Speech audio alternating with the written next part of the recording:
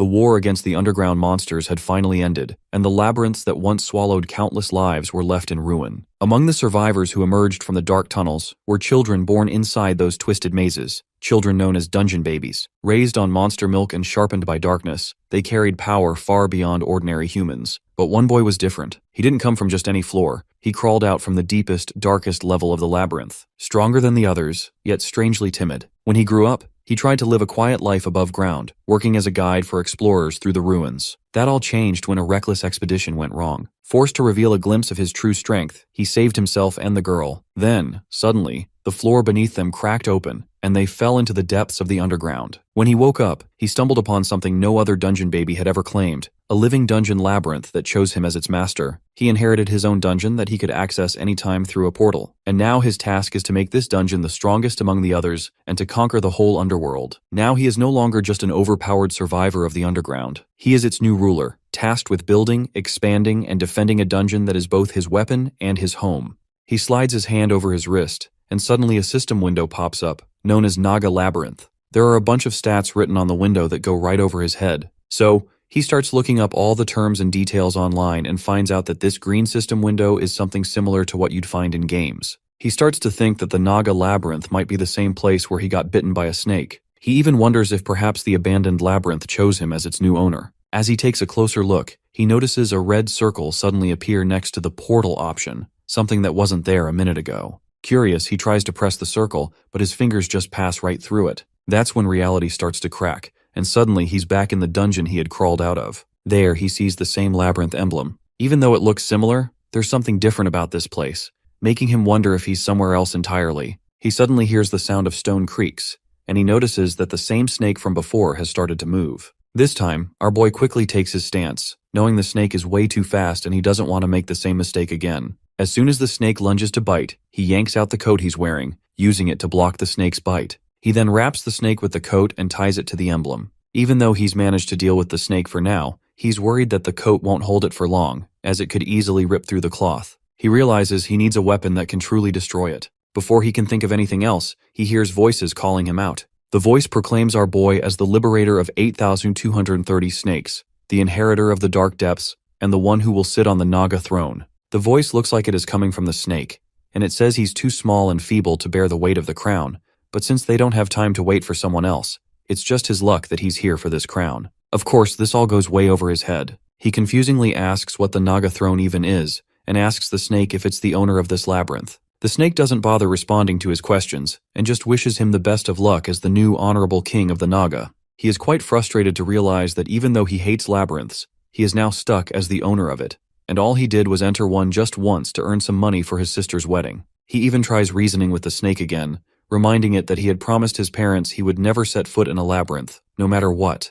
That's when he hears some rustling noises and suddenly his sister's voice calling out to him. He's quite surprised to see that the portal he came through is still open, and he is even more fascinated that he can hear sounds from the other side. As the door's lever begins to rattle with his sister trying to open it, he tenses up and quickly jumps back through the portal, landing safely in his room. The jump felt like his body was breaking apart, but thankfully, nothing seems wrong. His sister finally opens the door and asks about the strange sound she just heard and why he's sweating so much, especially since he only went to change his clothes. Just then, they both hear a YouTube video playing in the background. His sister gets excited, assuming he's started playing video games. As she excitedly tries to enter the room, he awkwardly pushes her out, saying he's just watching a random video and nothing more. She can't believe it and teases him, saying it's shocking that he's found a hobby. She recalls how he never had any hobbies before, and even as a kid, he'd just stare at the walls for hours. Well, to be honest, she isn't wrong. After the dungeon babies were freed, our boy spent months trying to shake off the labyrinth's lingering thoughts that kept flooding his brain. Surrounded by a sense of peace he wasn't used to, it actually made him uncomfortable. That's probably why the other dungeon babies are still drawn to the labyrinths. Anyway, he asks her what she really wants from him, and she suddenly falls silent, bowing her head. She admits that she is feeling guilty that he had to go inside a dungeon because of her. He's unsettled that this is what's upsetting her, so he quickly tries to reassure her, saying there's nothing to worry about. He starts searching through his pockets for the money, but then he realizes that he is not wearing his coat right now. In that case, he decides to look into the room and tells her to give him 1 second and he'll be right back. He remembers that he took his coat off in the labyrinth and left it there. As soon as he looks at the portal, he sees this cunning monster trying to loot his stuff from his coat. The sight of this creature leaves him momentarily petrified. But before chasing after it, he tries to quickly brush his sister off, telling her that he'd like to enjoy his first ever hobby a little longer, asking for more time alone. Without waiting for her response, he slams the door shut, leaving her confused by his unusual excitement. She stands there as she thinks to herself how she's never seen him this energetic before. Meanwhile, on the other side of the door, our boy listens carefully until he's sure she's gone. As soon as he's in the clear, he locks the door, jumps back into the dungeon, and rushes to grab his coat. He rummages through it, finding his wallet and phone, but the money is gone. Just then, a system notification pops up, informing him that during his absence, an imp entered the labyrinth and stole his money. To find the missing imp, he has to complete synchronization and activate the labyrinth entrance. Not surprisingly, Jinwoo lets out a big scream, finding it ridiculous that an imp would steal some piece of paper instead of something shiny or precious. System does not respond to his yellings, so he tosses his coat aside. He plops back down on the throne, feeling frustrated about his current predicament. He places his hand over the orb embedded in the armrest of the chair, and once again, a system notification pops up. It repeats that during his absence, an imp entered the labyrinth and stole his money. To find the missing imp, he needs to complete synchronization and activate the labyrinth entrance. The details of the labyrinth cannot be accessed until synchronization is complete. It turns out he can control the system windows through these orbs, just like with the tattoo on his arm. He then sits quietly as he considers whether to proceed with synchronization or not. And eventually, he finally gives up to the system's wishes, because retrieving his hard-earned money is his top priority right now. He thinks that once he gets his money back, he can just leave this place as it is, and it'll be one of those many abandoned labyrinths out there. With that in mind, he hits the yes button, and after a bit of loading that says, confirming qualification, he realizes he has no idea what that even means. He tries to swipe away the notification while muttering about why the gate of the labyrinth hasn't opened yet. As he starts to get up from his seat, he can't help but grumble about how he can't believe he wasted his time on this nonsense. It would have been way quicker to just dig around and find his way that money stealer old-fashioned way. But then, out of nowhere, a system notification pops up, saying that the Naga King status is confirmed for user Kim Jinwoo, and synchronization will start shortly. Light flashes around him as he sits cluelessly on the throne, and that same voice from before tells him he's now the owner of the Naga Labyrinth, which is a home to 80,230 snakes. The voice goes on to say that the Naga Labyrinth will be restructured to align with the data set by its owner. Suddenly, the whole place starts transforming,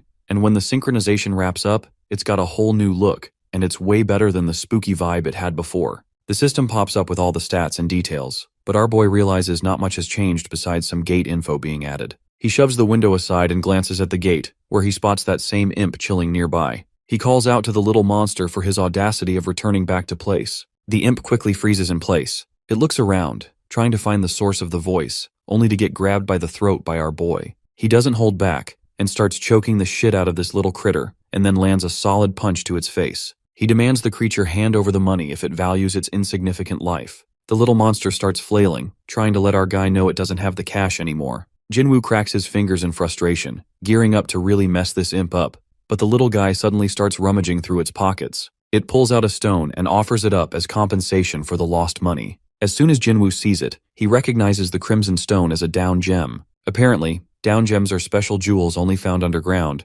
buried deep or nestled in rare plants that grow down there. It's nearly impossible to snag them that way, so most people end up getting them by hunting beasts and searching their remains. Because of their rarity, down gems trade at a high price. From what Jinwoo knows, even one that isn't perfect can fetch 1,000,000 won, and this one looks about the size of the knuckle on his thumb. Just a heads up, that 1,000,000 won is roughly $830, but still, Jinwoo can see the value in it. The creature, on the other hand, starts struggling as Jinwoo keeps his grip tight on its throat. It then quickly rummages through its pockets again, pulling out another stone. Unable to take the pressure anymore, the imp tosses the stones into the air while letting out a screeching cry. Finally, Jinwoo releases his grip and rushes to grab the stones. He manages to catch one, but the blue gem bounces off his hand and hits the ground. The little monster also takes his chance and scurries back into the tunnel, but Jinwoo isn't worried about it anymore, because he's already scored 2 down gems. But as the blue stone continues to bounce, it cracks open, and a blindingly bright light bursts forth. A system notification promptly arrives, announcing that a mid-rank down gem has been offered to the altar.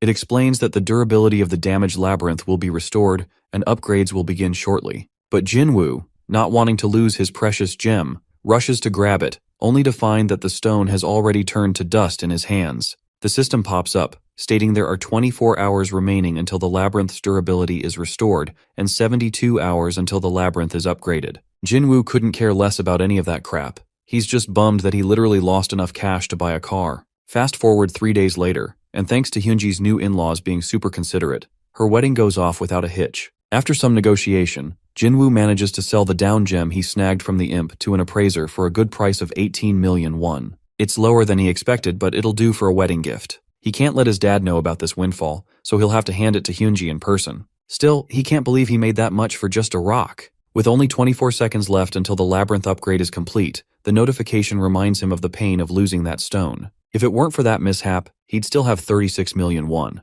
But he figures there's no use crying over spilled milk. He just hopes the upgrades will make up for the loss. As reality cracks and a portal opens up, he steps inside and gets bombarded with notifications. The first bit of good news is that the labyrinth's rank has jumped from rank 1 to rank 2. The downside, though, is that activating the labyrinth means beasts and creatures from far away will now detect its existence, and the labyrinth's defenses are utterly weak. Among all this info, the most striking detail is that a naga nest has been established near the owner's room. When the gate to the nest opens, a cloud of dust billows out, and as he looks inside, he sees a room created in a previously blocked-off wall. This isn't quite what he imagined a naga nest to be like. He thought it would be stickier and more humid since, they're reptiles. Suddenly he notices the presence of a monster, and the system quickly reveals that there are now 6 naga workers in the naga nest. These workers will keep being added every time the labyrinth's rank rises. Although he expected them to be monstrous, they actually look pretty cute. They are now his new underlings, living in the naga nest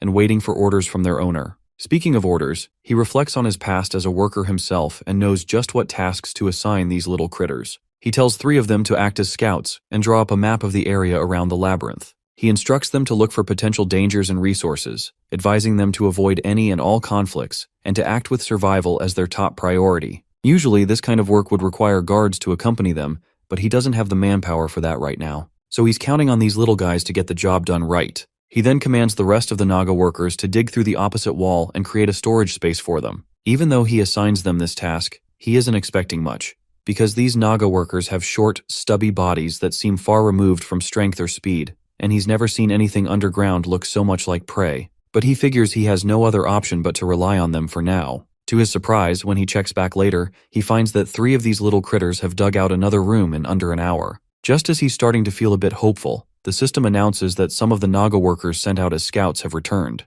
His anxiety spikes when he realizes not all the workers made it back. He can see only one making its way toward him, and he quickly asks where the others are, wondering if they were attacked. He then also starts berating himself, realizing there's no separate category to summon new workers like there is for soldiers. Losing workers means a permanent loss, and that thought gnaws at him. That's when his little worker reveals that they're safe and came back alone to move over some supplies because their pack was full. It's feeling really proud that their owner actually cares about them. The other naga cheer for their leader, and the system shows that the morale of the 4 naga workers has increased, along with a slight boost in work efficiency. The snaky worker then hands Jinwoo a map, and as soon as he grabs it, the system begins updating the labyrinth map. Once he sees this extensive and detailed layout, he realizes he won't have to run around mapping the place himself anymore. The little companion then drops everything it gathered onto the ground, revealing a collection of interesting items they managed to find along the way. By the way, whatever the snake is saying is all in the snaky language, but Jinwoo is translating it for us since we don't have that close of a relationship with the little monster yet.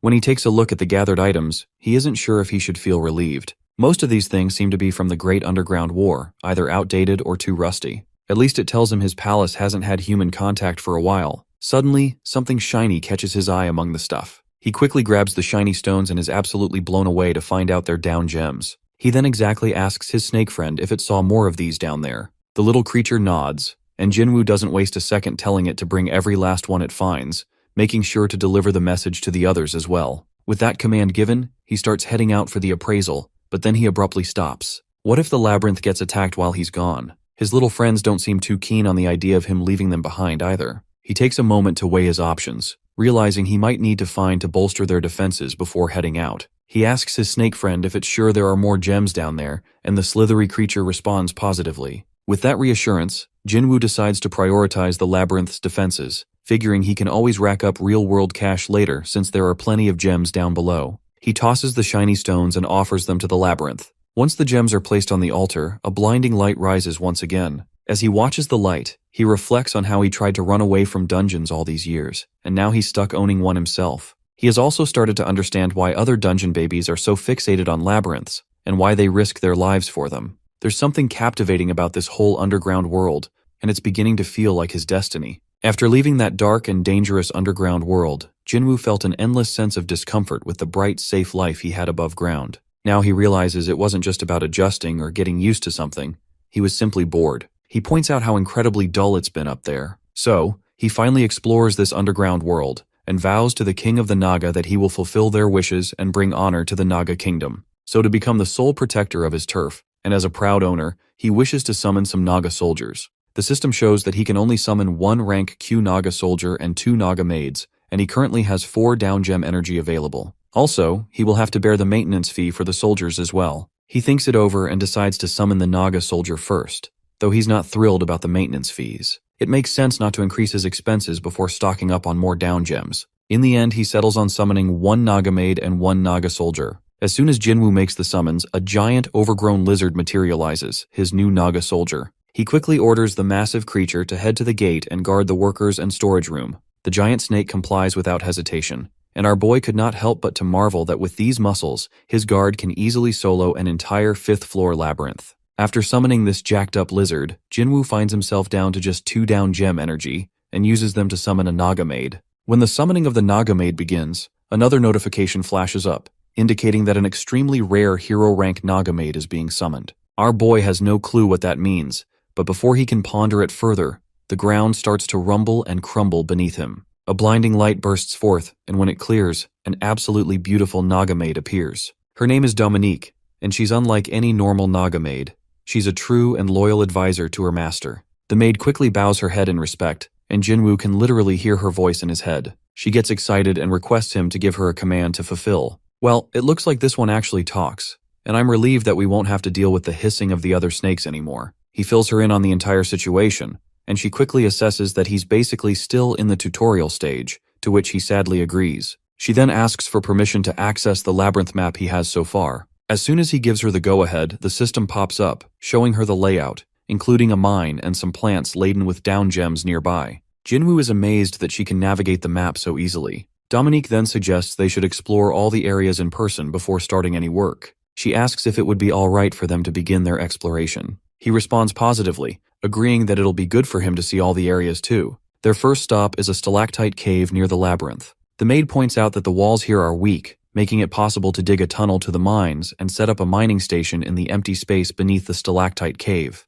She further explains that breaking down the wall will lead them to mineral mines where they can gather valuable resources, including potential down gems. She points out that there are gem-shaped flowers inside the mines, which also produce small amounts of down gems. Plus, the underground plants are resilient and require no additional care. With that in mind, she decides to collect them while they're here. Lastly, she emphasizes the benefits of incorporating this area into the labyrinth's domain. The surrounding tunnels are great for defense, and this location provides water, sitting at the center of all the major areas. He then asks her about a dangerous-looking mark on the map. She explains that it indicates territory inhabited by wild beasts. The map shows a large area blocked off on all sides, but it's likely that the workers fled the region after realizing it belonged to certain beasts. Depending on the type of creatures in that spot, they could set up a hunting ground to cater the maintenance expenses. Jinwoo is amazed to see how she is so thorough about everything. He even compliments her on her amazing work, and she beams with joy, stating that she's just doing her basic duties as a maid who helps manage the labyrinth.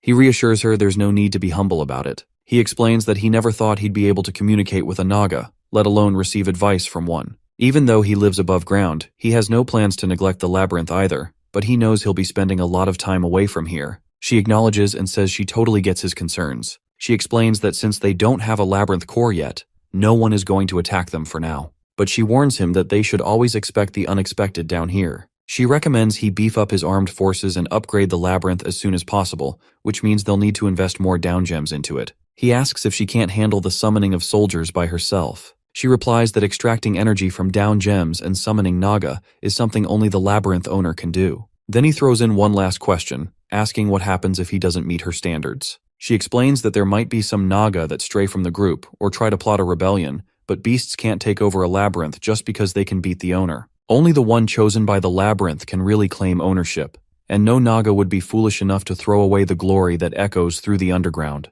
I'm not sure what she meant by that last line, but they wrap up their conversation for now. He tells her he'll be in her care, and she promises to do her best to carry out his orders. After that, they upgrade the labyrinth using the down gems she harvested. Now we're back above ground at the down gem appraisal, where the appraisal guy is examining a stone closely. He mentions he's heard that beasts are starting to crawl onto the upper first floor, making it tough for even veteran explorers to get in and out, since nobody is able to get into deeper floors, and there's a shortage of down gems because of it. He's not really sure how our guy is managing to gather all these gems, and honestly, he doesn't want to know. What he's really interested in is whether our guy is willing to make an exclusive contract. Our guy thinks over the old man's offer because he's been avoiding the underground for a while now, and has no clue what is going on there nowadays. He agrees but specifies he wants details about the labyrinths. The old man nods, saying all he needs is these pretty rocks, and he's ready to spill everything. Then he drops some serious intel about some little critters known as hell spiders. He explains that they drop valuable gems, and if they manage to catch just one,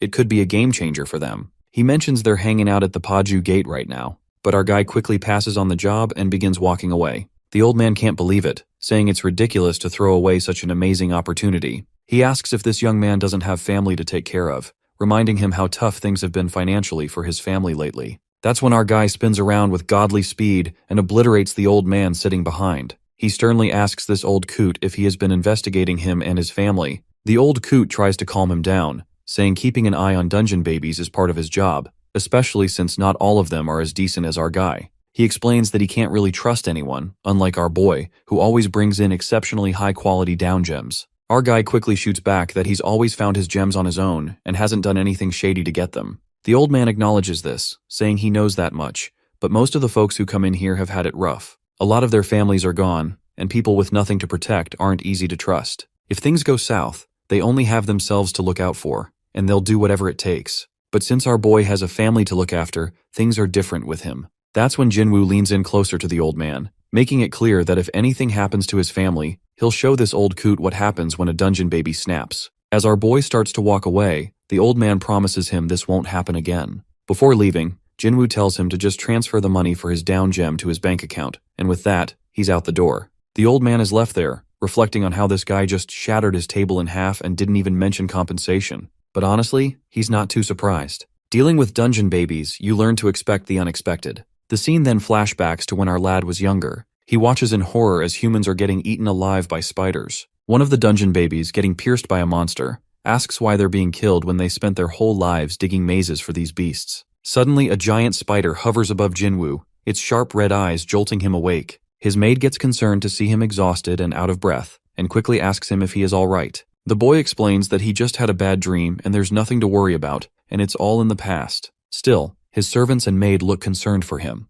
He chuckles at their cute faces, and the maid asks what's going on in his head this time. That's when he tells her he's smiling because the Naga workers are not what you'd expect in such a dangerous labyrinth. She asks if he doesn't like them, and he reassures her that they're perfect. Just because he grew up in the labyrinth doesn't mean he likes wild, grotesque beasts. Thinking about it, he realizes that thanks to these unusually friendly Naga workers, he doesn't feel as nervous in here as he thought he would be. It's a nice change of pace. He turns to his maid and says there's news that hell spiders are roaming around. While they're safe for now, since they're far from here, he can't rule out the possibility of beasts from deeper floors climbing up. So he asks her how the upgrade is going. The girl beams at the system window and says there are only 3 seconds left until the labyrinth upgrade is complete. Right on cue, a bunch of system windows pop up in front of him, revealing that the labyrinth has been upgraded to rank 3. Some previously unavailable facilities can now be constructed, new forces can be summoned, and 6 Naga workers have been added. A cloud of dust erupts. As it settles, they see the core of the labyrinth, the heart of it all.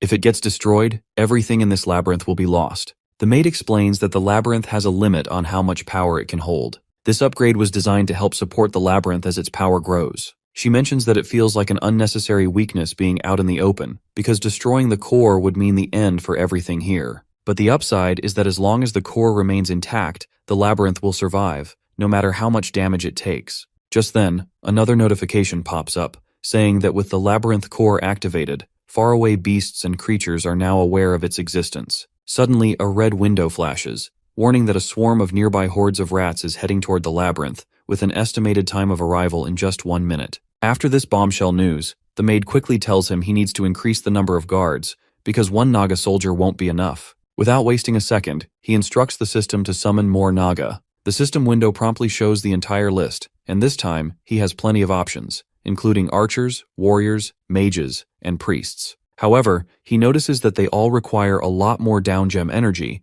and he currently only has 21. After a moment of consideration, he decides to stick with Naga soldiers to fend off the approaching swarm of 20 rats. But the maid reminds him that one Naga soldier can only take on 4 horned rats at a time. On the other hand, Naga warriors and priests can handle 2 soldiers, while archers can face off against 3, and mages can take on 5. The catch is that other than the warriors, the rest are weaker in close combat. Jinwoo is genuinely impressed by her insights and feels grateful to have such an amazing maid by his side. Her praise means a lot to her, and she squeals in happiness in the background, clearly overwhelmed. Jinwoo, on the other hand, orders the labyrinth to summon 1 Naga soldier and 2 Naga warriors. The energy crackles, and right away, 1 Naga soldier and 2 absolutely massive Naga warriors appear on the scene. These warriors make the Naga soldier look like a kid quaking on its tail in the background. Then, our boy notices one of the Naga workers behind him looking surprisingly sad. Curious, he asks what's wrong. The maid explains that Naga workers are mutations of higher-ranking Nagas.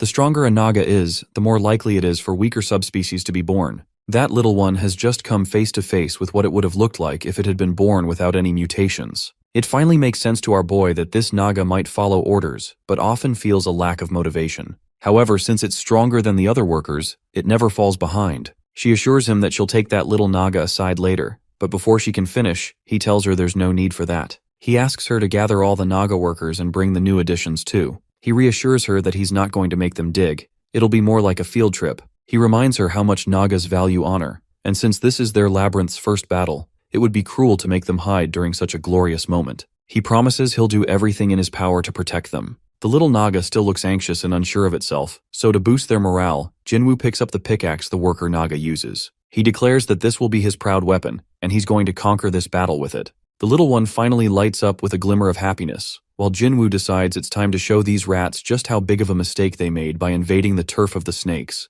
We finally see the army of rats, snickering to themselves about how they finally made it into the nest of the dumb snakes. As they look ahead and spot a few Naga workers, they burst out laughing, mocking how the owner of this labyrinth is foolish enough to send these trash snakes that only know how to dig. The rats cheer for their leader, praising him for his big horn and claiming he has a big brain to match. Then, the leader shouts, declaring that he's smart and strong and that the snakes have already fallen. This is the last snake nest. All the little rats start a victory dance, celebrating before the battle has even begun. With their leader's command, they charge toward the labyrinth, ready to claim what they think is an easy victory. Meanwhile, the Naga workers throw down their weapons, trembling as the wild rats charge at them. One rat leaps toward a Naga worker with a blade, but that's when Jinwoo enters the scene. He zips through those little critters so fast they don't even know what hit them, leaving everyone in his sight cut in half. He hoists one of the dead rats into the air and declares to his subordinates to prove their worth and eradicate these pests without a trace. The remaining rats turn to flee, only to realize they've been trapped by both sides.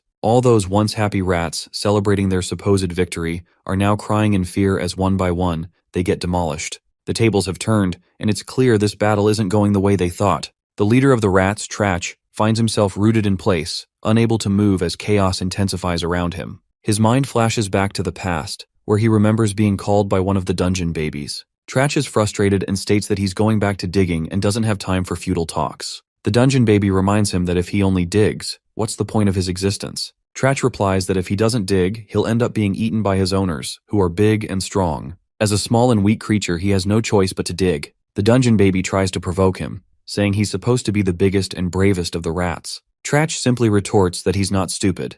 He knows the difference between bravery and recklessness. That's when the dungeon baby asks Trach if he doesn't want to get stronger and more brave just like the owner of the dungeon. He states that since Trach just wants to remain weak and insignificant for the rest of his life, he is going to teach the other rats how to get strong and become the owner of the dungeon. Trach starts shaking at this, asking if that's even possible. The dungeon baby confidently replies that it's absolutely true, and even someone like Trach, who just digs, can become the owner of the labyrinth. Suddenly, Trach snaps back to the present as his subordinates call out, asking what they should do. If they don't take action, they're going to die. In a moment of clarity, Trach points toward the crystal, recalling what the dungeon baby said about it. He believes that if he eats the crystal, he can become stronger, and if he becomes stronger, he can save them all. With newfound determination, he starts running toward the crystal, shouting that they're definitely going to win. All the rats quickly engage in battle against the Naga warriors, trying to buy Trach some time to reach the crystal. They swarm the Naga warrior, but just as the warrior tries to stab Trach, another rat leaps in front of him, taking the spear right through its body. With its last breath, it urges Trach to run and save their people. Fueled by the sacrifice of his comrade, Trach pushes forward, believing that eating the crystal is their only chance to escape the misery and fear of being eaten alive by their owners. The Naga maid calls out to Jinwoo, and when he sees that disgusting rat barreling toward the core, he asks the Naga warrior for his spear. Meanwhile, Trach is almost at the core, and even the little Naga workers try to stop him, but they're simply too small and powerless against a rat's agility. In that critical moment, Jinwoo glides through the air with his spear, throwing it from a distance. The spear pierces the poor rat just as it reaches the crystal, its desperate attempt for freedom tragically cut short. A red notification flashes before Jinwoo's eyes, indicating how fast the HP of the altar has plummeted because of this spear attack. Meanwhile, in the settling haze near the crystal, Trach is still desperately trying to reach it, his teeth just mere centimeters away from his freedom. But it's all in vain, he's already pinned by that spear. To finish it, Jinwoo delivers the final blow right above Trach's face, ending his tragic life in that moment. The maid explains that the spear he threw caused more damage than Trach could have inflicted. Jinwoo replies that the rat was way too close to the core, and he never expected them to sacrifice their own to get through. As he decides to return the spear to the Naga warrior, the maid happily reveals that there's no need. Since the rat who just got killed was their leader, they've lost their will to fight. Dealing with the remaining rats will be as easy as trampling over ants. Jinwoo points out how he didn't expect the rats to be so weak and feels like he just over-prepared for this. The maid explains that while there may be a lot of them, they're only slightly stronger than the Naga workers. She adds that there are labyrinths that catch them and use them as workers, which explains their overall weakness. Jinwoo agrees, and points out that the Nagas glide around so smoothly despite their large physiques. Their long tails allow them to shift their center of gravity, enabling them to move freely and quickly. He acknowledges that this makes them quite the tricky opponents in battle. Meanwhile, in a dark tunnel somewhere, the fire crackles, and we hear a familiar voice, which is the same dungeon baby who urged Trach to fight. The dungeon baby explains to his master that there was 1 hero-ranked maid and 4 normal-ranked soldiers, and the owner seems ignorant about how to manage the labyrinth because he rushed to summon his forces before the battle began. The master, sitting on his throne, is visibly angry and demands to know if this little piece of information was worth sacrificing 20 workers. The dungeon baby bows deeper, apologizing, but his master cuts him off, telling him to just go catch more rats to use. Not entirely sure if this guy is indeed a dungeon baby. We will just assume he is based on his demeanor. The master then inquires about the mercenary they hired, to which the cloaked man reveals that he's trying to find the best path to attack the labyrinth. The master orders him to prepare for battle once that mercenary returns. The dungeon baby argues that they shouldn't leave the war up to a simple mercenary, but the master dismisses him, reminding him that he too is just a mercenary. Besides, the master reminds him that the mercenary claimed to be a descendant of dragons, and even if that bloodline has been diluted, he should still be strong enough to conquer one measly labyrinth. The next scene shows us the victory panel, highlighting the success of this battle. The notification reveals that the Naga have become slightly accustomed to battle,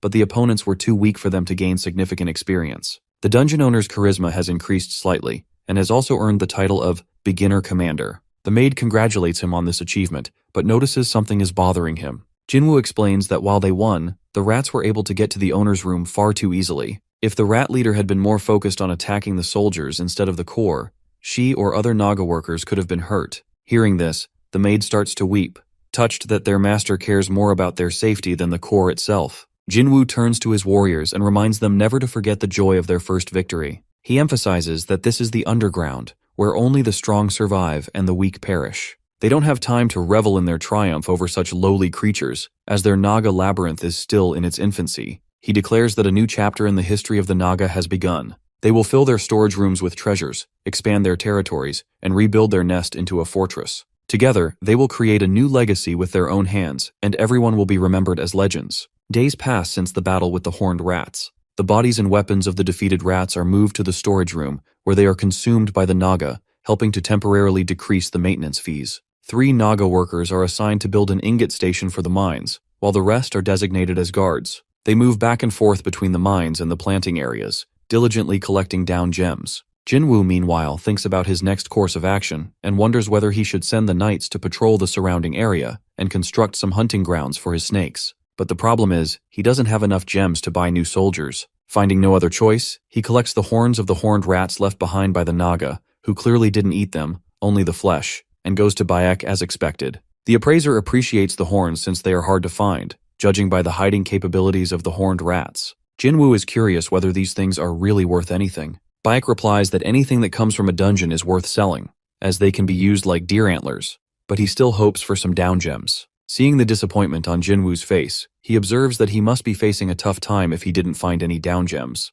Then he dismisses him, adding that he will transfer the money to his account. But despite the dismissal, Jinwoo doesn't move. Baek encourages him to spill the beans. Jinwoo finally reveals his wish to join the spider hunt Baek mentioned last time. Baek understands immediately that he must already be full of regret. Jinwoo answers simply that he needs more gems. Baek wonders what a boy like him needs down gems for. Our boy annoyingly answers that obviously someone like him needs money, so he will sell down gems to have some. Baek understands his need for money, despite the fact that last time, Jinwoo not only refused his offer, but also broke his desk. Anyway, he decides to place him with the second team, as the first one has already departed. Then he needs to know Jinwoo's level, which prompts a remark from Jinwoo that Baek should already know it, considering he was secretly investigating him. At first, Baek protests, but then he calms down and asks him to let the matter go. Our boy decides to answer anyway, saying that he didn't personally know his level, but he knows he was raised at the 12th level. Baek is clearly taken aback hearing this and assumes Jinwoo must be joking. But Jinwoo calmly presses that he was indeed lived in one of the underground Duke's labyrinth until he came into the light.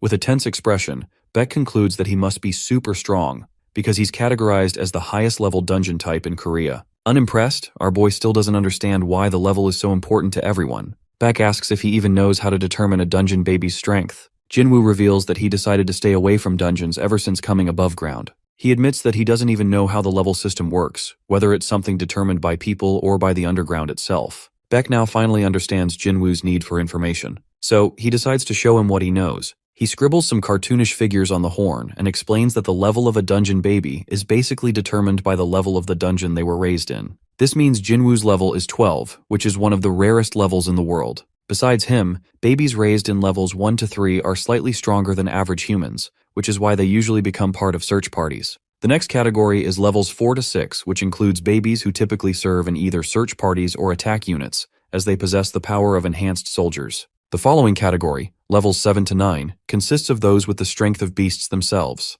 Like Jinwoo, they are very rare and often end up arrogant because of it. Finally, the last category is levels 10 and above, which is considered something beyond this world. There isn't much information about them due to how few exist. Jinwoo probably already knows this, as he's part of the 12th floor. These people not only possess rare abilities, but also supernatural strength and speed. Baek is quite curious to know if Jinwoo has any such qualities, something like shooting lasers from his eyes. Glaring at the old man, Jinwoo reminds him that he can kill him without a weapon using just his current power, because Baek is nothing but a frail old man. Baek immediately gets the message. Coming back to the point, Jinwoo asks if they have any spot for him. Baek answers that if the team doesn't have a level 12 member, then Jinwoo will definitely be in. But our boy doesn't want to reveal his higher level. Baek reminds him that this means he'll get less money, as payment depends on their level, but Jinwoo agrees to that. While contacting someone on his phone, Baek promises to text him the schedule as well as recommend the items he'll need. He even agrees to lend some equipment for the journey, but reminds him not to break his desk again. Jinwoo agrees and thanks him. Before Jinwoo can leave, Baek reminds him to bring his ID card and picture so that he can make a fake dungeon baby ID for him. When our dude shows his complete obliviousness regarding it, Baek is once again in disbelief that in what world our boy is living. Later, Jinwoo returns to his Naga realm, where Dominique is mimicking him and giving a grand speech about them becoming legends. Suddenly our boy asks what the hell she's doing, which petrifies her. She fumbles for a moment, but Jinwoo lets the matter go and asks for the report for the day. She begins to explain their activities, how the workers are doing well mining minerals, using the stalactite cave as their base. She adds that they've collected a few down gems from the mines and plants. Meanwhile, they've also caught a beast, from which they not only obtained a number of down gems, but are now using its body for resources, disassembling it in their storage room. Jinwoo is satisfied with their progress and asks to see the down gems. She immediately presents them, but one slips from her hand. The dungeon instantly decides to convert the gem into labyrinth energy. Without hesitation, our boy orders it to be used for summoning a naga. Dominique grows sentimental, realizing that he sacrificed the gem for the labyrinth instead of keeping it for himself. Jinwoo explains that he has no use for it above ground anyway. He then informs her that he might not return for 2 weeks. When she asks why, he tells her about his upcoming expedition to hunt some hell spiders. He reasons that they need more upgrades to grow stronger, and the low-grade down gems from their floor are no longer sufficient. Instead, he's going to hunt the hell spiders to collect some mid-rank down gems. He then summons a naga, and the system provides him with a standard-level naga archer. Looking at this newly summoned soldier, he imagines how his cute, chubby green worker will look when he will fully grown. He then turns to Dominique and observes that they have almost used up all of their down gems to summon Nagas. So he decides to leave the remaining ones for maintenance fees. Suddenly, a thought strikes him, and he addresses his maid in a serious tone. Looking at the portal thoughtfully, he asks whether it's possible for them to adjust the size of the portal. Later, our boy stands in front of the Paju underground gate. Before moving forward, the leader of the team, Lee Jun-young, decides to give a short briefing. She introduces herself and keeps the speech brief, as her party members are already experienced. This expedition is scheduled to last 2 weeks and includes 22 people. 7 are part of the search and attack unit, while 15 are members of the search party. All dungeon babies except are of different levels, which is showed by their arms bands. With that, she ends her briefing. A guard then informs her that the expedition team may proceed and instructs his companion to open the gate. With the announcement of the gate opening, Jun-young urges everyone to hurry, reminding them they are already quite behind Team 1. Then she wishes them a safe return. After a while, one of their explorer gets caught by a whip-tailed lizard and starts shouting for help. Jun-young tells everyone to stay on guard since the monster's tongue is already occupied, meaning it can now attack with its tail. Then she instructs them to attack from its back instead. One of the dungeon babies remarks that starting with a beast like this means there's less chance of making good money. Meanwhile, the trapped explorer keeps screaming for help, while another casually comments on how explorers these days aren't very efficient. Despite the careful process of selecting plans and teammates, they still lose people. Someone else comments that even though it's been 10 years since the war, people still keep getting injured or killed. They point out that most of these explorers are in their 20s or 30s, which doesn't make them great fighters. Left with no choice and burdened by debt, many head underground only to become prey for the beasts. Then with a sigh, one of them leisurely unsheathes his sword while reflecting on the tragic lives of these people. Suddenly, everyone stops in surprise as our boy slashes the monster, freeing the trapped explorer. Everyone is stunned to see a level 7 mercenary pull off something like this. Taking advantage of the moment, Jun-young immediately commands her team to aim for the open wound. Unfortunately, the man is already dead. She comments that he should have moved as soon as he felt the blood clinging to him. Then, she orders the others to collect the down gems and regroup. She further instructs everyone to spray themselves to mask their scent after completing their work. Then she runs over to our boy, praising his skill, as it's not an easy task to pierce a whip-tailed lizard. Now she understands why Baek recommended him. However, she warns him not to act without her orders, no matter how much he wants to show off his strength, because stunts like that can tire him out before the main course even arrives. Jinwoo isn't sure whether taking action was a mistake. She explains that it's her way of showing concern since normal humans can easily deal with beasts like these.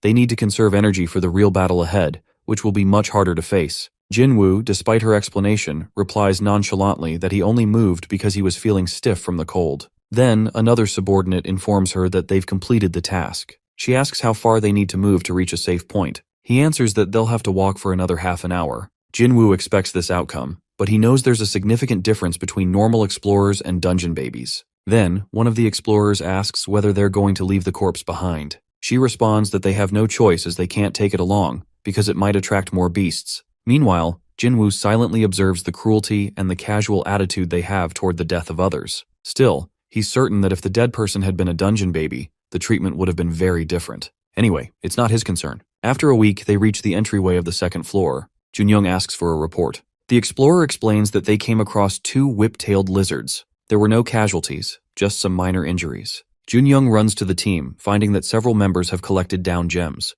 They're amazed to find so many, especially considering they are still at the entrance. One of them asks about the overall worth of the gems, to which another answers that they can fetch around 50 million won. One of the explorers expresses disappointment, feeling that they're risking their lives for only 2 million won when they will have their share. The leader is irritated by this comment, explaining that this is just the start as they've only collected small down gems so far. He discusses the possibility of finding 2 mid-level gems, which they could obtain from the Hell Spiders. One explorer asks about their value, and he answers that each would be worth 10 million won. The explorer is stunned, realizing that they could make such a significant amount of money. At that moment, Youngtae addresses Jun-young with a tense expression, explaining that it seems like the first team have vanished into thin air as they find the traces of intense fight. Jun-young assumes that the first team must have captured the spiders. However, Youngtae is about to mention the strange traces he found from the first team when someone comes rushing toward them. The person is panicking, informing them that one of his teammates froze in place while trying to pick up a down gem.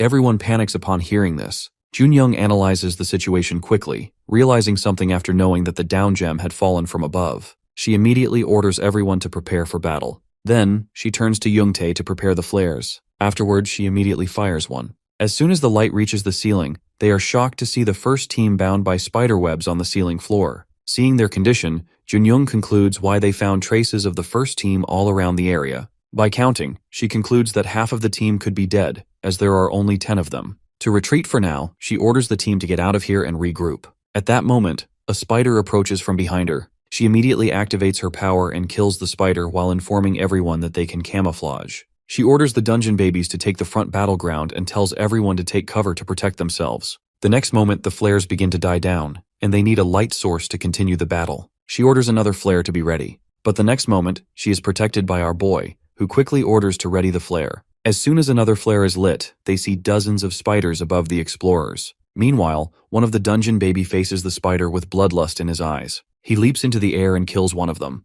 He then tells Youngchul to catch the spider. Youngchul gets ready and slashes the spider's legs. The next moment, another dungeon baby steps on a spider and crushes it with his boot. He comments on how sloppy Youngchul is. Then, he kills another spider and throws another one, taking out 2 spiders at once. There is a girl who is playing with her thin sword, making mincemeat of the spiders with it. She nonchalantly turns to the bulky one, who comments that he thought she was taking everything too seriously. She responds, while saying that she thinks these spiders are weak and below her battle standard. An explorer reminds her that these are still hell spiders. Suddenly, one of them notices more spiders coming toward them. He cautiously warns everyone to stay on their guard, as they are not dungeon babies but normal human beings. Then, they watch in awe as our boy rushes toward the hell spiders, cutting through the spiders like vegetables. Seeing his strength, Junyoung is in disbelief that he's really a level 7. After the battle ends, Junyoung asks the workers to check for any injuries. Those who are unharmed should start working on the spiders. The other dungeon babies are quite satisfied with the warm-up, having fought the spiders. This catches Junyoung's interest, and she explains that it's odd for spiders, creatures from lower floors, to be so weak. Youngchul comments that they are weaker than the lizard beasts. Someone else remarks that maybe it's just a myth that low-floor monsters are super strong. Meanwhile, one of the explorers is relieved that they didn't have to use explosives. But suddenly, their discussion comes to a halt when our boy inspects one of the spiders and concludes that these are not hell spiders. They might belong to the same species, but their size is even smaller than hell spider babies. Moreover, they don't have exoskeletons, and their skin is much weaker. He then suspects they might be a subspecies, but quickly rejects the idea, as their fighting style still doesn't match. Hell spiders are not the type to engage in close-range battles. Junyoung tries to interject, but he shuts her up. Meanwhile, our boy is thinking about the cautious nature of hell spiders, who don't attack first, but wait for prey to fall into their trap. Some explorers notice thick spider webs that weren't there a moment ago. Then, they realize that their entrance is also blocked by spider webs. The next moment, our boy feels a chill run down his spine as he senses an ominous aura. He turns to Youngtae and asks about the explosives he has. Youngtae replies that although he does have some, they don't usually use them. He then suggests to Junyoung that they should install them at the entrance where the spider webs are. Youngchul doesn't understand if the spiders are truly finished yet. His companion adds that they have usually read in comic books about situations where a bigger threat lurks in the shadows. Jinwoo agrees with them, deadpanning that the hell spiders are waiting for them. But the dungeon babies remain relaxed, thinking they can handle them again, without fully understanding the gravity of the situation. Our dude reminds them in a serious tone that those weaker monsters are not real hell spiders. Junyoung is about to ask how our boy knows this, but before he can answer her question, there's a shriek from one of the dungeon babies. She yells that some spider-like creature has dared to scratch her body. She's ready to take down the giant spider. As shouts soon as Jinwoo's eyes land on it, he immediately yells at her to get away from it. She arrogantly states that these are hell spiders, the same ones they killed moments ago. But her sentence is cut short as the hell spider pierces her guts. With bulging eyes, she looks up at the giant spider's mouth. The next moment, there's a loud crunching sound as she is devoured by the hell spider she arrogantly claimed to have killed.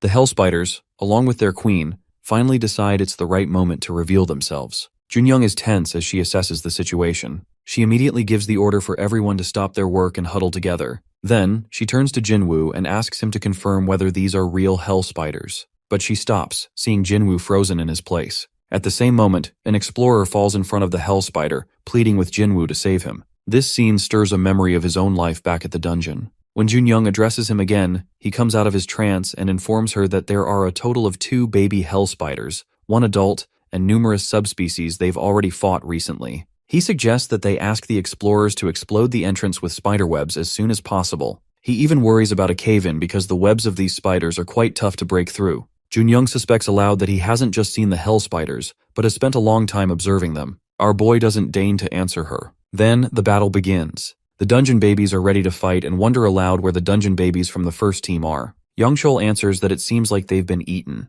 Then he asks about the explosives, and Youngtae answers that they are just about to be prepared. The bulky dungeon baby wonder why they need to flee when they've come here to take down these hell spiders and now want to run away, even though they've shown up. Indeed, it doesn't make any sense. The blonde one reasons that the other dungeon babies were eaten by the spiders, reminding him that they may have let their guard down. Jinwoo orders them to move back as the hell spiders make their move. But the bulky one doesn't follow the order. He starts to fight instead. Jinwoo desperately asks him to stop if he doesn't want to die. But the bulky one doesn't listen. As soon as he arrogantly punches the spiders, he feels as if he's punched solid iron and is struck by immense pain. The next moment, another dungeon baby is killed by a spider, and by their arrogance. The remaining dungeon babies understand that another spider is coming. Our boy comes in and slashes the spider's legs, stunning the onlookers. Then he continuously slashes and attacks the spiders. Youngchul immediately realizes that Jinwoo is not just any ordinary dungeon baby. His friend calls him to come over where they are going to explode the entrance. The hell spiders attack again,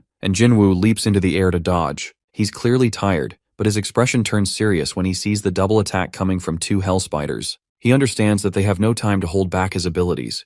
If he does, he'll be a dead man. Even though it's been a while since he used his abilities, he activates one and attacks the spiders, stunning everyone around him, leaving them wondering who he really is. Someone asks Junyoung about the explosives, and she answers to blow the entrance already. Then, she shouts at Jinwoo to come with them, as they've opened the entrance. But, to her shock, he pushes her toward the entrance and readies himself to attack another hell spider with a different weapon. With one slash, he strikes the monster. Then, he looks back at his teammates with glowing eyes, telling them they will meet above ground. The next moment, a cave-in happens, and Jinwoo is trapped with the hell spiders. He turns to the hell spiders and wonders if they've been mocking him while thinking they've won. But now there's no one left to witness his power, so he needs to give them a real show. With that, he opens a portal, and his warriors appear behind him, all ready for the immense battle that's about to unfold. Jinwoo immediately starts giving orders to his army. He decides to take on one of the two baby hell spiders, while leaving the other to his warriors. He then instructs his soldiers to guard the gate, with the archers covering them from a distance. He asks about their biggest problem, which is the adult hell spider, which is not even moving. He thinks the floor is too narrow for such a giant to move properly, so it's wise not to make unnecessary movements that might cause it to cave in. Dominique informs him about the approaching subspecies spiders. He tells her to get inside their realm. Then, he encourages his army, telling them not to be afraid, as these monsters are only slightly worse than what they've encountered with horned rats. He orders his army to kill each and every one of them. With that, he rushes to one of the baby hell spiders and slashes its chelicerae. The archers are also killing numerous spiders, while one soldier is tossing them aside like they're nothing. Jinwoo notices how his warriors are getting better. Even the archers are shooting arrows like cannons. He challenges the spiders to perform even better, wanting to give them a harder time, so he can show off his skills to his army. However, his arrogant thoughts are cut short when Dominique addresses him through telepathy, informing him that the adult hell spider has started moving. In the next moment, he's attacked by the adult spider, but he leaps into the air just in time to dodge. The adult hell spider roars in fury. He tries to block the shriek with his hand, but his system informs him that his combat power has surpassed his limits,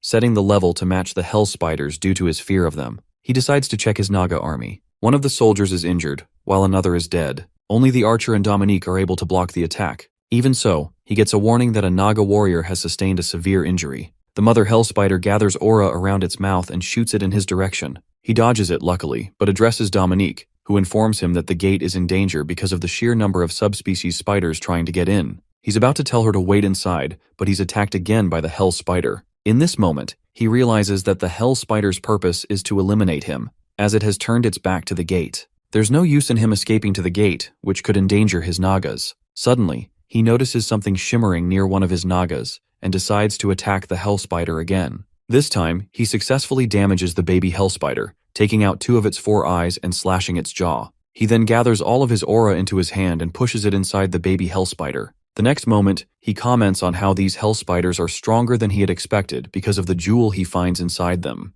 With that, he pulls the core from its mouth. His mind races as he realizes the significance of the gem, so he immediately shoots it inside his realm. His system quickly processes the mid-level down gem. He orders his system to summon a mage Naga, with the first order being to annihilate the hell spiders. This Naga is no ordinary one but a rare rank Naga that immediately activates the seal, freezing the spiders. The small spiders are caught inside it while a large wall appears in front of the giant one. The remaining baby hell spider tries to break free and attacks one of the Naga soldiers. Seeing the situation, Jinwoo realizes that the magician Naga must be using range over intensity, which explains why the baby hell spider is still alive. The Naga mage doesn't disappoint its master and attacks the baby hell spider again. Jinwoo is then informed that they have dealt with the baby hell spider. Now the only one left is the giant mummy hell spider who is glaring at them. Jinwoo observes that he can attack the weak spots of these spiders, which are the eyes, mouth, and leg joints. The problem is the giant size of this hell spider. His blade won't be big enough to reach its brain even if he attacks its eyes. He's not even thinking about getting into its mouth as he doesn't want to risk getting eaten alive. While he is thinking about his battle strategy, Dominique informs him that there is a chance of further cave-ins because the surrounding structure has taken intense damage. With her words still echoing, the poor dude has a bizarre but fantastic idea to defeat the hell spiders. He asks his army to wait for his signal and orders them to attack the ceiling. After they succeed in that attack, they will try to move up to the first floor.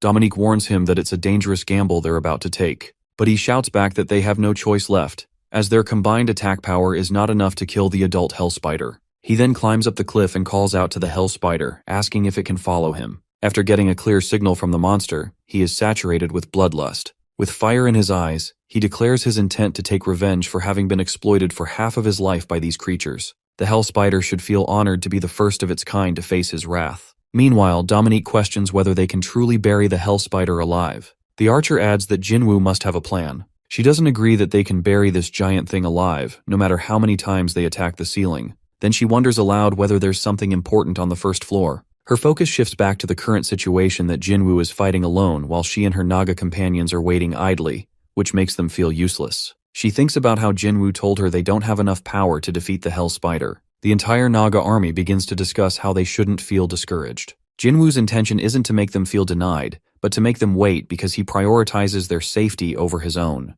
Dominique feels relieved hearing this and silently reflects on Jinwoo's benevolence. The Nagas cheer, while declaring that they will trust their master and wait for his signal so they can act. Dominique then turns to the Naga mage and asks how much mana he has left. Meanwhile, Jinwoo is attacking the hell spider, but he's clearly exhausted as he tries to lure it upward. At the same time, another party on the first floor feels the shaking from the floor. One of them wonders if he's the only one sensing the vibrations. Another reminds him that there are no big monsters around capable of shaking the floor. But the first one remains uneasy and tells his friends to wrap things up quickly because he senses something bad is coming. At that moment, the floor cracks and the adult hell spider emerges from it. Jinwoo gets a notification that, due to this incident, a passage has been created between the first and second floors, which also causes an environmental shift across both floors. He yells at his system, saying he doesn't have time for its babbling, and it can go back to where it came from. He's grateful that he's in a large cave now. Then he warns the humans to run away as far as they can. A new problem arises. How can Jinwoo throw the hell spider off this floor? He signals the mage Naga to begin casting. The magician freezes the spider, but Jinwoo notices that the ice isn't solid. It's actually a clever plan by the good Naga maid who wants to please her master. She believes she's figured out his strategy and instructs the mage to create a thin ice layer first, causing the hell spider to thrash and slip, while the path it takes is lined with thick ice. This way, the spider's own weight will work against it, making it crash through the cracked ice. She knows this fall won't kill the spider, but she also knows that all Jinwoo needs is enough space to finish it off. The next moment, the hell spider falls. Dominique orders her companions to restrain it. The mage begins casting a spell while the other Nagas use brute force to hold the spider down as they wait for their master to finish it off. The next moment, our boy rushes toward the spider and attacks its eyes. Finally, our dude claims victory over the hell spider, which boosts his charisma. Not only that, but he is promoted to the rank of ordinary commander, increasing his attack power and raising the reputation of his Naga army. His soldiers and warriors are also upgraded to the rare level. He then turns to his Naga army,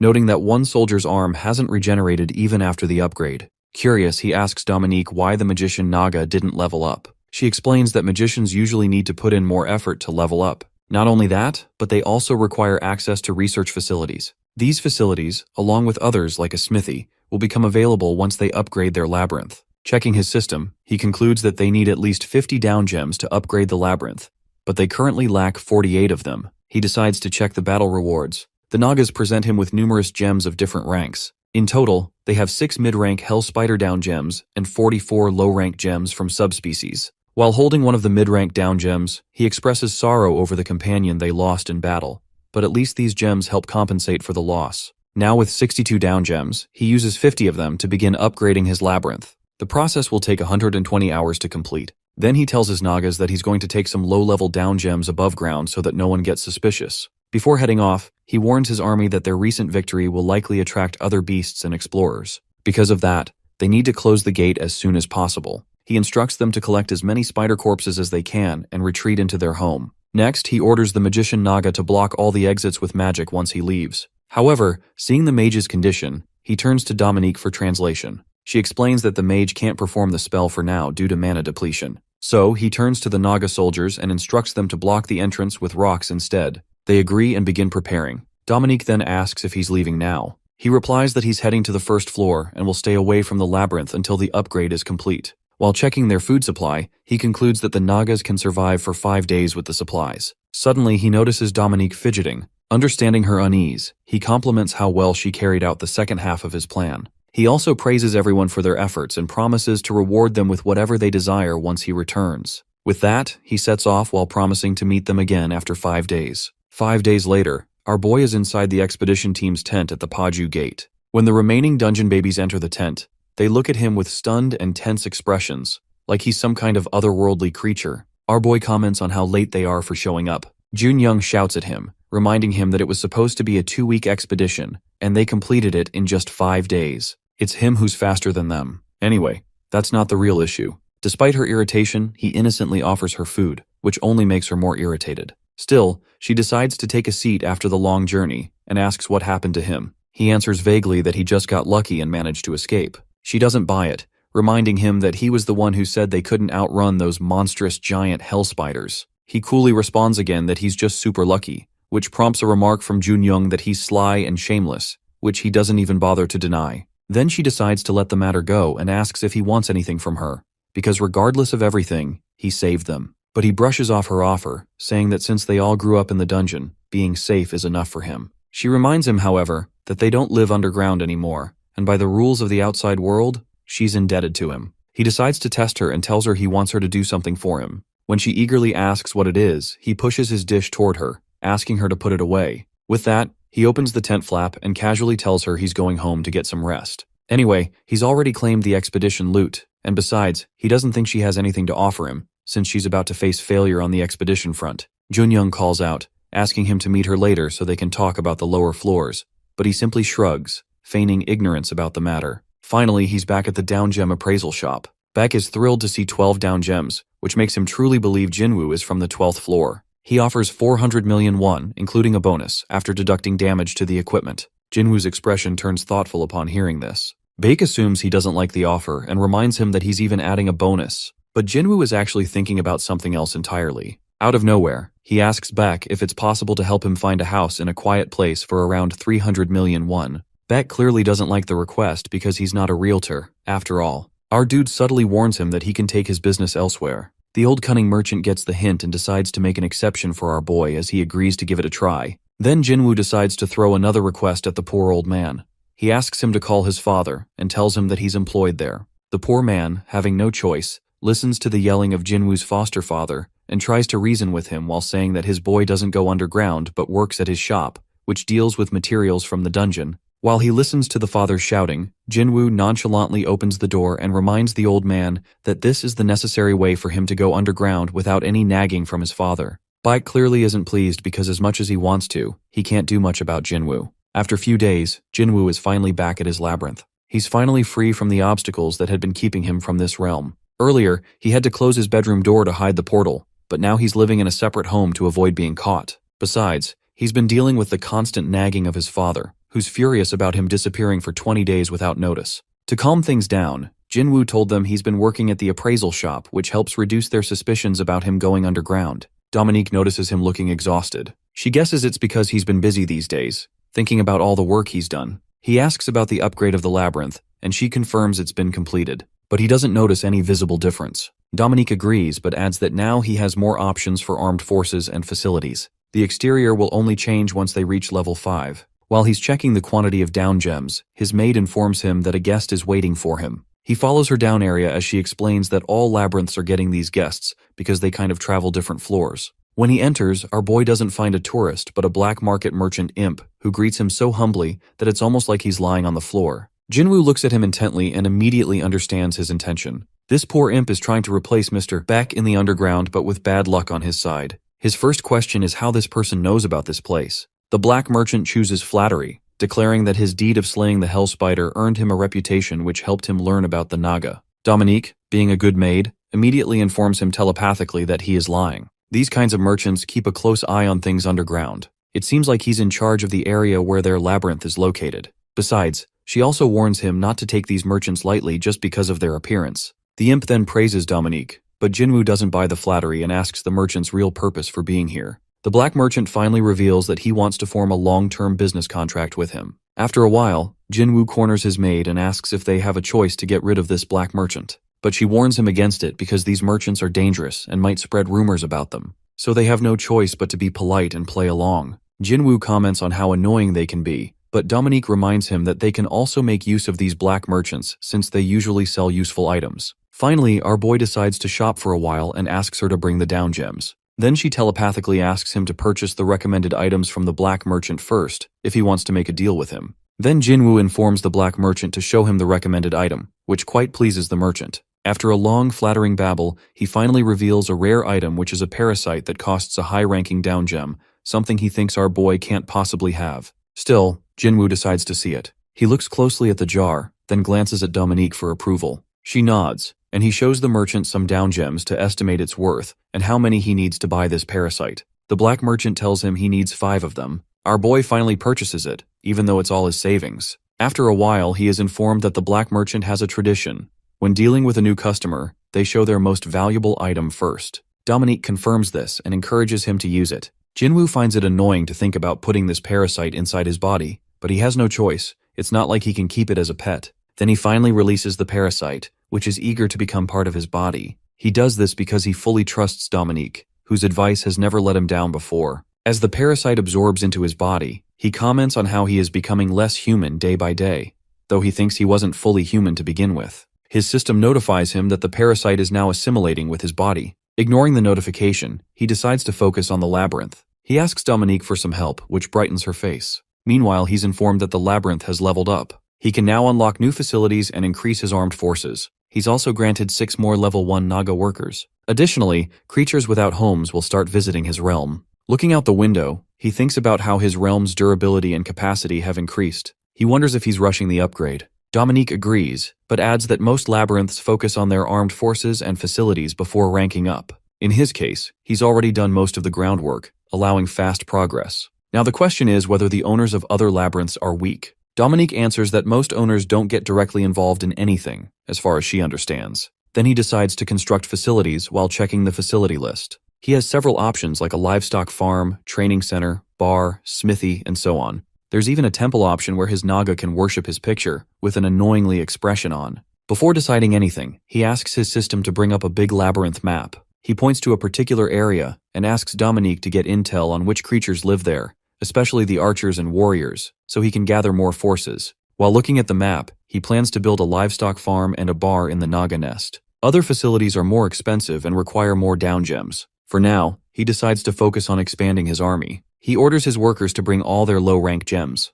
Now having 162, he offers 150 down gems to summon more Naga. He then declares that he's going to summon the whole army. After 1 week, we find our boy sitting on his throne with a bored expression. He's informed about the expansion of the Naga nest and the establishment of the livestock farm in which they've successfully caught giant rabbits and boars to breed. Meanwhile, workers are digging new hallways and laying traps. He worries whether they are getting enough rest. Dominique assures him she's making sure of it. Then she informs him about the new troops, which have been split into teams to take breaks, patrol, and train, so they have everything needed to fill the new map. While looking at the map, he feels glad to have a real labyrinth, but they're getting busier as they progress. He's also struggling to gather enough down gems for maintaining his realm, which helps him understand why the hell spiders left their floor and started a war. After a yawn, he decides to hunt more down gems. Dominique grows concerned because he's spending more time in the labyrinth instead of living with his family. He assures her that he has moved out and is living alone in a remote area. Since the place is pretty empty, he doesn't face any disturbances. He even offers to show her the above ground, which brightens her face. Then he looks at the portal and realizes that he's spent a full 24 hours there. So he decides to take a rest and reminds Dominique to do the same. After returning to his hideout, he remembers that he hasn't eaten anything, so he decides to install a generator in his realm to have quick ramen ready in case he spends long hours in the labyrinth again. When he falls onto his sofa, he gets a notification that the parasite has successfully assimilated with him. But the next moment, a warning pops up that the parasite is trying to take over his body, jolting him awake. His eyes start changing and he screams in pain as if his eye is on fire. We can say our boy is either quite unlucky, or maybe lucky because just as he suffers from the parasite's pain, Junyoung decides to visit him, Wine being annoyed by how isolated his home is. As soon as she hears about his shriek, she rushes over immediately and calls him. Jinwoo looks at her with bloodshot eyes. After a while, he starts feeling better and decides to serve tea to his guest while asking about her well-being. As they sit, he apologizes for showing her his twisted state. She panics, wondering what that thing is because it feels like his face is melting at that moment. Avoiding her gaze, he excuses himself, saying that he picked up an eye disease from underground. But she doesn't buy it as she's lived her whole life down there, and even babies born in the deep floor dungeons don't have anything like that. He then nonchalantly asks if they are from the 12th floor, which stuns her momentarily. With an unfazed expression, he tells her he got this disease underground on the 12th floor, from the Duke Labyrinth spider. But she still doesn't believe him, and quickly informs him that all babies from the 12th floor dungeon are either dead or missing. He wonders aloud why people declare the 12th floor dungeon babies dead when they're actually alive. Now Junyoung understands how Jinwoo knows so much about hell spiders. Since he thinks she's smart enough to figure out the levels, he trusts her enough to tell her the truth. Then he changes the topic and asks why she's here, assuming Baek must have told her his address. She hesitantly asks if he will join her team for the next expedition, promising to give him a big cut since he didn't take anything from her on their last one. She's unsure if he'll join since he's already doing well on solo missions. But suddenly he agrees, which catches her off guard. He explains that he's not used to underground expeditions because he only recently became interested in going underground after coming above ground. The underground has changed a lot since he was last there. Junyoung's face brightens as he tells her he'll join her team until he gets the hang of underground work. She can't believe a level 12 dungeon baby will be with her team, but he dryly reminds her it's only temporary. Then he shows her the door while she informs him about their next journey. The expedition will take 2 weeks and starts in 4 days. They will have 5 dungeon babies, including them, along with 10 explorers. Except for one dungeon baby, all of them were part of the Hell Spider expedition. At that, he quips that they didn't do well on the 2nd floor and now plan to play adventurers on the 6th floor. She timidly answers that he hasn't seen their best capabilities, that her team are experts at going even to the 8th floor. He understands that since they were against the Hell Spiders, they lost. Anyway, she reminds him that they will be preparing equipment meantime, so they will meet after 4 days. He will receive a detailed schedule as well. When she greets him goodbye, he annoyingly reminds her that she needs to inform him before coming to his home, otherwise he will call the cops, which changes her expression to embarrassment. She quickly runs away. After she leaves, he's thankful that he didn't leave the portal open when she entered his home. Finally, the 4 days pass, and our boy is at the small entrance of Paju Gate D. Looking at the entrance, he comments it feels like this will lead them to Subway. She informs him that usually Gate C opens for large-scale expeditions, but Gates D and F allow entry if they show their ID cards and team members. Besides, thanks to our boy who opened a new entrance to the 2nd floor, Gate B is crowded with beasts, so they can't enter from there. Then someone interjects, introducing himself as Jung Chansik, a level 7 dungeon baby. Jinwoo introduces himself in return. One of them comments that Yongchul assumed Jinwoo was a monster and ran away, which irritates Yongchul. Both of them then greet Jinwoo, and Junyoung tells them to shut up so they can get inside. She orders Yongchul to take charge of leading the explorers. Chansik leaves them, which makes Jinwoo question whether Junyoung is really the leader of the team. She vaguely answers that he'll see for himself once they get inside. Meanwhile, at the Naga Labyrinth bar, Dominique is drowning herself in alcohol. Looking at her, the Nagas comment on her misery ever since Jinwoo left the place. Not only that, they're grateful that this time there's a bar for her to control. Otherwise, last time she tried to cut one of Naga's tail because it would keep growing back. On top of that, they assume there's a secret room devoted to their master. Dominique is listening to all this with darkened expression, but suddenly she gets an idea to build the secret room they assumed she had. Meanwhile, the team for this expedition is definitely different from the previous one, which was made up of freelancing explorers and dungeon babies. This time, they are taking matters seriously as Chansik instructs the explorers that there are numerous beasts about 500 meters ahead, so they need to move silently while passing through. The harmony among them is also better since they're already part of the same team and know how to work together. Then Chansik tells the team that if anything unusual happens, Hyunil will be in charge from afar, while explorers with spears will move to the center. Meanwhile, Junyoung and Jinwoo take the back row. While in the rear, Junyoung comments that Chansik is pretty cool. Jinwoo agrees, saying that's probably why Chansik takes the lead despite being a level lower than her. She excitedly informs him that Chansik is one of those rare people who become quite powerful even beyond the middle floors. He doesn't just have great detection skills that identify organisms. He can also use a stealth skill like camouflage, which gives them an upper hand in battle. Then she wonders whether he actually has a detection skill, but he denies it, adding that it's just his instinct that helps him detect things. At first, she doesn't understand and then loudly comments that level 12 dungeon babies are truly out of this world. This catches the attention of the explorers, who start murmuring among themselves. Our boy gets irritated because he wants to stay low profile. She quickly apologizes while saying she forgot about that. Then one of the explorers informs them to move to the front row as they are right in front of a gate. Chansik informs them that this entrance leads to an abandoned labyrinth. The other path is ruled by wolf monsters. So, they decide to take this labyrinth since he doesn't detect any immediate danger. Next, he asks for their opinion on his decision. Jinwoo objects, wondering if they might get lost inside, because judging by the entrance, the place could be huge. Chansik reasons that he has already memorized the path. Jinwoo agrees with the decision, while thinking he himself wants to see a big labyrinth, which will help him expand his own. Then Chansik announces they are going to enter the owner's room at the center. At that moment, Jinwoo hopes his Naga is doing well. Meanwhile, Dominique is giving instructions to have the cute little chubby Nagas dig a secret room for her. Elsewhere, the scaly Dragon King is asking Rikshasha about Draken. She replies that Draken received a severe injury and is currently healing. The master is not happy with the news because Draken should be stronger if he wants to call himself a descendant of the dragon. Then he asks for an update about getting around their target area. She hesitates to answer clearly because she doesn't think his dragons can cover that much ground. The king agrees with her, saying their species is naturally slow. She nods in agreement. He then asks what if they take another route. She informs him that even with a new route, it will take 3 months to cover the distance. Next, he asks if she will go solo. She reminds him that it will take her 2 weeks to reach the destination, so they decide she will complete the task with her trickster skill. Meanwhile, Junyoung's team has arrived at the owner's room. Jinwoo is in disbelief that even after a few hours of their journey, they still haven't spotted any beasts or traps. Chansik informs him that this labyrinth exists as a result of an underground war. Since there is nothing valuable there, no beasts come to this place.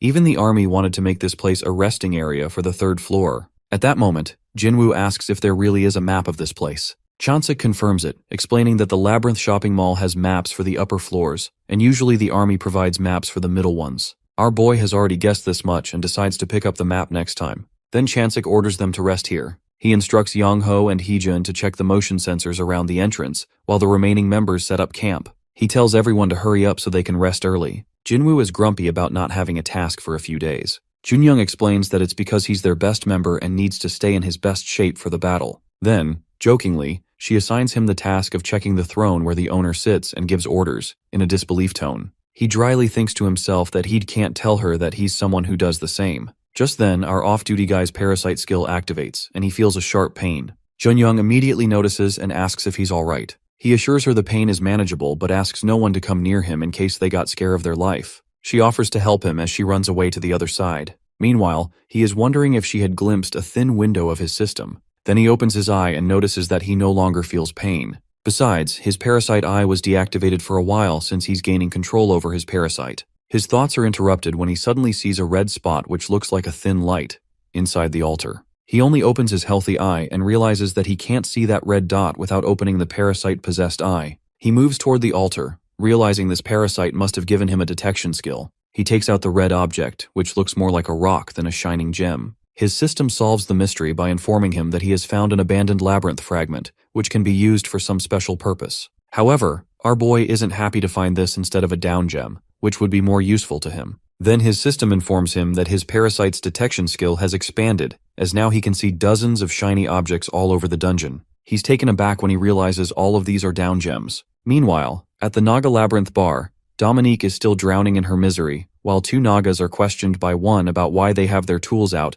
even though they're off duty today. Then Greenie notices Dominique's state and asks about the reason behind her condition. Both Nagas inform him that she basically wanted to build a temple for our boy in the form of a secret room, but regretted doing something without his permission. Poor Greenie suggests that they should just ask our boy about making a room for him and Dominique, since basically she's more human than they are, so it's understandable if she's uncomfortable living with them. However, he doesn't realize Dominique is already standing behind him, oblivious to poor Greenie. With a darkened expression, she silently expresses how brilliant the idea is. Meanwhile, Junyoung's expedition team moves forward. Junyoung asks about his well-being and jokes whether he has a rare fetish. He explains that he didn't get much sleep last night, which left him tired. Then he taunts her that she is the reason of his sour mood to divert her attention from him, because last night he collected and hid numerous down gems. He not only mapped out the labyrinth afterward, but also marked the spots where he could find more. He's satisfied with the parasite's performance and jokes inwardly that he could even grant it a wish if possible. The parasite, possessing a very dark humor, tells his system that it wishes to know the taste of cooked human flesh. Suddenly, there's a commotion in front of them, and once again, the dungeon babies are called to the front. Our dude guesses that it must be beasts if they're summoned like this. He's right when Chansik reveals that 2 packs of beasts are preparing for between their position and the labyrinth exit. Chansik guesses that these beasts could be sharp-toothed bats or 4-armed monkeys. In the worst case, they could be wolf monkeys, about 20 bats and 8 monkeys. Our dude questions why Chansik can't pinpoint the exact species. Chansik explains that he can only estimate their numbers and can't confirm if all the beasts are the same species or not. He then reveals that they can't avoid a confrontation with them. Blonde asks if they can just wait for the beasts to fight each other and kill some each others, while making it easier for them to pass. But Chansik disagrees. That plan is too dangerous. Both sides have large armies, so when they start fighting, the smell of blood will attract even more beasts, trapping them inside the labyrinth. Then they debate whether to confront the beasts now, even though their initial plan was to avoid fights until the 6th floor,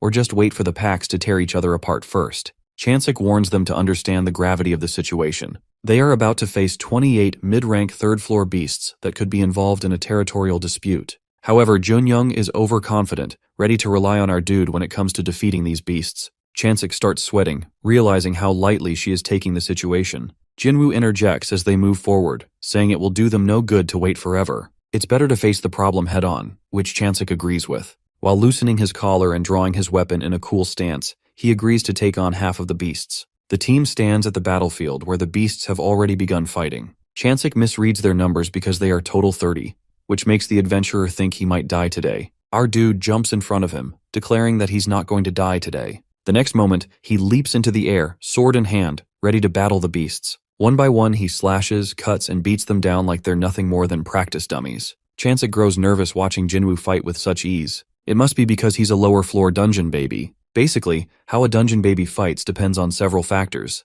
like which floor they're currently on and which floor they were born on. Mostly they fight until the enemy collapses. Chansik is taken aback as Jinwoo mercilessly kills each beast, striking with precise aim at their weak spots. It almost looks like he can see those weaknesses. Chansik wonders how our dude can fight like this, especially when, in reality, he's only slightly stronger and faster than Junyoung. The answer to his question comes from Junyoung, who oh so casually informs Chansik that Jinwoo was born in the Marcus Labyrinth. Chansik knows that Labyrinth sits in the deepest depths of the 7th floor. Junyoung clarifies, as if it's the most obvious thing in the world, that in order to survive there, Jinwoo had to win countless battles. This brutal survival training apparently turned him into a beast-slaying machine. Since his labyrinth was practically lounging beneath the 8th floor, he had no choice but to grow strong enough to survive beasts that eat newbies for breakfast. Chansik takes the hint that Jinwoo is from a famous labyrinth, but still comments that survival instincts alone can't explain his strength. The guy must also be stupidly talented. Junyoung, quite proud of the little fairy tale she just spun to cover up Jinwoo's actual level, wears a smug smile.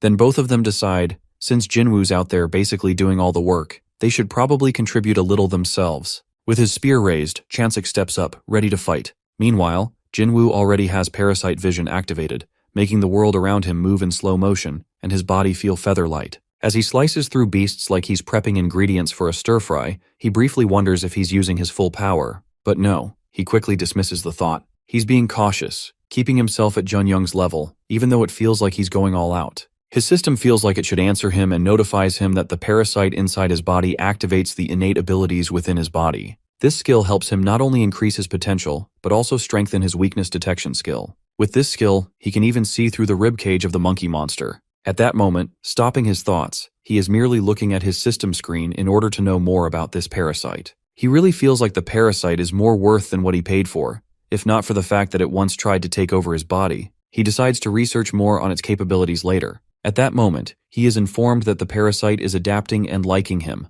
accepting him as its host, and even ready to protect him to ensure good survival once it completely assimilates into his body. Then, he is informed that his team has cleared the beasts from their side. He answers that he has done as well. They stand in front of the corpses of the beasts. Junyoung comments on how he agreed to take 50% of them and ends up killing 70%. He is uncertain whether he has overdone it. She replies that while it does make things convenient for them, She then leans in and whispers in his ear that she had to clean up his mess because his relentless fighting style raises questions about his strength. Even the explorer declares him a hero, someone born to fight. At that, he grows uncertain whether he really has gone too far. Then Junyoung turns to her team to wrap things up and collect the down gems before any more beasts approach. At that moment, she is addressed by Chansik. She's about to praise his effort, but he cuts in to explain that they're likely to have another problem in the form of another expedition team, which is twice their size. Not only that, this team is clever enough to have been watching them while they fought. She immediately alerts everyone to take fighting positions. Jinwoo doesn't understand why she's doing this, since the team isn't made up of beasts. She explains that this is the underground, which is basically lawless territory, so of course it opens the gates for shameless theft. This is a common strategy teams use. While Junyoung's team is busy fighting, the others wait and watch, hoping they'll be too worn out to defend themselves. If not for Chansik's detection skills, they'd already be ambushed. At that, Chansik informs them that the other team has regrouped, having sensed that Junyoung's team is aware of their presence. So, they're likely to give up on the ambush. Jinwoo assumes they might be going back, but Chansik corrects him that they'll definitely come back. Then Junyoung turns to her team and tells them to stay alert. They're already tired from the previous fight, so trying to run away from this team would be useless. She then turns to our boy, slightly apologetic for relying on him too much. However, she wants to know if he can fight humans too, if it comes to that. He affirms, adding with a casual smirk that he's grown quite fond of them. When the other team finally arrives, Junyoung and her teammates' expressions turn sour. It's Song Jong-chul's team, well known for their bad blood with hers. The redhead freak doesn't waste a second before taunting Junyoung about her last expedition failure, casually bringing up the rumor that her team was massacred by hell spiders. But there her team is standing still intact.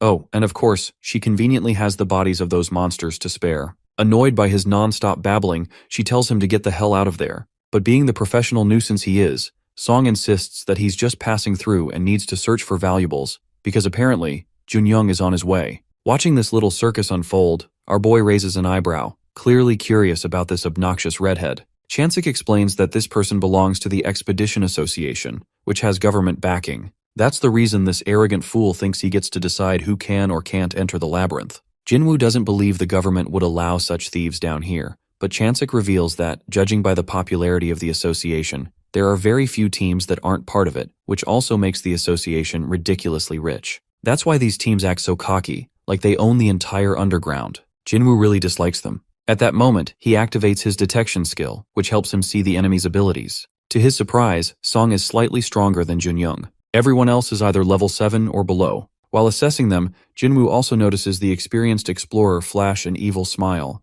Clearly they're used to tearing apart weaker teams. It's only a matter of time before Song's team crashes Junyoung's, except for Jinwoo, of course. His expression darkens as he watches those smug, greedy faces. Disgust rises in him at the sheer hunger in their eyes. His disgust boils so intensely that it turns into bloodlust. It seeps from his body in such a strong wave that even his teammates can sense it. At first, Junyoung assumes there might be a Labyrinth King nearby, which, to be fair, isn't entirely wrong. But she doesn't realize the real Labyrinth King is right behind her, radiating that bloodthirst. Her thoughts are interrupted by Song, who mocks their scared faces. Their timid reactions make him feel like the villain of the scene, which, ironically, he kind of is. He sneers that he'd love to help her, especially since she lost so much in the spider expedition. But with an irritating little wink, he adds that he's got work to do. Then, with theatrical flair, he mockingly tells his team to move ahead and not touch Junyoung's loot. Turning to our boy, he drops the playful tone and gets serious. He warns Jinwoo not to fall for Junyoung's looks, and not to waste his time being part of her team since she hasn't even registered her team with the association.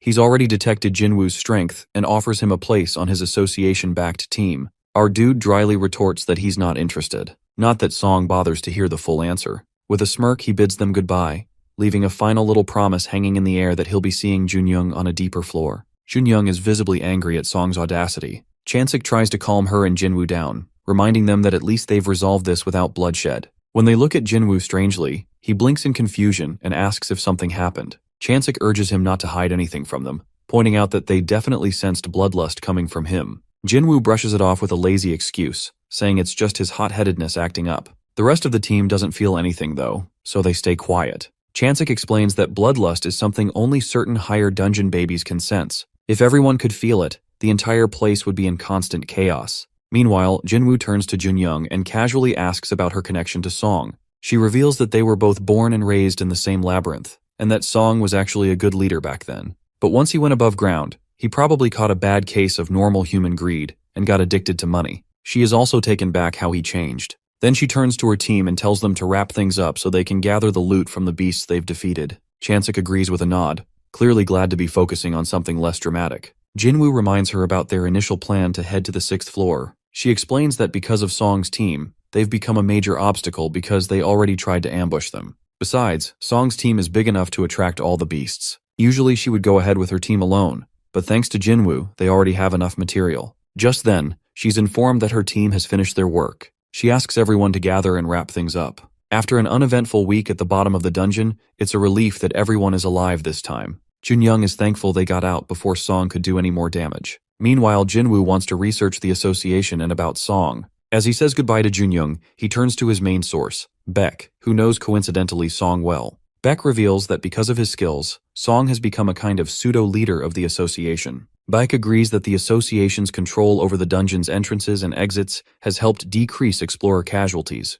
Jinwoo is surprised to learn the survival rate has increased because of it. Baek explains that in the past, dungeon babies from lower floors would take explorers in to clear the dungeon, only for most to die in the process. Back then, the survival rate was 50%. That's why it feels less like control and more like the association regulating the dungeon, which is why people favor them. Jinwoo realizes this system is basically like the Adventure Guild from those comics he's read. Then he asks Baek if Song is involved in any shady business. Baek answers that he doesn't know of any, but even if Song's done something evil, it's been kept secret because no one really knows what goes on underground. Jinwoo reminds him that he can spy on people, but Baek shrugs it off, saying that it's hard to figure out what's really happening down there. All Baek can do is catch wind of rumors. Then he pauses, remembering something, and brings up the topic of human hunters, which confuses Jinwoo. Baek explains that these human hunters are a group of high-level dungeon babies with no explorer affiliation who go underground to loot teams. They usually cover their faces with bandanas to hide their identities. Baek warns Jinwoo to watch out for them, which Jinwoo appreciates. Before Baek leaves, he asks about the down gems Jinwoo must be here to sell. Jinwoo answers that he doesn't have much since he only takes his share from the team. While walking ahead, his thoughts circle back to the association, and he concludes that Junyoung must have another reason to dislike them given their good reputation. Still, he decides to stay out of it, not wanting to get involved. After a while, he's back inside his labyrinth. Dominique is surprised to see him return early. He explains that the expedition ended sooner than scheduled. Noticing her downcast expression, he asks if something happened while he was gone. She reveals they have another guest waiting at the bar. He assumes it's another black merchant, but she corrects him that it's an under-elf mercenary. Confused at first, he decides to see for himself. On the way, Dominique warns him that under-elves are typically untrustworthy, lacking loyalty, so it's better not to hire them. He counters, asking if that's true, then why she invited one inside instead of shooing them off. She admits it's because they don't have a trained agile warrior like her, and thinks they might benefit from the mercenary's skills. He agrees and tells her not to worry, deciding to meet the elf himself to size up the situation. Then they enter the bar, where the elf has been hiding inside a clock. As they approach, she reveals herself, none other than Rikshasha. When Rikshasha looks at Jinwoo, Dominique immediately dislikes her attitude and reminds her to greet her master. Taking a cue, Rikshasha quickly bows and apologizes for entering his domain without permission. Then she asks for permission to introduce herself, which he silently grants. She states her name. His tone darkens the moment he notices the weapon in her hand as she offers her services. Dominique is ready to strike, but he stops her. With a lowered face, Rikshasha admits it was a test to gauge his strength and apologizes. Jinwoo cuts her off, telling her to cut the crap and get to the point. She explains that she hadn't seen a human sitting on the throne before and just wanted to test him. Jinwoo jokingly asks if he passed. She assures him she meant no harm by her stance, while Dominique remains visibly angry at Rikshasha. Coming to the point, Jinwoo asks about her skills, which are reconnaissance, exploration, and information gathering. He likes these skills and decides to hire her, which immediately angers Dominique. Then he asks Rikshasha to follow him so they can discuss further details on the way to his labyrinth.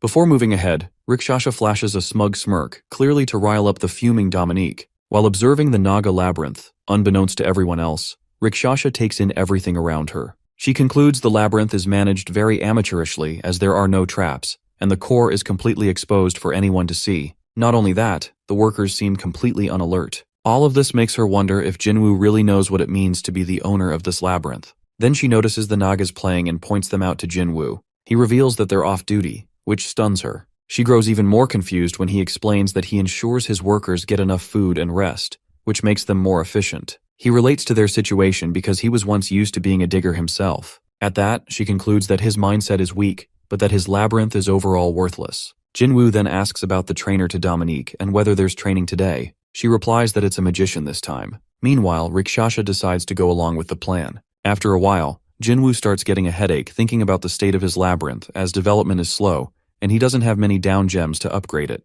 All the down gems they have come from mining, just enough to sustain maintenance. Besides that, they have free food and water nearby. Sometimes the troop catches wild beasts, which help them get some down gems and materials. On a daily basis, they only manage to get 3 low-rank down gems, earning them 3 points. At that point, Jinwoo realizes that he had overlooked something during his last upgrade, and while summoning new troops, because they've become harder to manage now. He asks for an update on his forces. She replies that since they lost 2 soldiers in the last battle, they currently have 42 soldiers, 2 warriors, 1 healer, and 1 magician. He comments aloud on how difficult it's becoming to control such a large army, but notes that as they expand their territory, it will attract more beasts. She wonders how many soldiers they might have lost if it weren't for the healer. He agrees, adding that they're also losing mid-rank physical soldiers. They are losing, which is strange since they're supposedly only on the first floor. Jinwoo insists that his expedition clearly took place on the first floor when he landed in front of it, so he assumes it must be on the second floor.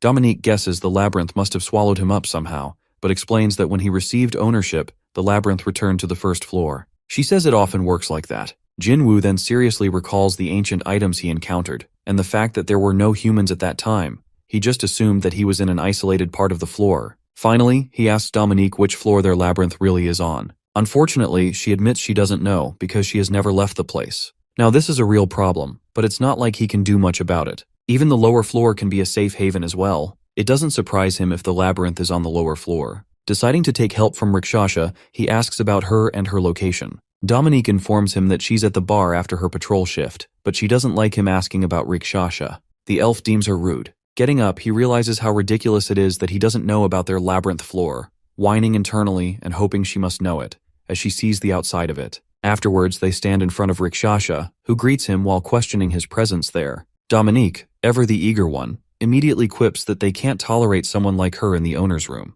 Rikshasha dryly retorts that in that case, they should put a door on his room. Before their bickering escalates, he shuts both of them up. Then he turns to her and confirms whether she's been wandering around and coming there, which she affirms. He then asks about their labyrinth floor. She wonders aloud that this must be a human system to categorize the underground area, but unfortunately, as a native of the underground, she never knows how to determine these floor things. However, Rikshasha also offers to share the things she has seen outside of their labyrinth, which he agrees to. She reveals that their neighbor is none other than a labyrinth that survived the Great Underground War, the labyrinth of the Scaly Dragon King. Jinwoo is clearly taken aback to hear this. Rikshasha presses that she visited that labyrinth before arriving here. She introduces the Scaly Dragon King, whose name is Anaxtis, and who, like most labyrinth owners, rarely leaves his throne. He wants to know the distance between the 2 labyrinths, and she tells him it's a 4-day journey on foot. He immediately analyzes that this neighboring labyrinth must be more powerful and of a higher level than theirs, while having survived for decades.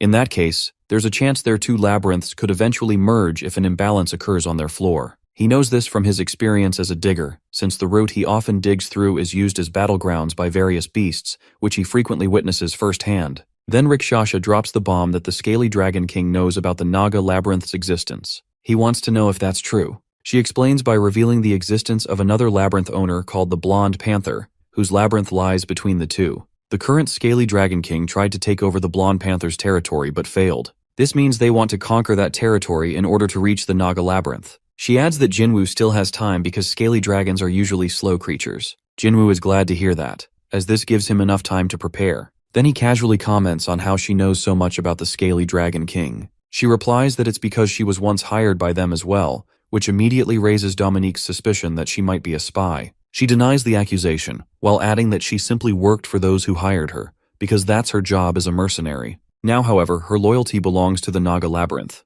Before Dominique can argue further, Jinwoo assigns Rikshasha another task. She declines it without even listening, assuming it must be related to fighting the Scaly Dragon. But he clarifies that he doesn't want her to fight. Instead, he wants information, anything she knows about the Scaly Dragon King's kingdom. Additionally, she needs to keep an eye on them during patrol to assess the current level of their army and footing. It shouldn't be a problem for someone like her, since she has already worked with them. At that, she reminds him that she'll charge a good amount of money for the task, which he agrees to. She promises to get it done within a week. After she leaves, Dominique informs him about her patrol. He then tells her about his own upcoming departure, but Dominique adds that she still suspects that clever elf, thinking Rikshasha might be hiding something. Jinwoo agrees with her. After all, there's no reason for a mercenary like her to work with a weaker labyrinth when a war is about to break out. He then voices his doubt that she's currently working for the Scaly Dragon. Maybe she's just adventurous enough to take on different clients. But then he recalls the detailed information she shared about the Scaly Dragon King, and suspects she might be passing their information along as well. This raises a concern from Dominique, whether it's wise to send her into enemy territory alone. Jinwoo decides to take advantage of their enemy's arrogance by letting Rikshasha express their lack of threat openly. That way, the enemy will underestimate them, assuming they're nothing more than a band of Naga soldiers without down gems. Dominique remains hesitant about Rikshasha revealing any information to the enemy, but Jinwoo cuts her off by revealing that they possess something the Scaly Dragon's labyrinth lacks. He explains that Rikshasha told him during the Great Underground War, Anaxtis went into hiding, despite being nearly invincible, because he feared human weapons and, more importantly, humans themselves. In the present, he explains to Dominique that he, being human, can scare Anaxtis. With that, he bids her goodbye, promising to return with a gift for her. Somewhere else, Junyoung jolts awake at the sound of her cell phone ringing. She's quite grumpy about being called on her day off. When she sees the caller ID, she can't believe Jinwoo is calling her directly, assuming he must be joining her team. He quickly corrects her that he doesn't intend to do that. Instead, he wants her to repay the debt she insists on settling. There are some things he wants from her. A week later, in the Scaly Dragon Kingdom, Draken brags about how he emerged unscathed after fighting the Nagas, claiming it's thanks to his high dragon bloodline and so on. His companions, who haven't get any scratch either, refrain from joining in the bragging. If they do, they'll only end up being reminded of how great a hero Draken is. Not to mention, he was unusually quiet during the raid on the Blood Panther, because he was nearly killed that time. When Draken asks whether they have anything to say, his companions resort to flattery, praising how great he is, which makes him blush. He steps ahead, casually expressing how he'd rather rest on the throne than go on this journey. This catches the attention of other scaly dragons, who quickly remind him that the throne belongs to Anaxtis, and that careless words like that might invoke his wrath. At that moment, Draken spots a Naga worker and points him out. They're baffled that the worker didn't detect their presence earlier, but when the Naga suddenly tries to flee, they immediately give chase. Draken is determined to catch him, even as his companions try to stop him. In the end, Draken corners the Naga and is about to grab him, but the Naga swiftly digs into the ground and escapes. Draken is left stunned. Before he can even react, a voice emerges from the shadows, asking whether all dragon descendants are as noisy as Draken. Overconfident and offended, Draken yells back, daring the stranger to insult him. He demands that the figure introduce himself. When Jinwoo steps forward and reveals that he is the Naga King, everyone is stunned to see that the Naga King is, in fact, a human. Other dragons understand the urgency and decide to relay this information to Anaxtis, but Draken assures them that he can take Jinwoo down himself, even boldly challenging him to fight the Descendant of Dragons. Our guy, already exhausted by Draken's repetitive Descendant of Dragons chant, asks Dominique to just get on with it. It's revealed that Jinwoo has already hidden Naga workers armed with human weapons, waiting to ambush. As soon as Draken sees the workers preparing to fight, he reprimands Jinwoo for making his weak labyrinth's workers engage in battle. He even tries to shame him, pointing out that the workers can't even hold the weapons properly. This makes Dominique call Draken a lizard, which infuriates him. While he again chants about being a dragon's descendant, she scoffs that they only need a maid and Naga workers to deal with them. With that, the ambush begins, and they open fire. After some time, Rikshasha is seen entering the Scaly Dragon Kingdom, once again taking in the dark and gloomy atmosphere around her. This labyrinth is maintained like many others, where workers labor non-stop until death, surviving on minimal food. With bitterness, she thinks this is how a labyrinth should be run, not turned into a human paradise like Jinwoo's. She then presents herself before the Scaly Dragon King, informing him that she has relayed Jinwoo's knowledge of their war plans, which likely puts him on alert. She also reports the limited size of Jinwoo's army and the low possibility of acquiring many down gems. So, it's the original plan of this cunning Scaly Dragon King to make Jinwoo desperate by revealing the plan of war. They are likely to attack on their own, but to do that, they must first try to eliminate the Blood Panther. In the end, both parties will fight each other, and he will have a labyrinth without an owner to claim. He appreciates Rikshasha and tasks her to encourage Jinwoo and his army to take on the Blood Panther. After a week, she will arrive at the Naga Labyrinth. They are likely to leave tomorrow. She warns him that they need at least 2 months to start a full war since scaly dragons are slow. But it seems the Scaly Dragon King has another trick up his sleeve, revealing a siege dragon behind him. Meanwhile, Draken and his companions panic upon seeing the Naga soldiers firing at them. At first, they console themselves, believing human weapons don't work on them, But when one of them gets injured, they realize the weapons are effective. They decide to retreat but can't, as the Naga soldiers surround them. It's revealed these special weapons are a favor Jinwoo requested from Junyoung, who explains they are designed to fight underground beasts. Created on the black market but never used, they were stored in a warehouse before falling into Jinwoo's hands. He compliments her connections, and she replies that it's part of her job to meet different kinds of people underground. Now she is curious why someone like Jinwoo needs those weapons, and he dryly retorts that he needs them to play. In the present, he analyzes that these weapons are indeed effective against the soldiers. Meanwhile, Dominique is having fun with the guns, but Draken, who is afraid of the guns, suddenly realizes that these bullets are nothing against him, just some rubber bullets. He is proud to have dragon blood in his veins. Then he fights against the Naga soldiers but is defeated. This gives him the opportunity to mock Dominique, asking if that's all the Nagas have.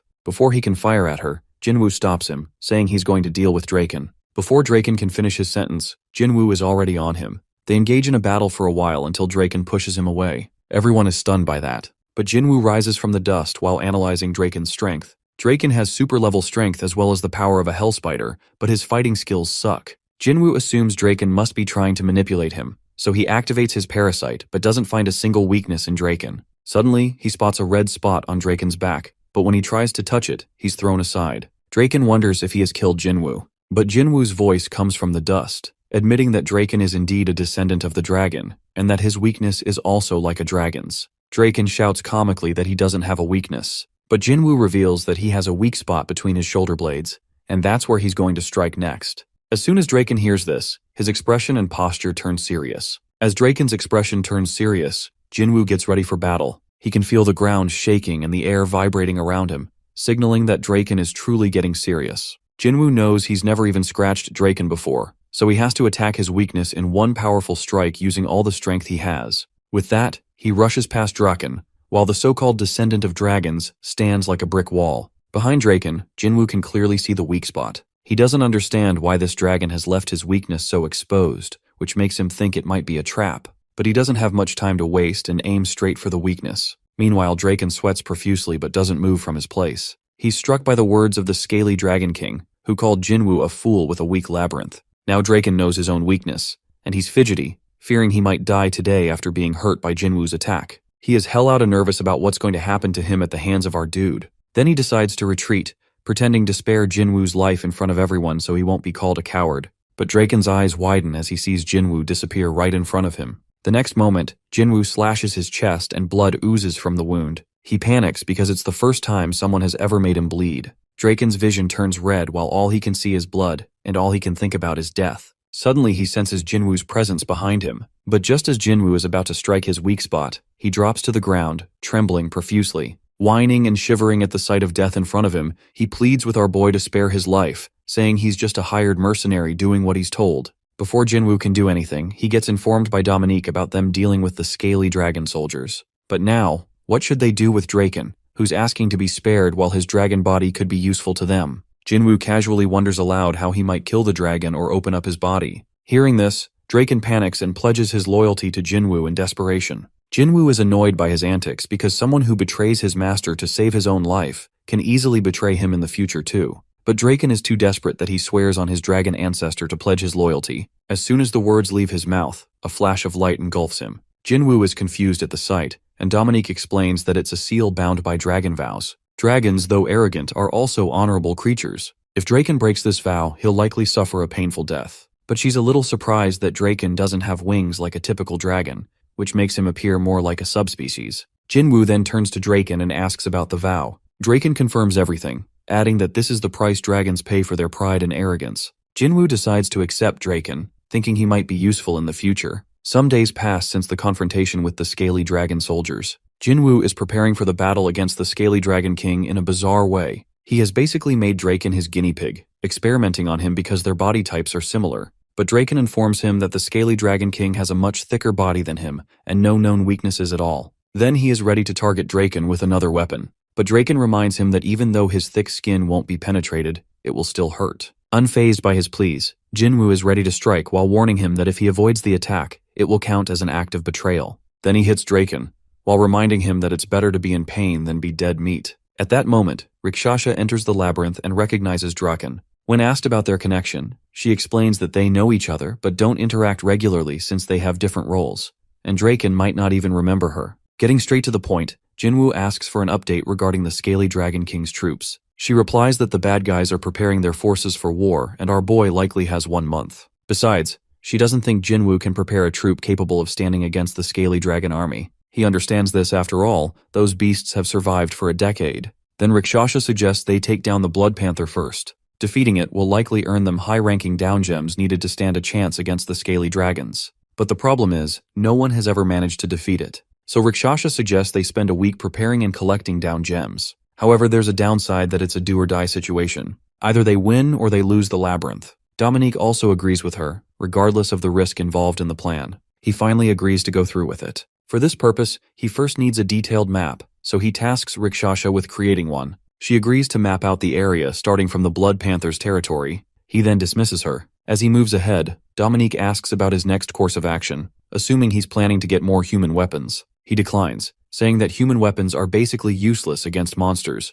Not to mention, they're hard to obtain. He leaves her baffled as he declares he's going to collect his savings and return soon. Rakshasa will complete her task in the meantime, and poor Draken is left awkwardly asking for permission to move. An hour later, he arrives at the Paju Gate, where he has hidden the down gems. He takes out the maps and asks the system to synchronize them. Once the process is done, he'll be able to easily locate the area where he hid the down gems during the expedition. During that expedition, it took them 4 days to reach the 3rd floor from the 1st, even while moving at high speed. So after analyzing their pace, he asks his parasite to scan and locate all the down gems it can, and to compare that against the speed of a dungeon baby. Then, deadpan, he tells it to strengthen his legs dozens of times, before pausing and ordering it to increase his speed by 100 times. With that, he starts acquiring a number of low-rank down gems. After collecting all the down gems, he returns to his realm. As expected, the first thing he asks is what happened in his absence. Dominique answers that there is no incident. Then they discuss his journey briefly. He explains that he went from the 1st to the 3rd floor while emptying his bag in front of the labyrinth core.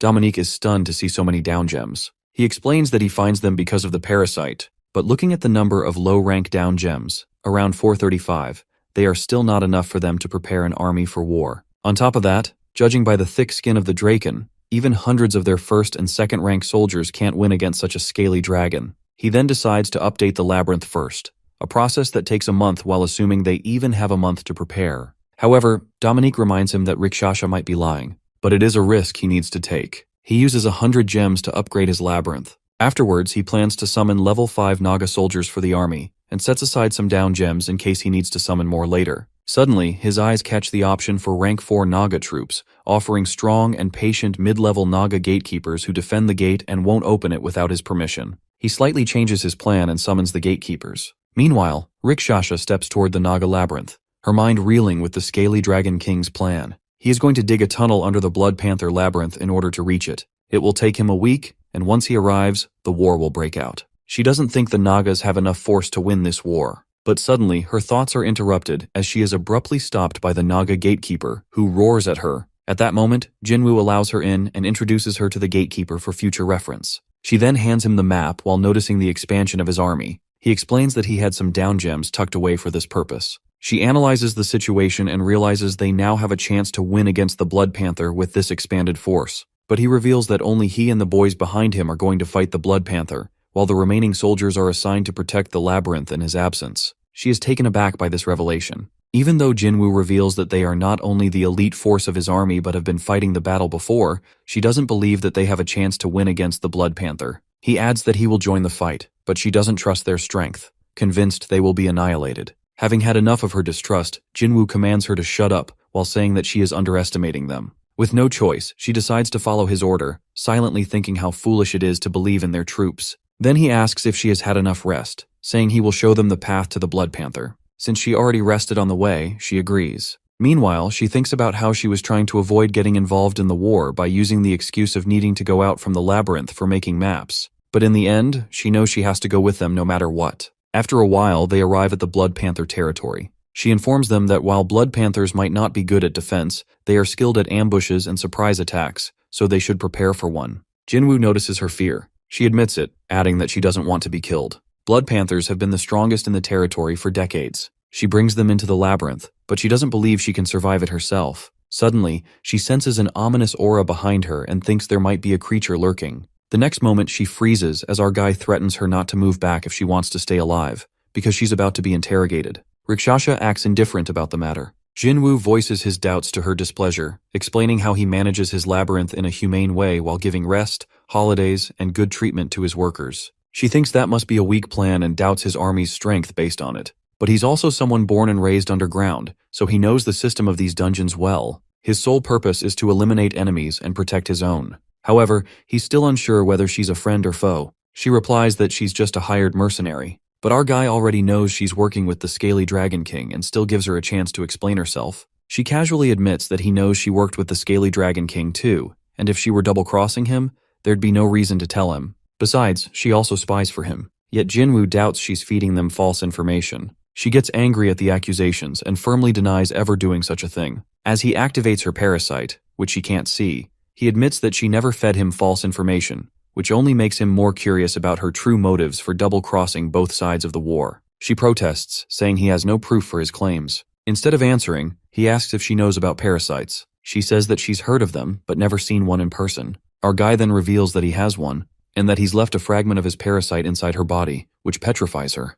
The next moment, she sees a parasite crawling on her arm, while he explains he implanted fragments in her to spy on her actions inside the Scaly Dragon King's labyrinth. She doesn't understand why he's given her a chance despite knowing this. Casually, he replies that he's fond of her. Finally admitting she underestimated him, she confesses that she wants nothing to do with him or the Scaly Dragon King, as her only goal is revenge on the Spirit King. But then a chill runs down her spine. She slowly turns around and our guy, fully transformed in his parasite form, warns her that she'll die if she turns completely. With that, he prepares to attack. She braces for the attack, but it never comes because the strike was meant for a blood panther hiding in the shadows. He strikes it while analyzing that this blood panther is fully camouflaged during its attack and moves with incredible speed. However, our guy can see his enemy's weakness through his parasite and lands a hit. Rakshasha is taken aback by this display of power as the floor cracks beneath her. She thinks she underestimated him, assuming he was just a human no matter how strong. But now, looking at him, he doesn't even look like one. He then asks her why she's standing there. He offers her an open chance to run away from the battle, but warns that they will have a conversation next time,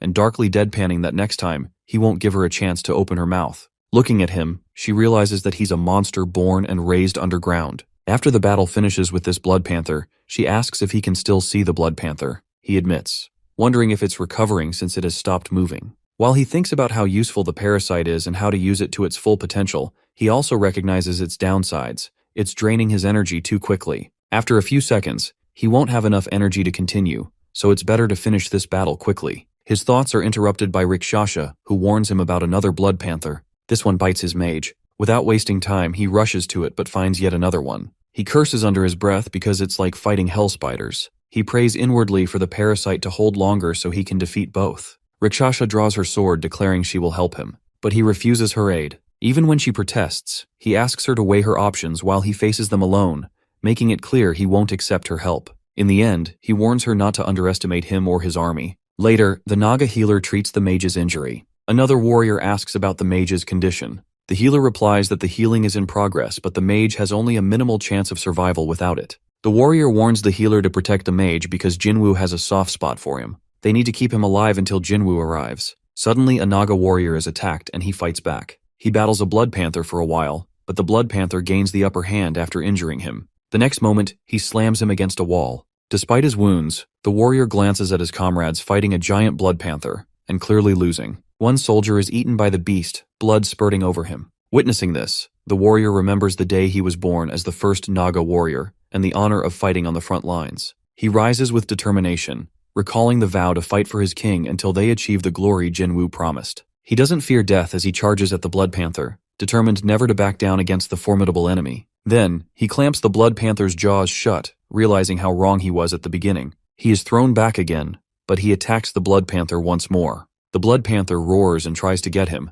but he flinches, surprised that nothing happens. The condition is met, and the Hall of Heroes responds to the brave warrior's wish. The next moment, he is ablaze, thinking how he can call himself a warrior when he fears death and wants his king to protect him instead of the other way around. With his body on fire, he is determined to kill the blood panther, even if he dies alongside it. At that moment, the system informs him that his heroification will now commence. He crashes the blood panther into the ground, The panther lunges at him, but he blocks its claw and tears it apart. He attacks relentlessly and slams it down again. Finally, he defeats the Blood Panther, thinking about how everyone bragged that the Blood Panther was invincible.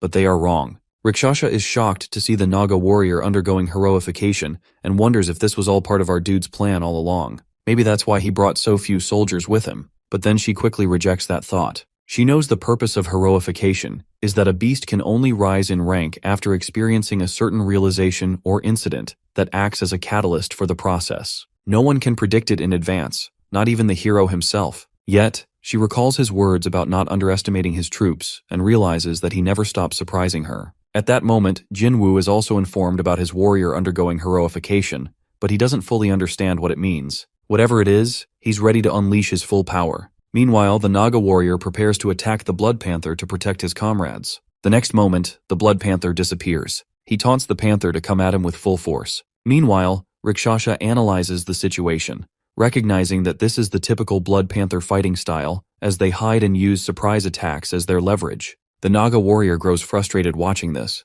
but Jinwoo remains calm since he can still see them. Besides, the Naga warrior still needs to protect his injured comrades, which gives the Blood Panther the upper hand. Meanwhile, the Naga mage rises from his place. The healer warns him not to move, but he reminds them he doesn't have the luxury of rest. They are in the middle of battle. The next moment, a Blood Panther tries to attack the Naga warrior, but the mage creates a protective shield around them. The healer scolds him for using mana when he's on the brink of death. The mage then tells the Naga warrior that he's used all his mana to make the shield so the warrior can fight without worrying about them and unleash his full strength. The warrior feels satisfied with his performance and asks the mage to create a shield on the ground as well. They don't understand him, but instead of explaining, the mage tears the ground beneath them to strike the Blood Panther. Then he scoops up a big rock and throws it inside the Blood Panther's mouth. The Blood Panther is injured and clearly exhausted. It tries to strike the warrior, but he not only blocks the attack, but also tears off its nail and fashions it into a weapon. He's determined not to let it go. He's baffled, however, to see the Blood Panther hiding behind the shield made by the Naga mage, which is surprisingly low for their standards. The Blood Panther forgets the mage is still there, and the mage hits it with a spell while the Naga warrior squeezes its jaw with his tail. When the panther tries to attack again, the warrior angrily bites it and tears off its limbs. It's only just getting started with its torture. After a while, the Naga warrior finally kills the Blood Panther. Next moment, he hears the sound of clapping and it's from his king, aka our guy. He immediately bows before Jinwoo, who praises him, saying he has outdone himself by defeating the Blood Panther when Jinwoo was only expecting him to buy time. The Naga warrior humbly reminds him that they lost a soldier because of the fight. Jinwoo warns him not to speak ill of fallen soldiers, and the warrior gets the hint. Jinwoo continues, saying that despite their ranks, he sees his Nagas equally, even if they're workers with guns or fallen soldiers. They work until death. The warrior shouldn't shoulder everything alone just because he has that rank. He shouldn't underestimate the value of other Nagas based on rank. The Naga warrior understands and promises to do better. Meanwhile, Rakshasa notices how Jinwoo gives the hero-ranked warrior a hard reality check instead of showering him with compliments, which is something a true king should do. Jinwoo then decides to reward the Naga warrior for his performance in this battle, and also for the fight against the Hell Spiders. Suddenly he names him Qantas, which stuns him. Jinwoo explains that Qantas is the name of a brave general from the past. So he not only gives him a name but also ranks him as general of his Naga army. Hearing this, Qantas immediately vows to follow Jinwoo's orders forever, even if it means following him down to the depths of hell. After wrapping up, Jinwoo instructs his army to return to their labyrinth. He asks if they can really carry the Blood Panther's body, which is still alive. They assure him that they can. Jinwoo feels sorry to leave behind the other Blood Panther's body, but they can't use its hide. Regardless, he at least obtains the highest rank down gem, which is a Blood Panther heart. His system informs him that he can carefully use the Blood Panther's power from its heart, but he needs to construct and research it in the smithy and research facility. He wishes for some down gems that can be used immediately, but instead he gets the Blood Panther's heart gem, which he can't offer to alter. Then he turns his attention to Rakshasa, who hasn't run away yet. He assumes he has passed her test. She immediately kneels down, declaring that she doesn't dare to do it. Unfazed by her flattery, he darkly asks her to continue their earlier conversation. So this Rakshasa fellow is following the scaly dragon and urging them to defeat the Naga labyrinth so they can become stronger. Only then can she get revenge on the Spirit King with the scaly dragon king for her family. Jinwoo guesses this much of the story, despite some loopholes. When she points out there are some facts left out, he answers that he doesn't have time to hear the full story, and has left the details for another time. For now, he wants to know the moves of the Scaly Dragon King. She informs him that he has already left his labyrinth when she was on her journey, and that it will take him 5 days to reach there. Jinwoo feels disappointed hearing this because he assumed they would have 2 weeks. They don't have enough time to upgrade their labyrinth. Rakshasha is stunned to realize that he already knew, since he had placed a parasite on her for spying. He casually admits that he was lying. The parasite she found on her body was actually attached to him. She is shocked to discover it was all a hunch. Then he tells her not to be so surprised, as she is also a master of trickery, fooling the 2 kings of the labyrinth. She agrees with him. He then agrees to give her one last chance. But first, he will deal with the scaly dragon king. He even promises not to kill her immediately, regardless of her choice. Then he asks which side she will choose. He promises to avenge her if she sides with him, but warns her of the consequences if she picks the other side. Hesitantly, she asks if she can have more time to think, at least until the war is over. Jinwoo catches her hesitation and swiftly attacks her throat, realizing she wants to side with the winner of the war. He is strangling her, reminding her that she has been kept alive for too long. Now his patience is wearing thin, and he wants her to decide which king she will choose. Meanwhile, at the Naga labyrinth, everyone waits anxiously for our boy to return. When he returns, they're glad to see him safe. Dominique immediately congratulates him on winning the battle and earning the hero rank warrior. He asks if she has exchanged greetings with Qantas. She casually replies that there's no need, since he's the same Naga who's been living there. Jinwoo admits his mistake, saying Qantas looks different now. But Qantas has another idea as he exclaims that Dominique should greet him because it's an order from our boy. Dominique, however, doesn't look thrilled by this. Then Jinwoo asks Qantas about the message he needs to deliver to Dominique. Dominique immediately answers that they can experiment with the Blood Panther heart, but the problem is their mage is injured. Jinwoo decides to summon more magicians, but another problem arises that they're running out of time. Dominique doesn't understand his statement. He informs Dominique about the latest update regarding the war. Dominique is furious to learn that Rakshasha was a mole, despite Jinwoo explaining that she is now on their side. Then he asks Rakshasha to explain everything to Dominique herself, and urges Dominique to set his grudge aside for the sake of the war. He then instructs Qantas to construct watchtowers and set traps with the help of the workers. Once that's done, he is to begin training the soldiers. When Qantas confidently claims he'll finish everything in 3 hours, Jinwoo reminds him to take his time, but to do the work properly. When Dominique asks about Jinwoo's next move, he answers that he's heading to the upper floors to collect some down gems and acquire weapons for them. He instructs them that a proper war plan will be discussed upon his return in 3 days. Meanwhile, Rakshasha is ordered to patrol the area. Before leaving, he reassures them with a smirk that the scaly dragons are just a little stronger than horned rats. Meanwhile, the troops of the scaly dragon king advance steadily. Both Azarg and Urzarg,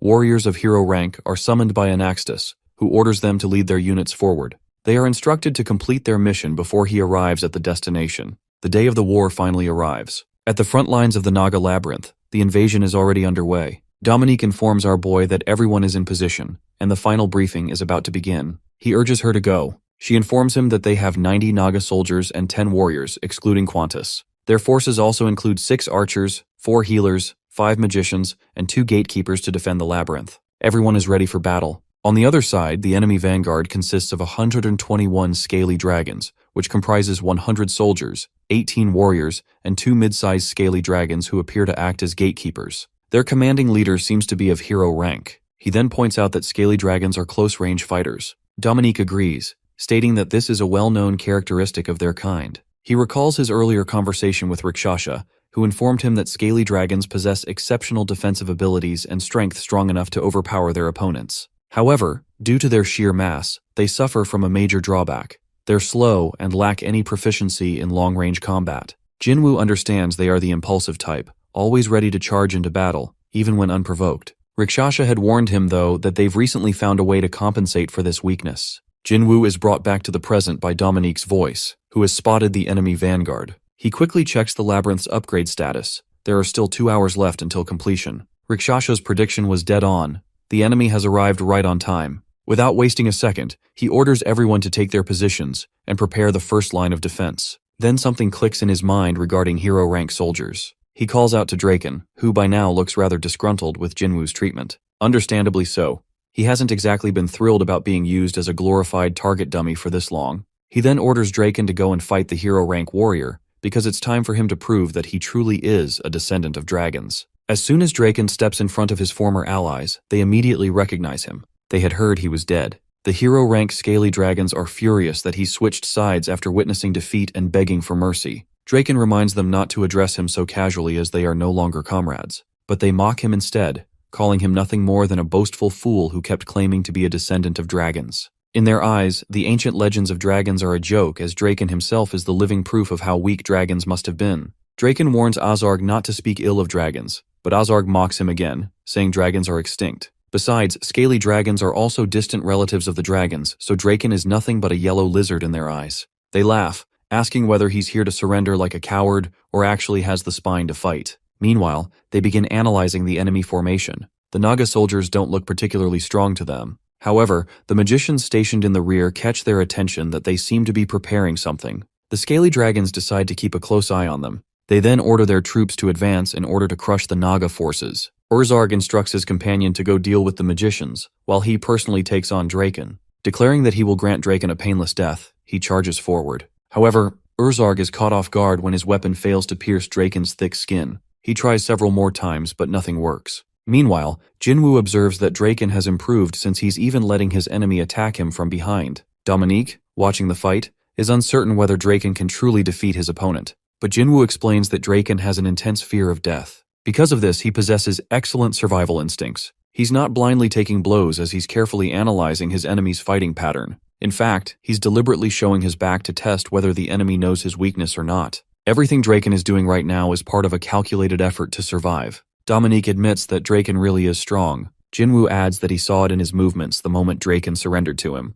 Meanwhile, Urzarg realizes that he has completely underestimated Draken. In the next moment, he activates his full power as a scaly dragon hero, but he doesn't know that, after our boy Jinwoo, Draken is the strongest among them. That's why Urzarg's hero-ranked weapon breaks upon contact with Draken's hero ++ level skills. Urzarg is stunned. Finally getting serious, Draken grabs Urzarg and reminds him of his earlier words that scaly dragon blood is thicker than that of true dragons. But Draken corrects him, stating that original dragons possess certain attributes, one of which is the ability to breathe fire. The next moment, a fireball bursts from Draken's mouth, engulfing Urzarg in flames as he screams in pain. Shocked and disbelieving, Urzarg wonders how, as a supposed descendant of dragons, he isn't immune to fire. A heartbeat later, he is reduced to ashes. Seeing what happened to their hero, the scaly dragon troops are gripped with fear and begin to flee. But Azar grabs them and orders them to advance. They still need to deal with the magicians. Following the command, they charge forward and manage to kill one Naga mage. Seeing the display in front of her, Dominique immediately asks Jinwoo whether they should signal their forces to open fire.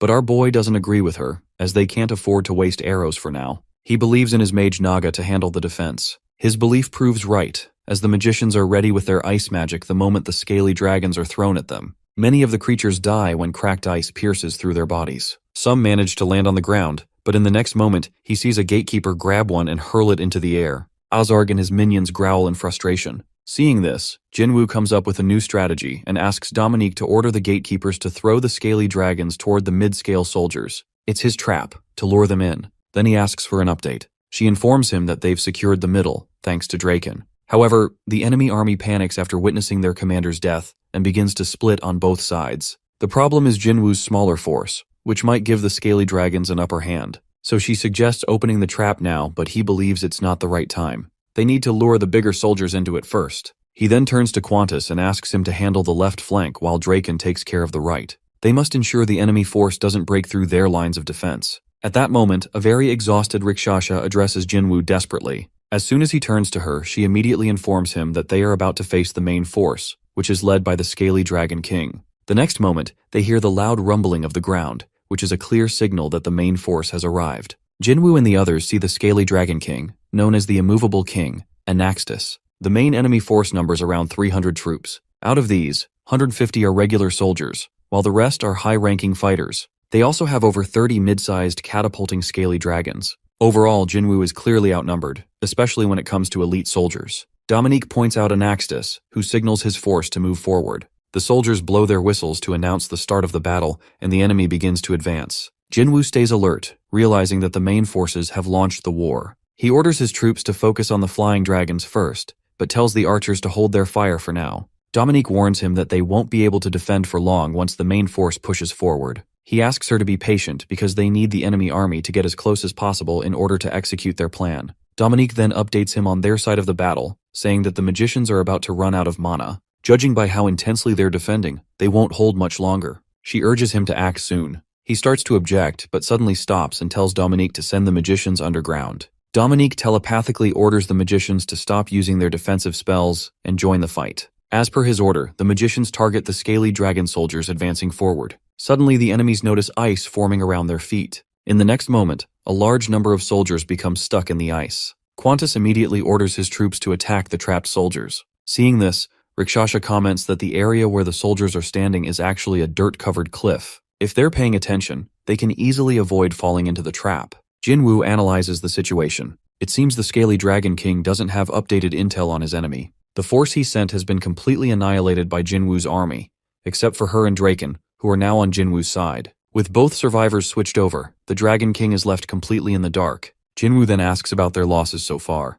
Dominique responds that they've lost 20 soldiers and 1 warrior. On the other hand, the traps have wiped out nearly 20% of the enemy forces, including most of their vanguard. Still, the enemy has around 250 soldiers remaining. Then he issues a new order to use the narrow bridge to their advantage by focusing their troops at its entrance. He instructs Qantas, Draken, and the gatekeepers to lead the charge. His strategy is to force the enemy on the riverbank to spread out, reducing the impact of the catapult attacks. At the same time, he commands that any scaly dragon flying toward Jinwoo's side must be killed on sight without hesitation. They can't risk the scaly dragons disrupting their defensive line, so he asks Dominique to telepathically inform everyone to kill every scaly dragon, targeting the weak spot under their chin. Rakshasa is baffled by his war strategy and asks where he learned all this. He casually answers that he learned it from video games. Naturally, Rakshasa, who has no idea what video games are, is petrified by the thought that humans engage in war for fun during their free time. Now all they are waiting for is the Scaly Dragon King to join the battle so our boy can show his real stunt.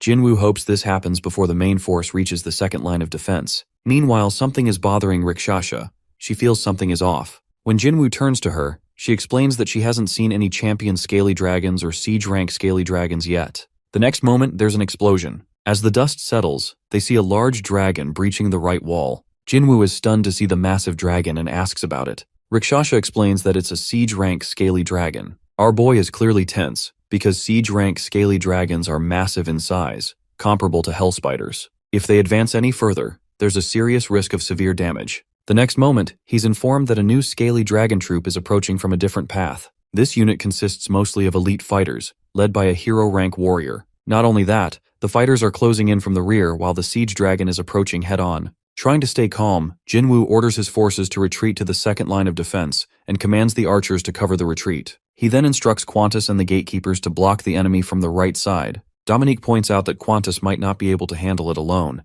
as he hasn't held the hero rank for long. She suggests sending Draken instead, but Jinwoo disagrees because Draken is like their fortress, and sending him would risk collapsing their entire defense. Then Rakshasa interjects, saying she'll assist Qantas, not wanting to just laze around. Jinwoo hesitates, thinking she isn't ready for real war. She protests, insisting she's capable enough to survive this. Finally, he gives in and tells her to go and help Qantas deal with the hero rank troops. Then he instructs Dominique to release the Blood Panther onto the bridge. She immediately complies, relaying the command through the magicians. The next moment, the large ice rock behind the scaly dragons on the bridge cracks open, and out comes the Blood Panther. Dominique is worried that the Blood Panthers might turn against them, but Jinwoo, now fully transformed into his parasite form, is confident. He has defeated them once and controls them now. He's right. The Blood Panthers shudder at the sight of him and immediately begin tearing through the scaly dragons. Meanwhile, our boy complains about how they all starved just to heal these Blood Panthers. He hopes they'll buy them some time, but now, it's time for him to face the siege dragon, which is the real problem. Luckily, it's heading straight toward him, so he cracks open the wall and pulls out a giant hammer. He's ready with his mace, the best weapon to use against a giant enemy with tough exterior armor. But Dominique reminds him to save his energy for the battle with the Scaly Dragon King. He assures her that he will do his best. The next moment, he injures the siege dragon. Now it's time to attack from another side. Suddenly, he freezes momentarily, stunned by the direction the siege dragon takes. He immediately shouts at Dominique to run away because the dragon is after her, not him. The next moment, the siege dragon rushes forward. Our boy worries about Dominique's safety. She telepathically tells him she's fine, but then reveals that the real target of the siege dragon isn't either of them. It's the dungeon core. Jinwoo understands the gravity of the situation and orders Draken to come immediately. Draken arrives instantly, ordering Draken to stop it. Draken panics, doubting he can stop the dragon. Jinwoo encourages him by reminding him that he is a dragon and just needs to pull the siege dragon's tail to stop it from getting the core. It works. Draken decides to fight the siege dragon, which he dismisses as just a big lizard. Jinwoo asks him to hold the siege dragon until they get the Scaly Dragon King. Then he asks for an update from Dominique. who informs him that 2 groups of their Naga army have successfully retreated to the second line of defense because of the Blood Panthers. Currently, they are fighting against the Scaly Dragons, but 20% of their forces have been annihilated by her rank fighters. He then orders the archers and magicians to help against the hero rank troops. He asks for updates on Qantas and Rakshasha. Fortunately, both are alone but having a difficult time against the hero rank warriors. The good news is the Blood Panthers are becoming a great help. They have wiped out most of the main force and are forcing the enemy to fall back. Jinwoo assumes the Blood Panthers will likely eat the Scaly Dragons and then run. But Dominique gives her opinion that, since the Blood Panthers have experience defeating Scaly Dragons, they are doing it successfully. It's only a matter of time before they reach the Scaly Dragon King. Meanwhile, the Scaly Dragons panic as they realize the Blood Panthers are obeying the Naga King's orders. The Blood Panther roars and tries to attack another Scaly Dragon. But the next moment, the Scaly Dragon King grabs its jaw, furious that this creature dares to get its claws near him. Then, he opens his mouth and breathes fire on everything around him. Dominique tenses up as the fire from the Scaly Dragon King wipes out half of the left flank Naga force. Now Jinwoo can clearly see the Scaly Dragon King, who has finally joined the war. Rakshasha and Qantas are rushed towards their enemy and engage in an intense fight, their movements precise and skilled as they strike with their weapons, each delivering hit after hit. However, Rakshasha suddenly takes a hit. A swift slash grazes her arm, and in her struggle she stumbles aside, grasping her wounded shoulder. Qantas remains near the foe, his large blade poised as he calls out to her. He glances back to check on her, and she manages to convey that her arms are intact, but one has become incapacitated. Rakshasha stands resolute, visibly distressed by the dire turn of events. She acknowledges that their adversaries are far more powerful than she anticipated, and if their king had taken action, they would have been invincible. The elf and the Naga warrior now confront the dragon soldier, who wields a lengthy sword and shows no inclination to retreat. Rakshasha realizes that he possesses not only strength but also experience. Their enemy is Urzarg, who is the formidable dragon fighter. At the same time, Draken is struggling to hold back a massive scaly dragon. Rakshasha figures he's trying to stall a siege-type conqueror. Not far from there, Jinwoo stands in the center of the battlefield. He grips a giant weapon in one hand and uses the other to command the Naga warriors, planning their next move. Rakshasha realizes that Jinwoo is conserving energy for a more dangerous fight, the one against the king. Suddenly, behind her and Qantas, a bright yellow glow appears and they are stunned. They can't understand what's going on at first. The dust clears to reveal Anaxtis, the Scaly Dragon King, stepping onto the front lines. He's massive and intimidating, standing among his soldiers. Dominique mentally warns her master that the king has entered the fight. Realizing the gravity of the situation, Rakshasha checks on Qantas's strength. He's clearly exhausted but still determined. He promises to finish this monster off himself. Rakshasha reassures him, although she quietly doubts the victory. Qantas is taken aback by her words, falling briefly into a daze. Rakshasha, meanwhile, steadies her blade and reminds herself that all they can do now is hold out as long as possible until Jinwoo finish their enemy off. The battle intensifies as Anaxtis stomps the ground, causing destruction throughout the cave. Jinwoo steps forward, facing the enormous Dragon King directly, and dust swirls around them. Argai raises his weapon and prepares for a fight that could determine everything. Just then, a system notification pops up and it announces that the Rank 5 Labyrinth upgrade will complete in 24 minutes and 32 seconds. Jinwoo clenches his fist as if sealing his resolve. Anaxtis observes him, surprised to see a human standing against him. The Dragon King mocks him, wondering where the Naga King is hiding. He even offers to spare Jinwoo's life, maybe even let him join his ranks if he cooperates. Jinwoo, however, isn't impressed. He thinks the king is full of nonsense, while adding that he is the Naga King himself. With bloodlust in his eyes, Jinwoo channels a surge of energy, lifts his weapon, and launches himself into the air. Swinging with incredible force, he crashes his weapon down onto the back of Anaxtis' head. The blow sends shockwaves through the cave, but Jinwoo immediately realizes something. The king barely reacts. His armor is far tougher than Draken's, and Jinwoo can't find any weak spots. Still, Jinwoo refuses to retreat. He watches as Anaxtis slowly turns his head, unaffected. The king admits that he underestimated Jinwoo and had hoped to spare him. But now, he begins to take the fight seriously after knowing Jinwoo's status as Naga King. Anaxtis starts radiating violet energy that even terrifies his own soldiers. Jinwoo remains focused, still releasing energy, hammer in hand. Their clash escalates as Anaxtis launches a powerful attack, crushing the ground and sending debris flying. Jinwoo dodges and jumps out of the way, frustrated by how fast the huge Dragon King moves. Forced to activate his predator combat form, Jinwoo transforms, his eyes glowing red, his power rising. But Anaxtis is relentless and lands a massive hit that sends Jinwoo crashing into the ground. Jinwoo rises again, dispersing the dust around him, now fully embracing the power of the parasite he once hoped to avoid. In the chaos, Anaxtis unleashes a fire from his mouth, setting fire to the battlefield. Dominique, watching from a distance with Draken, grows deeply concerned for her master.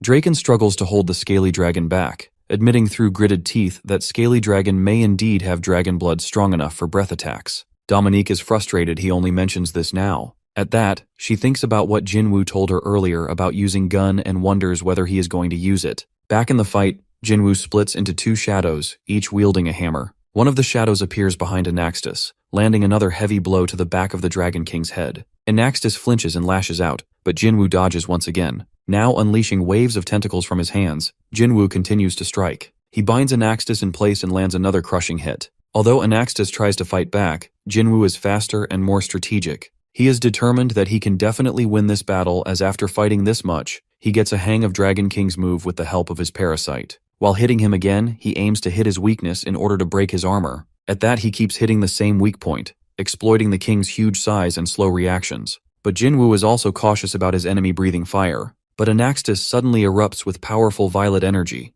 throwing Jinwoo back and obliterating everything nearby. As Jinwoo lands and regains his footing, Anaxtis finally admits he underestimated him. He even declares that Jinwoo is not human at all. Now fully enraged, the Dragon King taps into his deepest reserves of power. His soldiers begin to panic and flee, fearing they'll be wiped out if they stay. Rakshasa watches the enemy retreat, confused at first. Urzarg comments that the Naga King deserves credit. He never thought he'd see him fight at full power again. When Rakshasa asks if Urzarg will also retreat, he simply stares at the glowing battlefield and answers that he'll survive the next attack, but only once. He adds that he doesn't care about his own life anymore. To him, dying in front of his master is an honor. When Jinwoo grips his weapon tightly and watches as Anaxtis radiates terrifying energy and transforms into a completely different, monstrous form, Urzarg exclaims that she is not going to survive along with her king. Our guy stands before him, his gaze unwavering, and he feels a shift within his body, recognizing that he has entered Phase 2. He activates his weakness detection skill.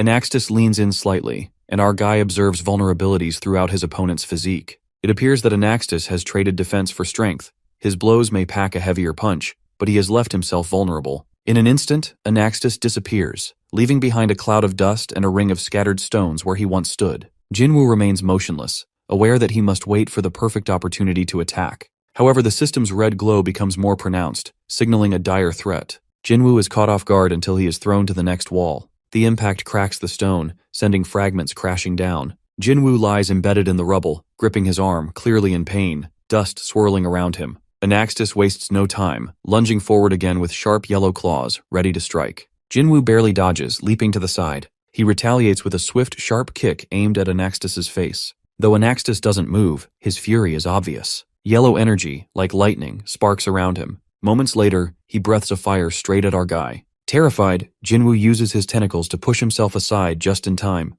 The fire scorches the ground, leaving nothing but charred remains and shattered stones. As Jinwoo crashes down, he rolls across the dusty floor, looking completely drained. Still, he forces himself upright with arms tense, one held to the side, the other hanging low. He's out of breath, but he can't afford to rest as he needs to find a way to defeat his enemy. Anaxtis mocks our guy, comparing his dodging to a pathetic worm trying to cling to life. Jinwoo doesn't respond. His parasite form remains active, his fists tighten, and his eyes burn with rage. He knows he must avoid the fire breath. His weapon won't be enough to stop this monster. As Anaxtis hurls small orbs of energy at high speed, our guy's fear intensifies. His face glows yellow from the incoming blasts. The red system alert flashes again. It triggers the parasite's ability. His consciousness accelerates automatically in response to the threat of instant death. His third eye opens, glowing with fury, and an overwhelming bloodlust takes hold. Jinwoo stands motionless, third eye open, rage silent on his face. He turns slightly, aware of the chaos around him.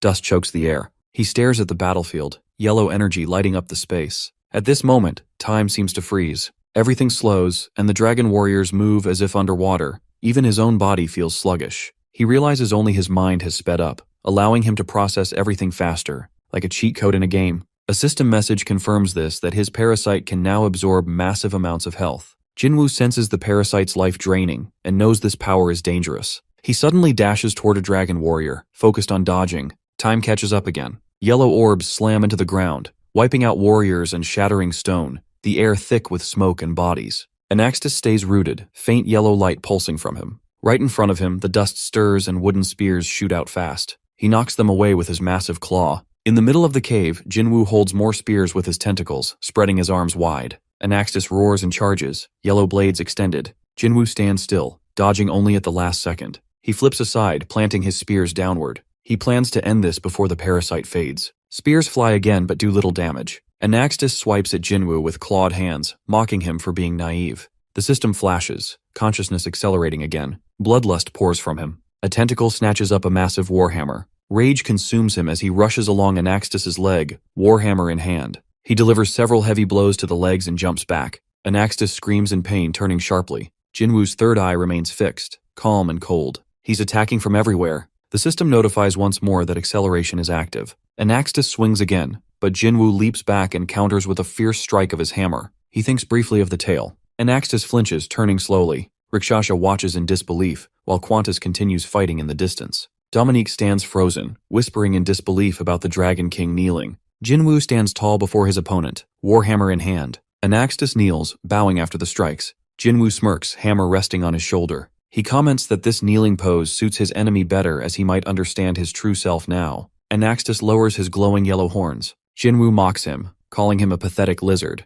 Anaxtis begins to glow again, yellow energy sparking. He growls, asking how Jinwoo dares defy him, and opens his mouth, readying another attack. But Jinwoo is faster. His tentacles hurl several explosive packs into Anaxtis's open mouth. Our guy's tentacle glows with blue energy as he snaps his fingers. Bright light flares as the explosives detonate. The cave shakes with the blast, dust clouds rising as Jinwoo shields his face. Standing amidst the smoke, Jinwoo holds his warhammer and sighs, saying this should be enough. He's found the weak points. But suddenly Anaxtis reappears with jaws wide open. Jinwoo freezes, startled. He barely activates his accelerated consciousness as the system flashes red. The parasite is shutting down. Anaxtis clamps down with his jaws, swallowing Jinwoo along with stones around him. Inside, our screwed boy braces against the roof of the mouth, refusing to die like this. His eyes glow with defiance as he screams. Then with a thunderous sound, Anaxtis closes his jaws. Dominique, watching from afar, falls to the ground in shock, unable to process what's just happened. She speaks her master's name with eyes full of disbelief. Anaxtis, still in place, grins and declares the king has fallen. The countdown begins for the completion of the rank 5 labyrinth rank upgrade, and our guy is notified that the 5 rank upgrade is complete and his health is restored along with his parasite. Just then, the ground under Anaxtis begins to shake as the entire cave quakes violently. Dominique and Draken, standing nearby, stumble from the impact. They are notified that the labyrinth area has widened. Out of nowhere, scale snakes appear near the entrance, and green flames erupt. The battle is taking place within the Naga labyrinth, resulting in a 30% increase in the strength of the Naga. Meanwhile, Jinwoo forces open Anaxtis's jaws with his immense power and his health is completely restored. As he escapes from the creature's mouth with furious expression, Anaxtis reaches out with sharp yellow claws, certain that even with Jinwoo restored, the battle is already decided, but Jinwoo doesn't move. Then, in a burst of rage, Jinwoo hurls explosive packs directly into Anaxtis's open mouth using his tentacles. He charges them with blue lightning energy, activating them as they land inside. A violent explosion follows, echoing through the cave, and Anaxtis screams in agony. Jinwoo lands back on the ground, steadying himself with one hand. Jinwoo realizes this explosion wouldn't be enough, but at least now he has got his weakness and is determined to end it. Next moment, he crashes through the side of the flood dragon, tearing off its arm mid-strike and catching the weapon before it hits the ground. The sword would work just fine for what he needs. Jinwoo wastes no time and he spins around and clears his labyrinth of the hero level's monster presence without hesitation. Rakshasa stares in disbelief that R has just wiped out a threat so easily. The death of their leader sends a ripple of rage through the remaining weaker champions. One by one, they hurl themselves at Jinwoo, seeking vengeance. Now our dude doesn't bother using the sword. Instead, he drops it and extends his hand. His parasite reacts instantly. In one sweeping motion, he snatches them all from the air. His subordinates can only watch as their master effortlessly crushes an entire squad like they were nothing. He then asks Qantas for a blade, which he immediately complies and offers him a weapon, just as Jinwoo retrieves it. Rakshasa warns him of an incoming threat. Without delay, Jinwoo activates thought acceleration again, slowing down time. The side effects may come later, but right now, he is focused on ending everything with one decisive blow. Energy sparks across his body, lighting him up. Jinwoo charges at full speed, power flooding through him. A flash of light shoots toward the scaly dragon king. That kind of attack shouldn't matter. He grabs Jinwoo midair as his hand gets blown apart. Our guy thrashes the scaly dragon, flames spilling out of his mouth unintentionally from the pain. Jinwoo doesn't let up. With a final lunge, he digs into the dragon's neck. It's not deep. The scaly dragon believes he can survive. The blade barely scratches him, and he prepares to counter as soon as it's pulled out. But Jinwoo doesn't give him that chance. One sword after another crashes down on him, the blows relentless. Jinwoo readies the final strike, pouring everything into one swing. The promise he made to cut off the dragon's neck, he fulfills it completely. Even decapitated, the Dragon King doesn't surrender as his ego doesn't allow him to be killed by a mere human. Its body thrashes, desperate for victory no matter the cost. It prepares to burn through every last bit of energy from its entire hoard of down gems. Meanwhile, the parasite sends a request. It wants to consume the scaly Dragon King. Jinwoo grants permission. A massive parasite head shoots forward, clamps onto the severed dragon's neck, and devours it in one crunch. Everyone watches in stunned disbelief, and Rakshasa can't believe a human just consumed the king of the scaly dragons. Dominique beams with pride, thrilled by her master's absolute ruthlessness. A message pops that he has absorbed the core of the scaly Dragon King Anaxis. Dominique nearly bursts from excitement.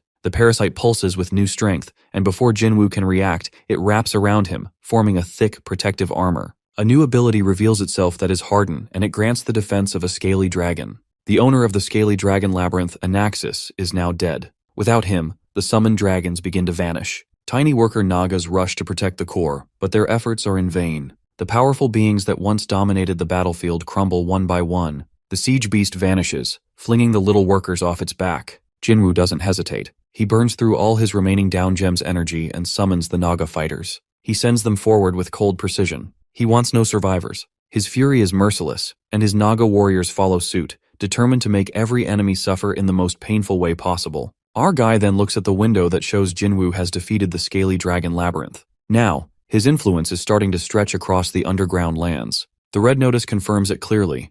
The scaly dragon labyrinth has fallen, replaced by the new Naga labyrinth. The remaining scaly dragons are now destined to become slaves. Far away, the king of the hammer and anvil Malaxis hears the news and reflects on the fall of the ancient dragon, wondering what could have pulled off such a feat. Elsewhere, the king of the wanderers, Hecarim, acknowledges that Anaxis had trusted too much in his strength. It was that overconfidence, he believes, that cost him the battle. It might have taken time, but death was bound to happen. On a floating cloud, the queen of illusions, Ariane, casually remarks that the dragon is finally gone. In the swamp, the marsh's king Corinthus acknowledges the fall of the scaly dragon king, saying though cautious by nature, the king was still crushed and it must be due to his arrogance. From another region, the king of gluttony, Yusio realizes the battle was dangerously close. He notes that Jinwoo is drawing nearer. With the dragon king gone, he figures the king of spirits won't stay silent for long. Somewhere in the underworld, a deep voice advises others to start exploring the newly conquered territory. Standing in front of a massive cross is a tall monk in a grand headdress. He speaks of his own labyrinth of the dead, and he is the king of the dead, Valakui. Back in the aftermath of the battle, Jinwoo sits on a stone surrounded by Naga workers. He casually asks Dominique how the cleansing went. She reports that the large dragons have been taken care of, and the Naga warriors handled the rest. Still, they lost 50 soldiers. Jinwoo rests his head in his hand, realizing that half their army is gone. He suggests they should build a cemetery. Dominique, smiling with pride, says they couldn't have done it without Jinwoo. Even their vanguard would have fallen if he hadn't stepped in. She calls it a heroic battle. Despite being outnumbered 5-1, Jinwoo still managed to lead them to victory. Dominique then honors the fallen, wishing eternal glory upon them. Nearby, Rakshasa watches quietly, agreeing that most of the deaths came from the dragon's fire breath. She remembers seeing the remaining dragons retreating along a rocky path. She figures Jinwoo's army wiped out over 200 scaly dragons while only losing about 20 warriors. Given the difference in strength and numbers, it was a remarkable outcome. Rakshasa prepares to say more, but then turns to Jinwoo with a congratulatory message. Jinwoo asks about Rakshasa's wound. She shows him the scar on her arm, saying a healer patched her up, but insists something else is more urgent. She points out that with the Dragon King gone, the labyrinth's core is left unguarded. Jinwoo and Dominique look at her, and she explains that simply killing the king isn't enough. The core needs to be secured before the labyrinth chooses a new master. She adds that the dragons had already dug a path directly to the Naga labyrinth, so they could reach the core within half a day. Jinwoo nods, closes his eyes, and says he understands. He tells them to wrap things up and prepare to move immediately. Rest would have to wait. Just then, someone points out that they're short on workers. A dark merchant suddenly appears, claiming he can help. Qantas, annoyed, drags the merchant by the hood, saying he found him hanging around the bridge. Jinwoo, recognizing the imp, orders his release. This is the same merchant they've dealt with before. Looking straight at Jinwoo, the merchant mentions the war winner, asking what kind of victor leaves a battlefield without them. As he gestures dramatically, he points to the massive body of the dragon, suggesting it would make a perfect trophy. Jinwoo realizes the merchant is offering to buy the corpse of the scaly dragon king. Though the dragon's head is gone, the rest of its body remains intact. Jinwoo says the merchant can take everything except for what's needed for food and construction. The merchant agrees gleefully, praising Jinwoo's wise decision. Just as things settle, the merchant pulls out a small box and adds that he has something important to give Jinwoo. Inside lies a gold ring with a green gem, which is the Baron's seal. Dominique immediately recognizes it. A notification appears. Jinwoo has received the Underworld Baron's seal, the first of its kind awarded to a labyrinth master who earned it outside the Geyser lands. Jinwoo is asked if he wishes to accept the Baron's role. Upon acceptance, the system recognizes the Naga Labyrinth as baronial territory. Creatures of the underworld will no longer be able to enter it freely. Jinwoo now has the right to impose taxes and form an order of knights. He gains the prestige of a lower-class noble. Our boy scrolls through the new notifications in awe. Rikshasha had heard of such seals but never expected Jinwoo to get one from a wandering merchant. The merchant says he only delivered it. At the entrance of the Scaly Dragon Labyrinth, Jinwoo wonders aloud why the merchant brought them there. The merchant explains that since the Scaly Dragon King died away from his core, the labyrinth remains intact, making it highly valuable. He suggests they could sell it for a hefty price. Jinwoo pauses and then asks who said he was going to sell anything. As the merchant tries to reason with him, Jinwoo shouts to his army. The Naga warriors march forward with the giant dragon at their heels. Jinwoo orders them to take what they need and destroy the rest. Chaos follows. The Naga begins tearing through the labyrinth. The merchant screams that very few labyrinths survive the Great War, and if this one is destroyed, it may never return. Our guy stands before the collapsing ruins and simply says that's exactly what he wants. As he approaches the labyrinth's core, the merchant yells that people will fear the power of a baron now.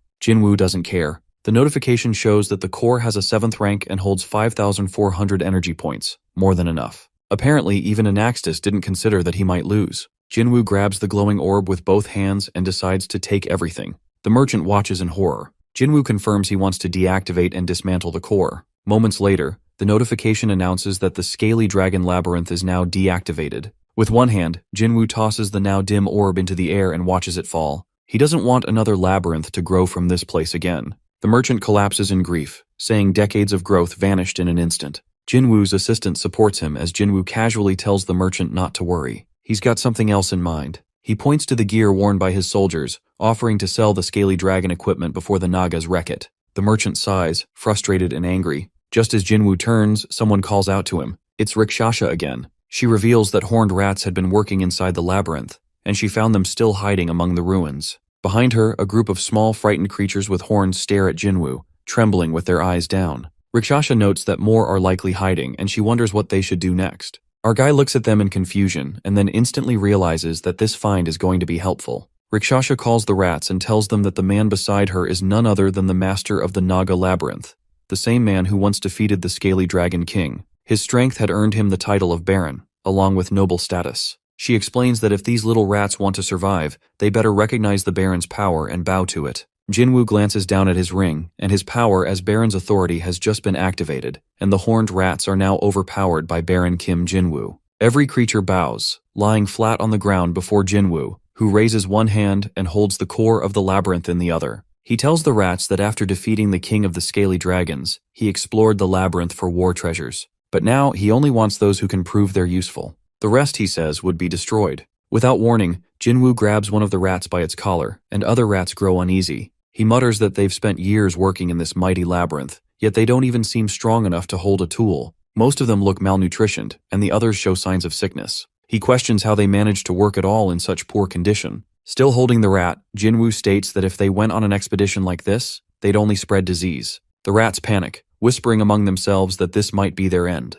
They'd served the scaly dragon their entire lives, and now they wonder if dying would be better than continuing this painful existence. But just then our guy, against all expectations, orders that the rats be fed first. Gently setting one rat into his arms, he instructs Rikshasha to find them a place to stay in the labyrinth, feed them 3 meals a day, allow proper rest, and later quarantine the sick ones in a temple to help them recover fully. Rikshasha quickly jots everything down. The rats begin to murmur among themselves. They suspect Jinwoo only wants to fatten them up to eat later. But Jinwoo, overhearing this, shakes his head. He insists that dead workers are useless, and from now on, none of them will die unless it's of natural causes. Surrounded by the Naga warriors standing guard, Jinwoo declares that once the rats are back in shape, they'll begin working. Each will receive 3 meals, 8 hours of sleep, 5 hours of free time, and 2 days off per week. If they finish their tasks early, they'll even get more rest. Looking at the weary little creatures around him, Jinwoo reminds them that food and rest are essential if they want to regain strength. He knows that overwork only weakens them. Suddenly he plans to grab one of his worker. Meanwhile, Black Merchant yells at Jinwoo's assistants, telling them to stop ruining the food and leave. One of the worker is abruptly wrapped up by Jinwoo's tentacles, and in the blink of an eye, disappears. His fellow assistant looks on in shock. The merchant goes quiet. Jinwoo now holds his cute little worker in one hand. He shows the rats what has become of the troublemaker. The rats look at him in fear and awe, wondering what kind of creature this Naga. One of them mutters something about a chubby bug in his hand, but Jinwoo corrects them that it's not a bug, it's a Naga. He clarifies that this Naga is his personal servant. Its tail dangles as Jinwoo lifts it alongside a small rat, who had been pinching the Naga's cheeks. He repeats that food, sleep, and rest aren't luxuries, they're necessities. And if a mission outside the labyrinth arises, a Naga soldier will accompany them. Jinwoo announces that from now on, these rats are part of his Naga labyrinth. Moved by his words, the gray rats all begin to bow before him. They call him their king and vow to serve him to the end, proclaiming him the great ruler of the Naga. As they kneel, Jinwoo glances elsewhere. Rakshasa approaches, pointing out that more rats are crawling out of hiding after hearing everything. Jinwoo simply nods. It doesn't bother him. There's enough food for everyone now. He turns to the crowd and tells them that they don't need to live in fear anymore. No more worries about being hunted by scaly dragons. He lifts his arm, his assistant still hanging from it, and welcomes them all to join him. He promises them dragon meat. A notification confirms the arrival of 176 new rat slaves. The system notes that they'll need food and water. One scaly dragon can feed 16 rats. 2 days later, deep inside the Naga labyrinth, Jinwoo delivers the core of the scaly dragon labyrinth and integrates it into his own. The system asks if he's sure. Having 2 cores could cause unknown effects. Jinwoo replies without hesitation. No one else dared, but he will. With that, he commands the system to activate it. The notification announces that both cores, the primary rank 5 Naga core and the secondary rank 7 Scaly Dragon core, are now syncing. They begin to glow, lighting up the entire hall. Energy from the main core surges from 1,700 to 2,500 points. The Scaly Dragon core drops from 7,000 to 2,500. Another alert appears. The core's energy exceeds the limit. Jinwoo suddenly loses 2,900 points. Stunned, he tells the system to halt. He grits his teeth, comparing the loss to 1,000 low-rank down gems. The system finally stabilizes and begins synchronization. It will take nearly 7 days. Jinwoo rubs his head, muttering that it's too late to reverse it now. Still, 2,500 points is a decent gain. They'll just have to wait it out. Jinwoo turns to Dominique and asks about the rat's recovery. Dominique answers that they're getting better, though some still struggle to trust his kindness. They've never known rest before. Jinwoo looks away, thoughtful. They must have worked their entire lives without pause. Dominique believes they'll settle down once they get back into routine. Despite his doubts, Jinwoo thanks her for preparing a new room ahead of time. It's a bit small, so she'll need to expand it. Dominique nods, wiping a tear away dramatically. She also reports that the war spoils are almost sorted. They extracted down gems from the dragon's corpses. Since the warehouse was full, they froze the remaining bodies. Qantas adds that more remains were delivered, and the mages want to rest now. Jinwoo asks if anyone has counted the usable bodies. Dominique confirms the numbers: 176 warriors, 47 heroes, 4 raiders, and 10 conquerors. In the background, frozen dragon corpses lie scattered. Jinwoo, seated on his throne, comments how fortunate it is that the magicians can use ice magic, otherwise the stench would have been unbearable. Dominique lists their gem inventory: 236 low-rank, 72 mid-rank, and 8 high-rank gems. Jinwoo frowns that it's less than expected. Dominique adds that they also have 1 highest-rank gem. Surprised, Jinwoo asks where it came from. She answers that it wasn't from a siege warrior. They vanished along with their gems. Holding a vivid red and purple gem, she explains that it likely belonged to a blood leopard slain by the scaly dragon king. The system confirms this is the heart of a high-rank blood leopard, and its true value can only be measured in a lab or forge. Jinwoo examines the gem with interest. He tells Dominique she did well, and he's confident it will help them regain more energy than they lost. Sitting beside her, Jinwoo checks the system and states that the cleanup is finally over. Now it's time to expand. In the main hall, with a map of the labyrinth before him,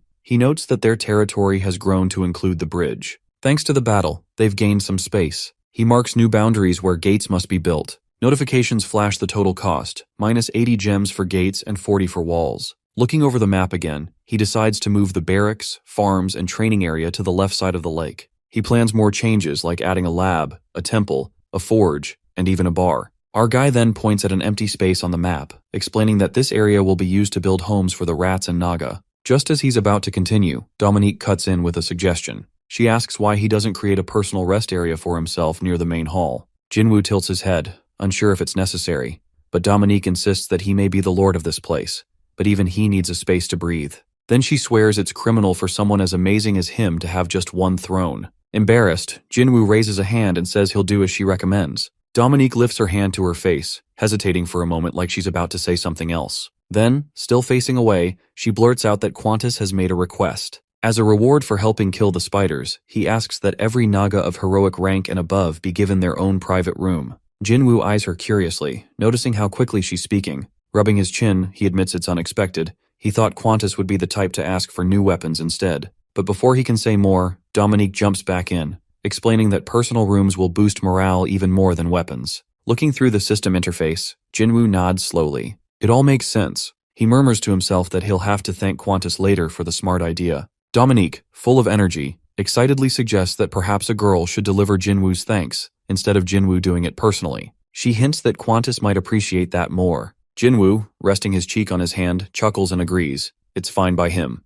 He'll leave it to her. Without wasting another second, Dominique dashes off, saying she'll pass along the message and start planning the construction right away. Jinwoo watches her go, hand brushing against his cheek. It feels like no one's sitting still these days. The entire labyrinth is shifting and expanding faster than expected. Sitting on his throne in the vast hall, he announces that from today onward, the Naga labyrinth will grow stronger than ever. But it's no time to relax. They can't stop just because they've earned the name of a powerful labyrinth. They must rise even higher. Far from the hall, a team scream in panic. People are retreating, shouting that they can't handle this on their own. Among the crowd, a group of hunters in brown robes flee through the shadows. One of them, clutching a spear, yells that something has killed the level 8 hunters. In the distance, a cat-like beast tears through the remains of a fallen hunter. Others cry out that this wasn't how it was supposed to go. That thing was just supposed to run away, not fight. But the creature doesn't flee. It lifts its head and glares straight at them with glowing orange eyes. Someone yells saying that thing was supposed to be just a lowly prisoner.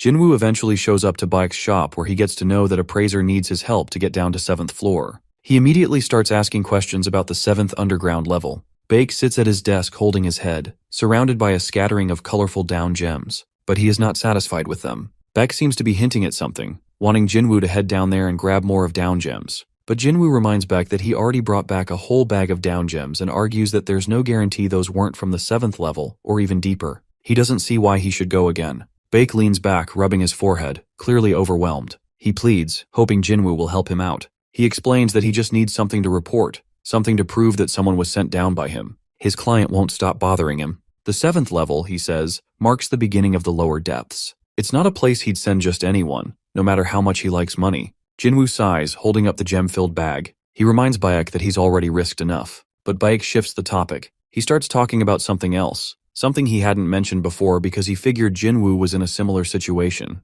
Then he brings up the term beast hybrids. Jinwoo immediately thinks of those strange horned rats. But Baek shakes his head, trying to explain. These hybrids, he explains, aren't like horned rats. They resemble cartoon-like figures, part human, part animal, with ears or tails attached. Apparently, the wealthy go after them, collecting them like rare items. Some people even treat them however they please. Jinwoo feels uneasy. He asks if Baek is saying that underground beings are being treated like slaves. Baek shrugs, saying humans did win the war, after all. Jinwoo compares the situation to the dungeon babies, wondering what really separates the two cases. Baek just calls it how the world works, how markets move, and how money talks. Even the Expedition Association has a special force dedicated to catching these hybrids. Jinwoo doesn't like the sound of it. He asks if Baek seriously wants him to catch a hybrid, just to have them treated the same way. But Baek quickly denies it. He explains that he doesn't need Jinwoo to capture anything. All he's asking for is a record, just proof that Jinwoo entered the 7th level. Baek promises to supply everything needed and pay generously in return. He insists that the area is still considered a low-level zone,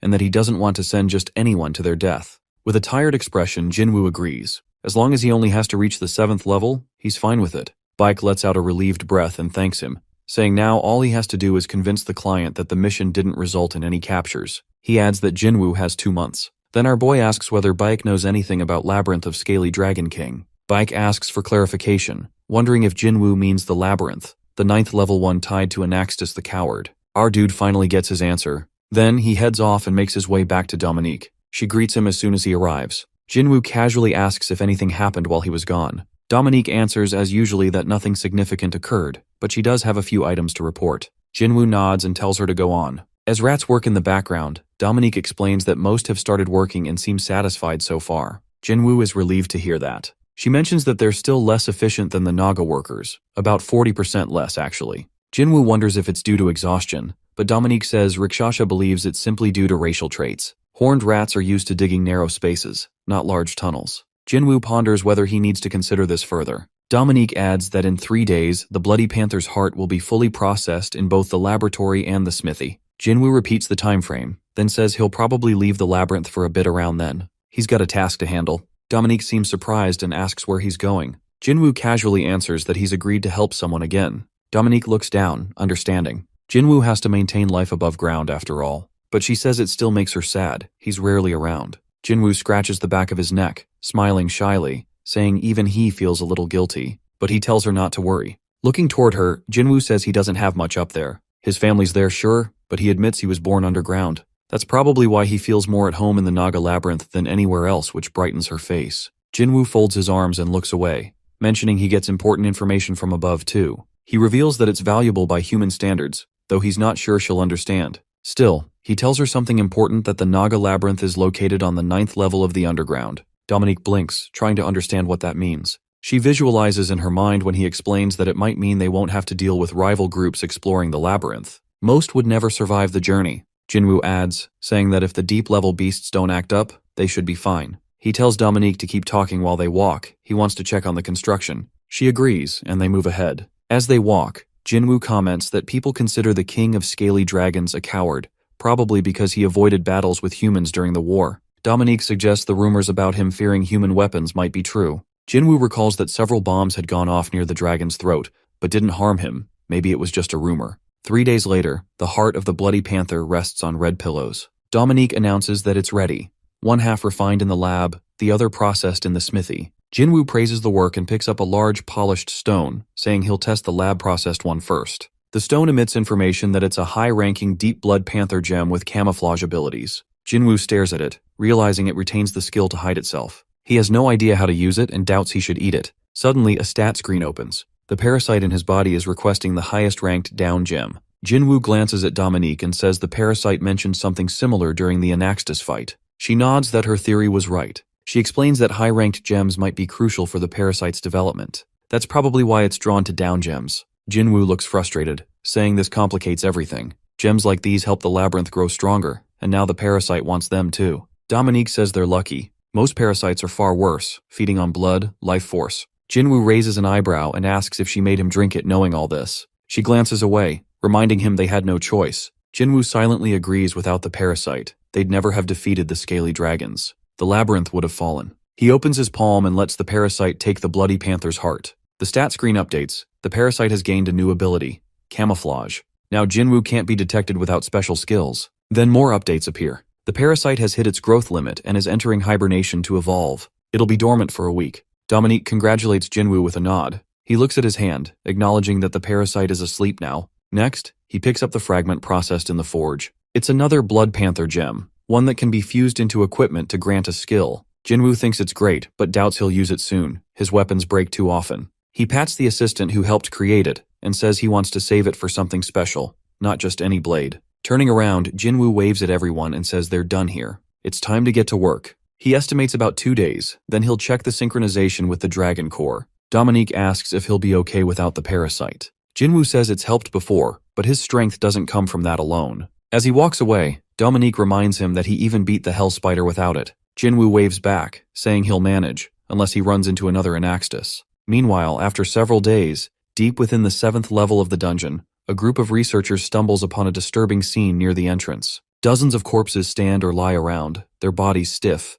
faces frozen in blank expressions. One of the researchers studies the bodies carefully. He notices most of the wounds come from slashes or stabs, clean cuts rather than brutal force. It doesn't look like the work of a giant creature, but it couldn't have been something small either. 2 level 8 fighters among the dead make it even more concerning. His thoughts lean toward a mid-sized predator, maybe a rare species of sharp-toothed bats. The idea of something like that, moving silently above them, puts the team on edge. He quietly advises the others to stick close to the walls and keep eyes on the ceiling. If anyone hears ringing, they should freeze in place. A faint noise breaks the silence, almost like a whisper. One of the researchers freezes, and he's sure he just heard a voice. Another nods and agrees to spread the warning. Their unease grows. Some begin to wonder why people keep being sent down here just to die. One of them questions what's so special about beast hybrids to risk so many lives. The man wearing a headband answers with a casual shrug, thinking aloud that the hybrid on this level must be a rare one. He jokes about the idea of catching it themselves and selling it at an auction for extra cash instead of handing it over to the client. Since they've already been sent into such a deadly place,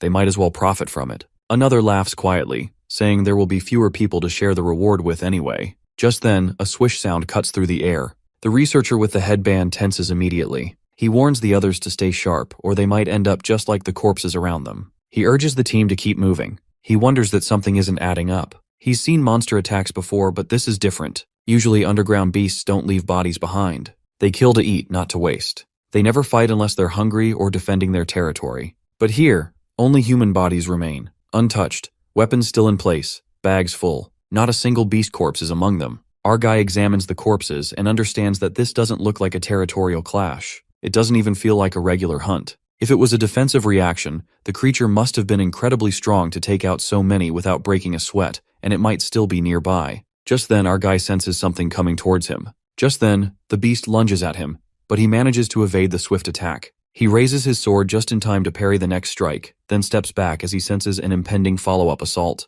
The fight already feels like it's going to be quite challenging. The creature is not only quick, but also adept at moving silently. The fact that he nearly missed its initial move says a lot. He begins to approach the combat with greater seriousness, realizing this must be the elusive beast hybrid that many are pursuing. What surprises him is why any human would desire to possess something so untamed. Judging by the scattered corpses around him, this beast might be the reason they all die there. Now that he's had a moment to regain his composure, Jinwoo enters combat mode. The creature charges at him like a projectile, but he is prepared. Each strike is met with a block in return. It reminds him of battling a smaller version of the Blood Panther. In terms of skill, it feels as if he is up against someone of the caliber of his former hero, Qantas. With the evaluation done, he doesn't see any point in dragging this out. One strong punch to the stomach sends the creature flying into the wall. He wants her to back off as he is not interested in fighting with her. But when the creature still doesn't give up, Jinwoo knows he'll have no choice but to end it. Before he makes a move, a net suddenly springs up, binding the creature to the ground. The creature thrashes in place as voices echo through the space as the explorers are celebrating their so-called victory. They're talking among themselves like Jinwoo isn't even there, as if they were the ones battling the beast and not him. Some of them begin acting like they're claiming the creature for themselves. One of them accuses Jinwoo of being a coward who ran and only came back to collect leftover gear while assuming he was a member of Fallen Team. His equipment looks cheap, so they guess he must be a dungeon baby from the expedition. The initial attack from the creature had ripped open his bag, scattering his down gems everywhere, and now greedy eyes are focusing on them. Someone points out how lucky he must be, carrying enough gems to fund a full expedition by himself. Jinwoo tries to explain that he came alone and doesn't know who the dead people are, but one of the dungeon babies gives a signal to his group. The bigger one keeps talking nonsense, trying to provoke him, while the smaller one quietly activates an ability. That ability, paired with a stopwatch, lets him measure exactly how fast their enemy reacts. At first he sees Jinwoo getting hit, but as time ticks on, Jinwoo suddenly strikes back, taking down both attackers with ease. The boy with foresight is left speechless. The team asks him if Jinwoo's a real threat. All he can recall the time of 1.3 seconds, which was reaction time as a monster they barely survived on a lower abyss floor. He admits Jinwoo's speed is something most explorers can't match. Looking at Jinwoo's age, he guesses Jinwoo must be at least a 4th floor dungeon baby. But that raises another question. Why are dungeon babies like him dressed like regular explorers? Having enough of their babbling, Jinwoo yanks open the talkative one's mouth. So, he thinks, they really are human hunters, ones who prey on their own kind. Jinwoo makes it clear, even if only to himself, that none of them will leave this place alive. Just then, the two who had been holding the beast down watch in horror as the rest of their team is wiped out by a rage-fueled monster. Panic sets in. One of them wonders if they should help, but the other only thinks about running. Jinwoo's attack had purposely freed the beast from her net. Now she holds the shredded ropes, looking confused as she watches her would-be captors get slaughtered. Meanwhile, as Jinwoo takes a short breath in the middle of the chaos, one of the human hunters tries to keep talking. He wants to know what Jinwoo really is. Jinwoo must be thinking that it's funny how people like that always think they see themselves in others. This one even believes Jinwoo killed his own team just to claim the beast hybrid. Before he can finish his twisted accusation, Jinwoo slices off his head, tired of the lies and noise. But the captain isn't the last piece of trash left. The rest of his underlings decide now is a good time to run. Jinwoo flies past the one with foresight. He had already promised himself that no one would leave alive. He observes, unable to comprehend the situation unfolding. Ultimately, his strength proves futile. The disparity in power is just too great. Overcome by nauseating visions, he directs his ability inward. The vision of his future confronts him, and Jinwoo doesn't keep him waiting for long. His head falls to the ground, with the last thing he notices being an armband labeled with the number 12. Jinwoo casts a glance at the corpse and considers how unsettling that one was. However, his attention quickly turns to the gems scattered across the floor. He ponders why he didn't simply remove his bag from the beginning. Meanwhile, the creature remains behind him. She appears to have lost the will to fight. Instead, she gazes at him with wide eyes filled with hope. On the other side of the labyrinth, Dominique is busy finishing an audit of their current resources. She's already checked most of the supplies. Only the farm animals are left. Right now, they have 20 rabbits and 14 bears, but even combined, that's not enough. The Naga labyrinth is growing too fast, and these animals can't keep up with the food demands,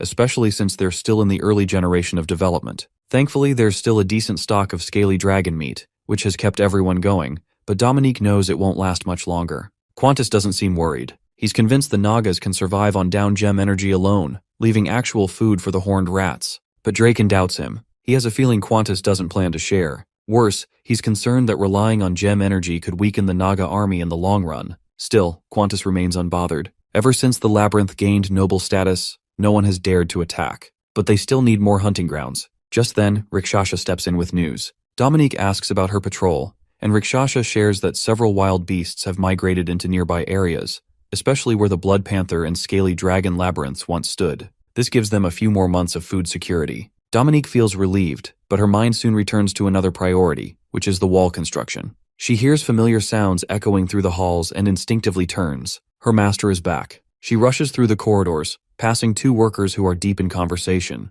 She doesn't notice the danger until it's too late. A flash of orange claws comes out of nowhere, just as Jinwoo steps in to block the attack. The war beast had almost eaten the workers. Jinwoo scolds her, Hoya, the beast's new name. He reminds her that workers are not food. If she misbehaves again, the labyrinth will deal with her harshly. The workers are still shaken as Jinwoo explains where Hoya came from. He had rescued her from human hunters, and since then, she's been following him. Her strange behavior was starting to draw attention from humans, so he brought her here for safety. Beast hybrids are rare, often born at the hero rank and usually serve powerful nobles from deeper levels. It's strange to find one like her wandering alone on the 7th floor. Judging from her outfit and condition, Jinwoo suspects she was never bound to a noble, a wild war tiger something unheard of. Still, she's now a member of the Naga labyrinth. Jinwoo tells everyone to take care of her. Tiger hybrids are among the strongest war beasts. Having her around raises their status. Dominique gives a short report. The Scaly Dragon Labyrinth core has been completed. Jinwoo pats Hoya on the head and warns her once more, no eating friends,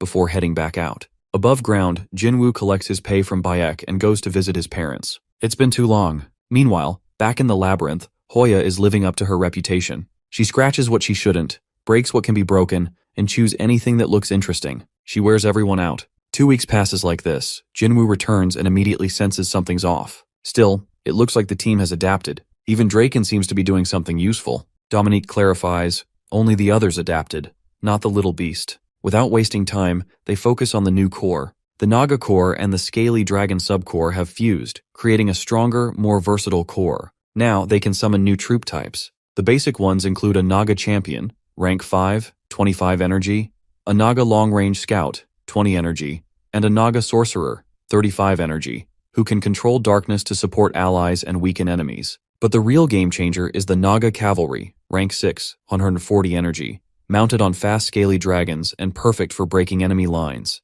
Even more impressive is the Siege-class Scaly Dragon, a massive fortress-like unit costing over 1,000 energy. Jinwoo knows they can't afford that yet. For now, he settles on summoning a patroller and a sorcerer, which are 2 units they can manage now. But Dominique reminds him that even with new troops, the food shortage won't solve itself. At their current rate, supplies will run out in a month. It's time for a change. Jinwoo acts fast, assigns Rikshasha to take the new patrol team and explore the region for better hunting zones. Dominique receives permission to use the Scaly Dragon Core's stored energy for upkeep and upgrades. Qantas is put in charge of military training and protecting the workers. And Draken gets the worst job, which is to manage Hoya. Without his dragon bond, he might have tried to flee by now. Hoya is so wild, she could probably lead the workers herself if she wanted to. A month passes, and the Naga labyrinth transforms completely. Everything now runs like a machine. Word spreads that the Naga king is of noble rank, which keeps intelligent threats at bay. Any beast lacking brains is quickly wiped out. The smithy runs day and night, working through minerals they've gathered for weeks.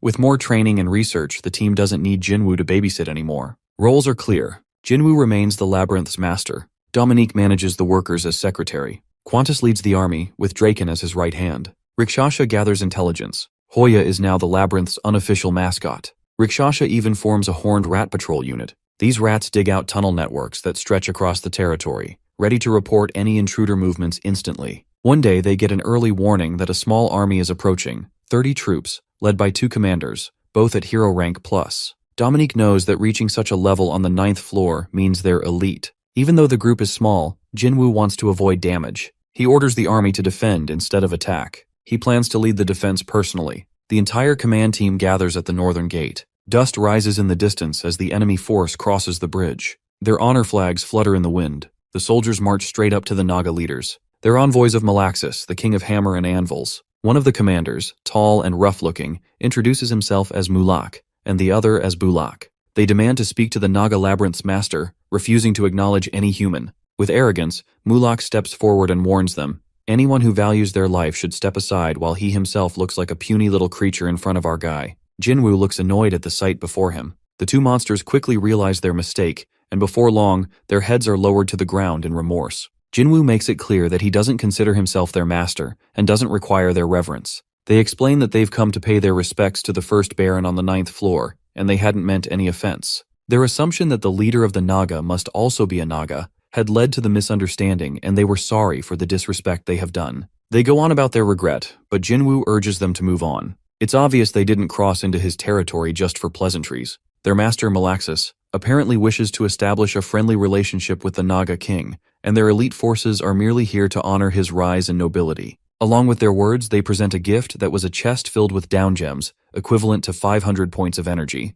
Jinwoo watches them open it and, impressed by their sincerity, accepts the offering. He tells them their gift is appreciated and forgives them, though he knows that it doesn't truly equal the weight of what they're asking. Their relief is clear. Still, the goblins among them reacts with disbelief when Jinwoo confirms that no other labyrinth has come to offer similar respect. They thought for sure others would have beaten them to it. They discuss that it makes sense for the Labyrinth of the Dead to keep its distance, but he finds it odd that the Labyrinth of Gluttony, practically their neighbor, has stayed silent. Trying to restrain his curiosity, our boy finally asks how they found the Naga Labyrinth. They understand his concern immediately, and do their best to explain. They begin mapping the 9th level directly into the dirt, detailing the position of each labyrinth. Dominique and Rikshasha watch closely as the goblins build a surprisingly thorough layout. They explain how they use the Scaly Dragon Labyrinth as a starting point to find Jinwoo's location. The triangle formed by the labyrinths of Gluttony, the Dead, and the Scaly Dragons becomes obvious. Above Gluttony's domain, in the upper Underworld mountain range, sits the Labyrinth of Hammer and Anvil theirs.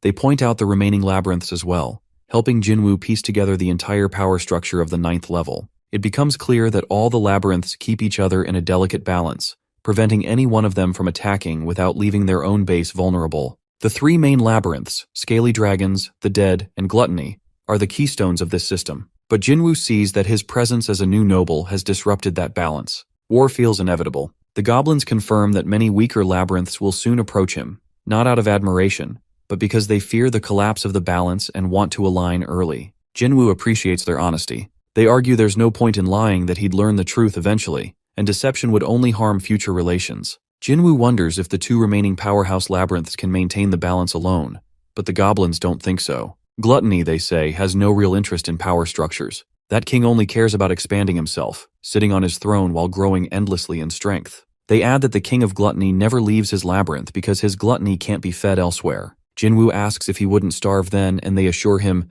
no, his nest can sustain him forever. It's frustrating, Jinwoo thinks, that something so powerful can grow endlessly by doing nothing at all. Still, the information is valuable. He sends his regards to Malaxis and thanks them for their generosity. When asked if the army would rest before returning, they decline. They'd rather avoid running into other labyrinths. Jinwoo instructs Qantas to escort them safely to the edge of the Naga territory. As Qantas and his soldiers lead the guests out, Jinwoo reflects on something odd, that Rikshasha must have known all of this already. Yet she hadn't mentioned any of it. Still, he asks for her opinion. She confirms the information aligns with her knowledge. Her mercenary group has roamed all corners of the 9th level. Jinwoo orders the map to be recorded before it gets erased. Soon, more visitors arrive, representatives from the Illusion, Marsh, and Wanderer labyrinths. The Illusion envoy looks like witches and fairies. Their queen, Ariani, doesn't seem pleased by Jinwoo's rise to nobility. They warn him that if he's not careful, his secrets might be exposed. The marshes send water-dwelling species, their king Gorintos hoping to maintain peace and ensure that their non-aggression pact holds.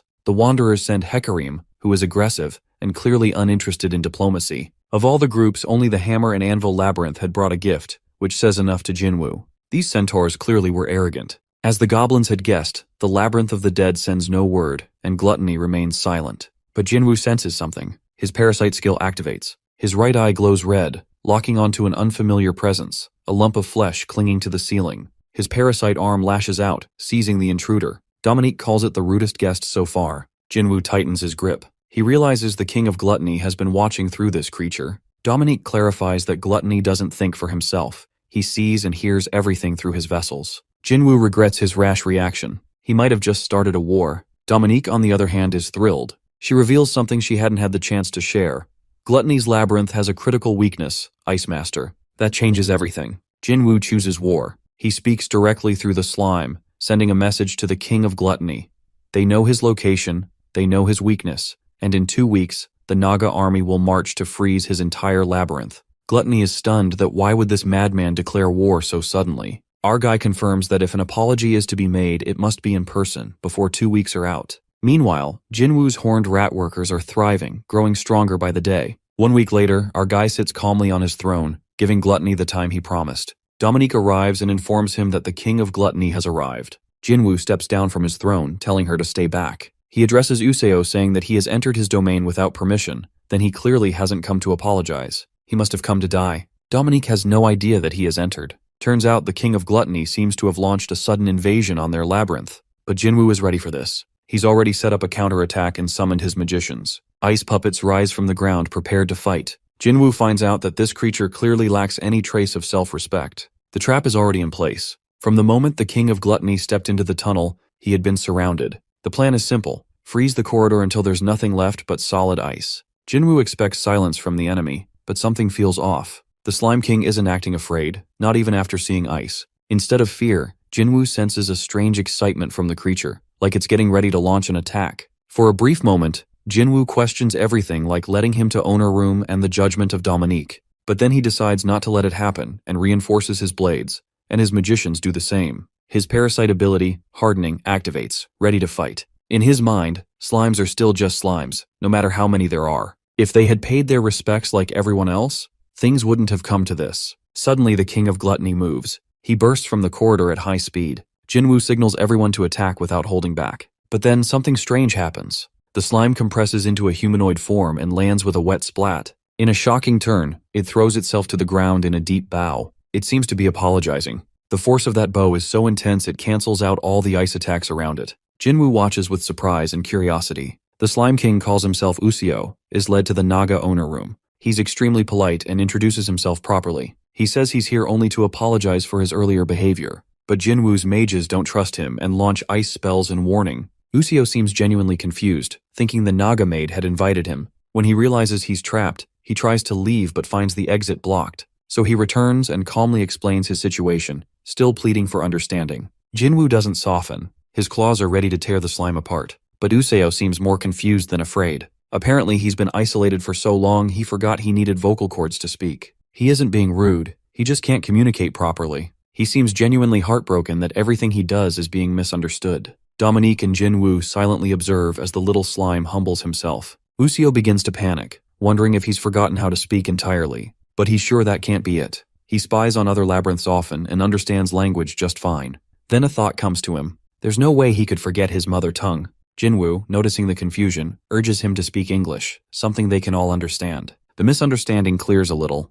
Jinwoo is still surprised that this tiny, harmless-looking slime is the same King of Gluttony. Useo introduces himself again, saying he rules the Labyrinth of Gluttony and leads the glutton in the contaminated valley. He even congratulates Jinwoo on becoming a baron. Apparently, when the goblins presented Jinwoo with a gift, Useo panicked because he had never given anyone a gift before. He hasn't spoken to anyone in ages, let alone offered a present. To figure out what might be a good gift, Useo sent one of his glutton to spy on Jinwoo. He never meant for it to invade the throne room, but he also had no idea they could even detect it. If he had known, he would have probably ordered it to follow Jinwoo everywhere more carefully. Jinwoo quickly realizes what kind of person or slime he's dealing with. Useo is a total shut-in. And despite his title, he doesn't seem very gluttonous. Jinwoo even compliments him on that. Useo takes it as praise, not realizing Jinwoo was being sarcastic. The truth is, Useo has been surviving by sacrificing tens of gluttony pieces every minute. The black marks around him are remnants of those who starved to death. Jinwoo is surprised he remains so calm, losing comrades so quickly.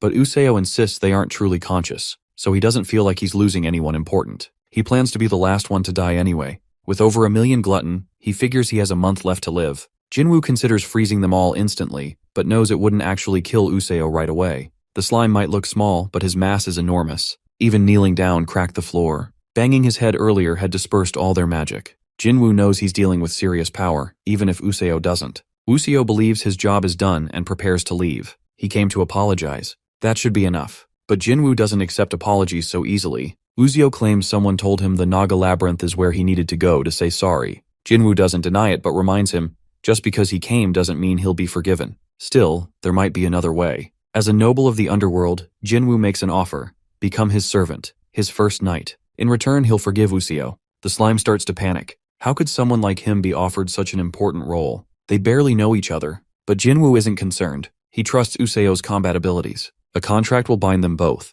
Jinwoo sees this as a win-win. He gains a loyal servant, and Useo no longer has to fear ice, his biggest weakness. Plus, he'll become the first knight of a noble. That sounds prestigious. Without wasting time, Jinwoo begins the ritual. He names Useo, the master of the Labyrinth of Gluttony, as his first knight. The contract is strict. Jinwoo has no obligation to protect Useo, but Useo must protect Jinwoo and his labyrinth with his life. He must obey Jinwoo's every command, give up half his labyrinth's earnings and treasures, and offer any suitable equipment or gems to Jinwoo. If Jinwoo wants anything else Useo owns, Useo must hand it over. The weight of the agreement almost kills the poor slime. A trail of goo drips from his mouth, and he turns a sickly green. Not because he's a slime, but because of pure stress. Elsewhere, preparations for the annual Black Merchants auction are in full swing. This is the most important event of the year, and everyone is on edge. Invitation letters have gone out. The first 3 floors can't attend. It's no surprise. Humans control those areas now. But the 4th floor is attending, even with humans chasing them.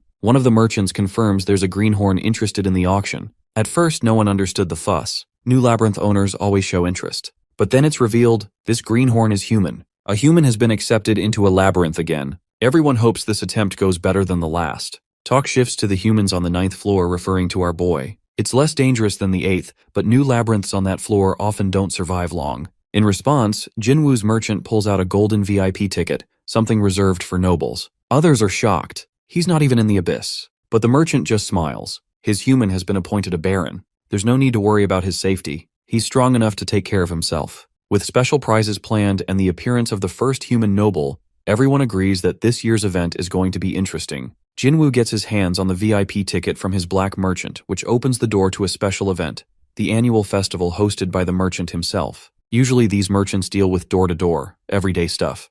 But during this event, things take a different turn. Priceless and unique items go up for auction, giving everyone a fair shot at owning something incredible, no matter their background. Jinwoo becomes curious, mostly because of the kind of guests expected at the event. Since he owns a labyrinth, he figures other labyrinth owners might be there too. But then he starts to wonder if the turnout would even be worth it. To his surprise, he learns that more than 100 people attend every year. That number shocks him. He never imagined so many labyrinths had survived and thrived. Dominique, sensing his doubt, reminds him that the world of labyrinths is much bigger than he thinks. Even just the 9th floor stretches farther than any goblin-drawn map could show. What reassures him more is that the black merchants have strict rules in place that no one is allowed to attack the participants during the auction. Each attendee is given a special flag to fly above their labyrinth, warning others to stay away. If anyone breaks that rule, they're blacklisted or even completely wiped out. Jinwoo sees this event as the perfect way to test the merchant's power, but the imp doesn't boast. He simply hints that their survival over centuries speaks for itself.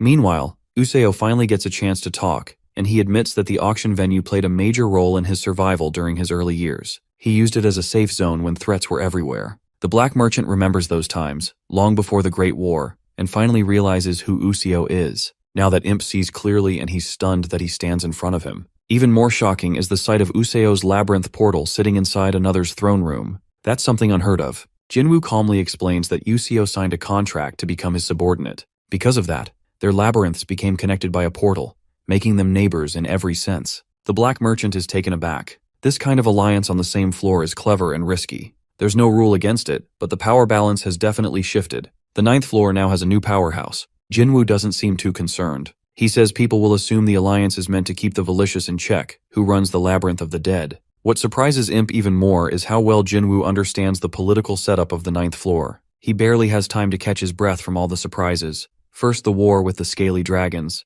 and now this. Jinwoo, however, expected more from his contract with Useo. He didn't gain control over the Labyrinth of Gluttony, just access to its rank. No summon rights or building control. It's a formal alliance, nothing more. The Black Merchant never thought Useo had reached rank 5. From what he remembered, the gluttonous king barely moved from his sticky throne. Yuzo beams with pride. He had worked hard in the past to reach that level, and finally felt seen. He even offers them a tour of his labyrinth, but the merchant declines quickly. The place is too gross for his liking. Walls and floors dripping with slime. Jinwoo silently agrees. Feeling ignored, Useo watches as the attention moves back to more pressing matters. The merchant then explains the VIP ticket perks. Since Jinwoo is considered a noble, he gets access to a private room at the auction. It comes with great food and services and free species, just for the elite guests. The merchant encourages him to show up, even if just for fun. Jinwoo wonders if Valicious will be attending. The merchant can't share personal info, but admits that Valicious is usually a regular. Being a king, he's fascinated by anything that still breathes.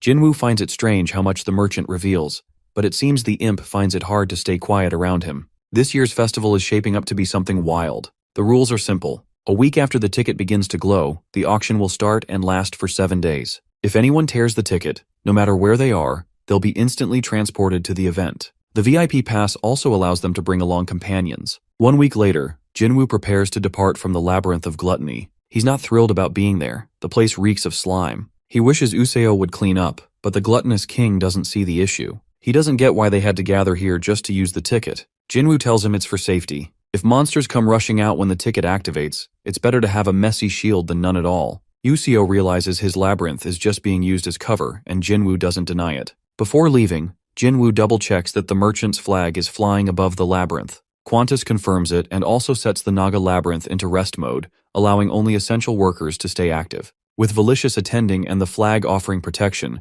their only concern now is wild beasts, but Qantas stands ready to fight off even the smallest bug. For the journey, Jinwoo brings Useo and Rikshasha, since both know the underground scene well. Dominique, his second-in-command, stays behind to oversee the labyrinth. Jinwoo wishes he could bring her, but it's not worth the risk. She assures him she'll manage fine and plans to use the quiet time to rest. With everything set, Jinwoo tears the golden ticket, and the adventure begins. The auction venue turns out to be pure chaos. Monsters from rival labyrinths sit side by side, pretending to be civil while throwing insults and death glares. Swear words and threats fly like arrows. If not for the Black Merchant's rules, the place would be a war zone. Jinwoo finds it all amusing. His attendant tells him that the seating mess wasn't intentional. Most attendees are enemies, so separating them would have been impossible. The event serves as a break for many, which is an escape from endless battles. Useo proudly states that those days are behind him. No one dares touch him now. Then he spots Valicious himself. Valicious, the king of the dead, sits alone. No one dares sit near him.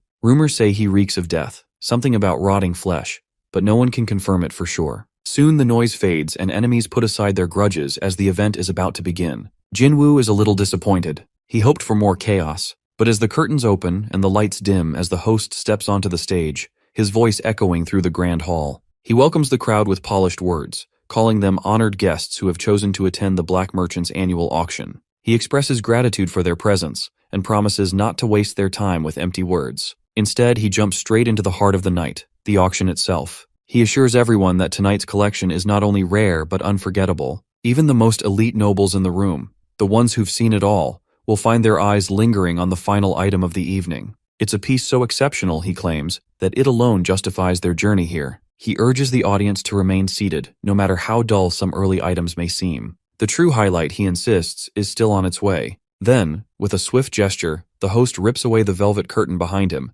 and chaos brews in Jinwoo's mind. 1 second, he's quietly observing, and the next, his mood flips to confusion, then to furious, as the host announces that the item hasn't appeared in the Underworld for more than a decade. People believed it had vanished for good, yet here it is, alive and bound, on display for all to see. This thing had once turned on its master, biting the hand that fed it, and it didn't stop there. It kept biting, kept attacking, refusing to be tamed. The host then announces the item's name and presents it to the audience, and it was an underground human. The host begins by reminding everyone that the sight of an underground human has become rare ever since the treaty with the surface humans was signed. He makes it clear that the creature on display isn't one that was caught again after its release. This one is different, a purebred underground human, untouched by the surface world. It was born after the treaty, a time when its kind nearly disappeared. But thanks to a kind aristocrat, it was saved and raised with care. In a way, that aristocrat could be seen as the creature's savior, the reason it still exists. The crowd doesn't seem impressed. For many of the kings,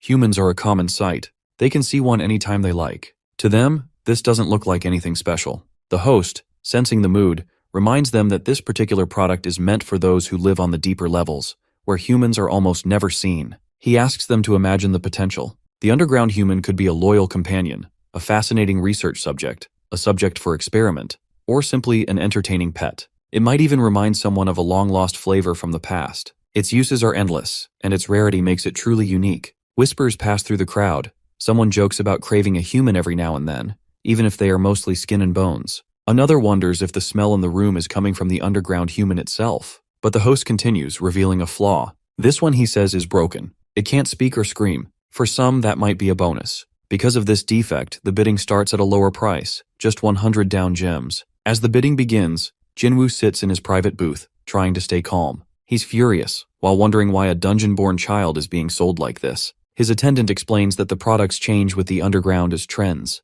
If something doesn't appeal to buyers, the auction house won't offer it again unless the trends shift. But that answer doesn't satisfy Jinwoo. Rikshasha quietly urges her master to stay calm. This isn't a lawless place, and they are facing the black merchants, a powerful group that even the most elite aristocrats avoid offending. Strength won't fix this, and besides, she reminds him, he has other priorities, like his revenge against the Valikuis. Jinwoo points toward the underground human, clearly disturbed by how it's being treated. He asks if she would have stopped him had the product been an elf instead. After a pause, she admits that she would have. Their true enemy is the black merchants. Fighting them would mean certain death. The attendant adds, without arrogance, that this is just an auction. As a commoner, he doesn't know what the Baron has been through in the underground, but he does understand Jinwoo's urge to act. Still, there are better ways to respond. He suggests that Jinwoo use his wealth, not force. By placing a bid, he could protect the girl and show the others that he isn't to be crossed. The bidding soon climbs to 1,200 gems. Jinwoo realizes his opponent is none other than Velikui. That man would surely subject the child to horrible treatment. While Jinwoo is close to being an aristocrat, he can't compete with a true one, at least not easily. But then, a 1,300 gem bid comes from Jinwoo's booth, and the host pauses, sensing an aristocrat's interest. Velikui responds boldly, placing a 1,500 gem bid, testing boundaries in front of everyone. The crowd stiffens. No one wants to bid against an aristocrat. The tension rises, and though the aristocrat stays silent, the booth itself shows signs of strain. Then comes a calm but firm response, 1,600 gems. The host confirms the bid, then warns the audience that the black merchants won't be responsible for what happens afterward. With that, the auction ends. The underground human is sold to the aristocrat for 1,600 gems. It's nearly double the expected price. The King of Death isn't happy about losing, but he gives up. The human child simply isn't worth the fallout. Jinwoo, having pulled off a clever bluff, wonders if the damage to the room was worth it. More than anything, he wants to make sure the girl is safe. For now, the best he can do is arrange a private meeting with her after the auction ends. He might not be able to claim her yet, but he'll check on her. The auction continues, though the rest of the items are less dramatic. No more humans appear after the underground human, just rare or mutated creatures. One of them is a spirit once treasured by the elves before their fall. Most of the remaining products are high-grade down gems and luxury items. Some gems offer instant power boosts, while others were obtained from elder beings deep in the underground. Odd items also appear. A broken firearm from the Great War sells for a ridiculous amount of gems, even though it's basically useless. And it's not the only strange item the kings seem eager to grab. Eventually, the long day begins to wind down. The host wastes no time revealing the final product, the special one he had mentioned earlier. A vampire with long blonde hair stands tall on the stage, fully aware of her worth. Vampires are incredibly rare, and only the richest aristocrats own them. Even Jinwoo has never seen one up close. He feels her gaze on his skin, but others think the destruction of the booth is what caught her attention.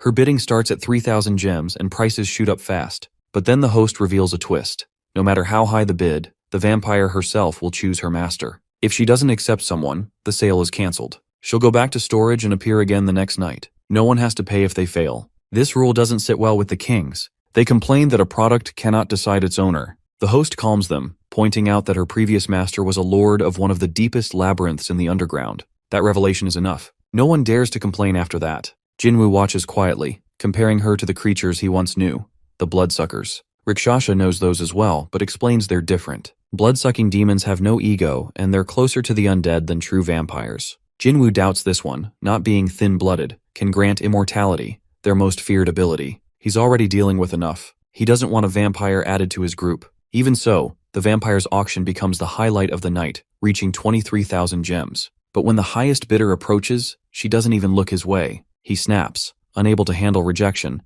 and prepares to destroy her, but the host furiously stops him and tells him not to be violent in the hall, maintaining the discipline.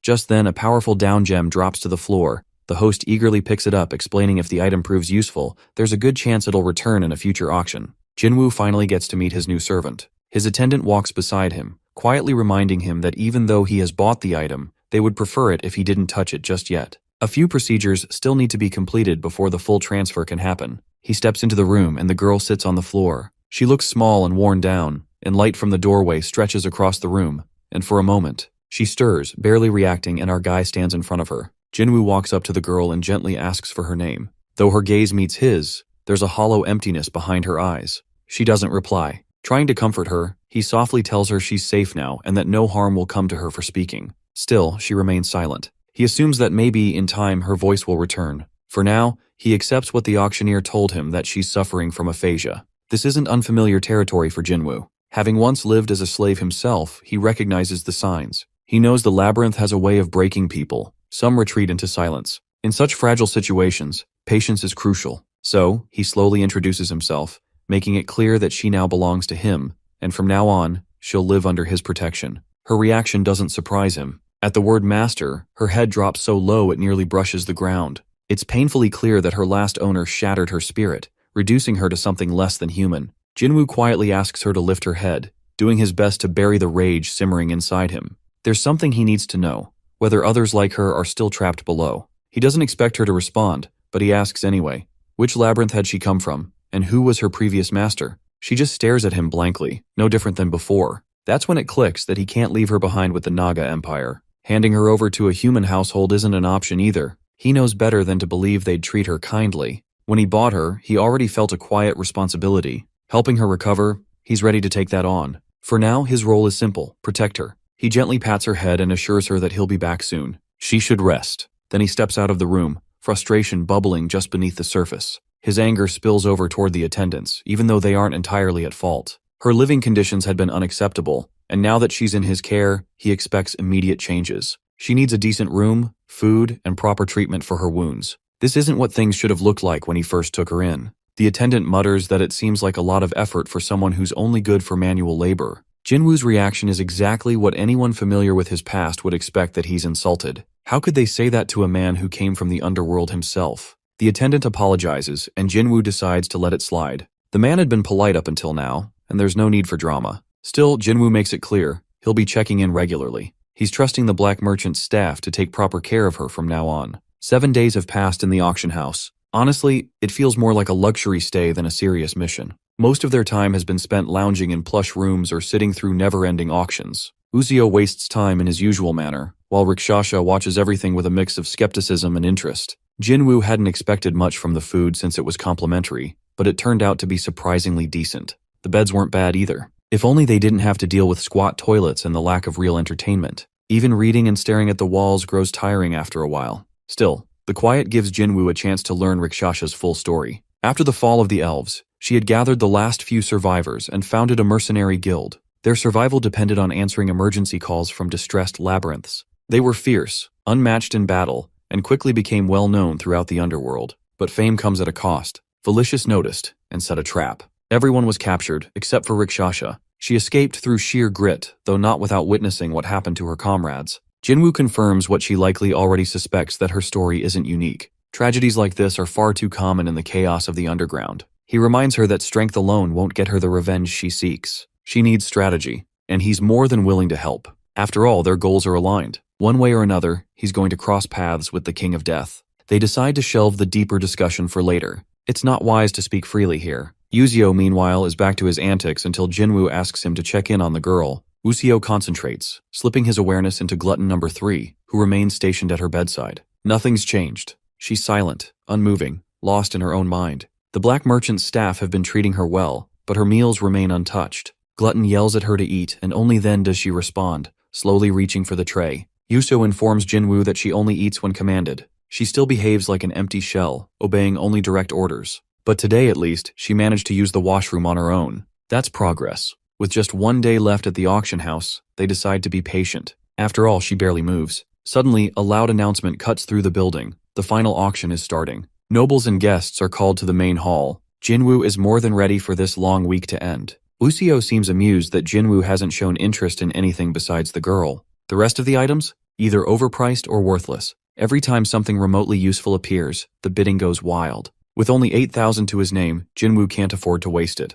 As the auction drags on, Glutton number 3 storms into their room, fuming. Glutton number 4 skipped his shift, leaving 3 stuck babysitting far longer than planned. The other 2 gluttons are thrilled the main body is away. They've been plotting mischief since morning. Poor Useo can't even rely on his own split selves. The final day is just more of the same. A tiny gnome statue sells for a ridiculous amount. Jinwoo can't understand it. Why would anyone throw money at such junk? He'd rather spend it on strengthening his troops. At last, it's time for the vampire showcase. The host doesn't waste time introducing her as there's no need. She's already known for rejecting every offer that's come her way. Jinwoo doesn't even understand why she's still being presented. She feels more like a spectacle than a sale item. Before the host finishes his dramatic introduction, she interrupts. When he tries to quiet her, she reminds him that without a buyer, they're the ones in trouble. He backs down. Since it's the final event, she decides to make it unforgettable. She snaps her restraints and begins her transformation. This time she's calling the shots. She'll choose her own master, and whatever they offer, high or low, that's the final price.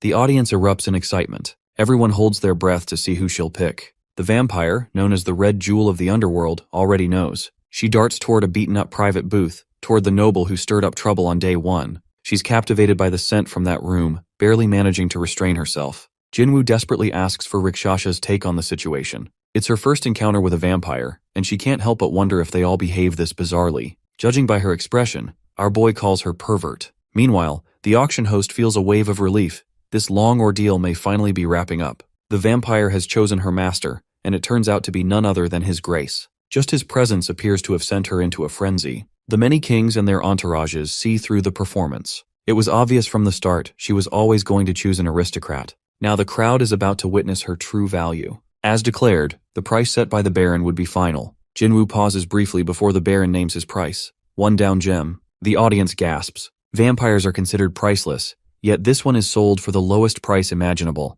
Speculation stirs that perhaps it's a down gem of rare quality. But no, it's the lowest tier. The host is stunned. Even Rikshasha questions the our dude's decision. He answers bluntly that he has no intention of spending more on a depraved creature. He never wanted her and is already regretful over even that 1 gem. Usio, standing beside him, doesn't understand the hype about vampires. Jinwoo, who owns numerous rare servants, figures that if the vampire turns out to be worthless, he'll simply demand a refund. The host, trying to add flair to the anticlimactic moment, announces with exaggerated drama, for the first time in the auction's history, a vampire has been sold for just 1 down gem. The nickname 1 Gem Vampy starts making rounds. Though annoyed, the vampire lets it go. Money isn't her priority. Per auction rules, she cannot meet her new master right away. Her patience starts wearing thin. The host hastens the process, thanking attendees for joining the annual black merchant auction, and invites successful bidders to the lobby or private rooms to collect their winnings. Soon after, a merchant from the labyrinth's black market escorts Jinwoo's new servant, the vampire herself.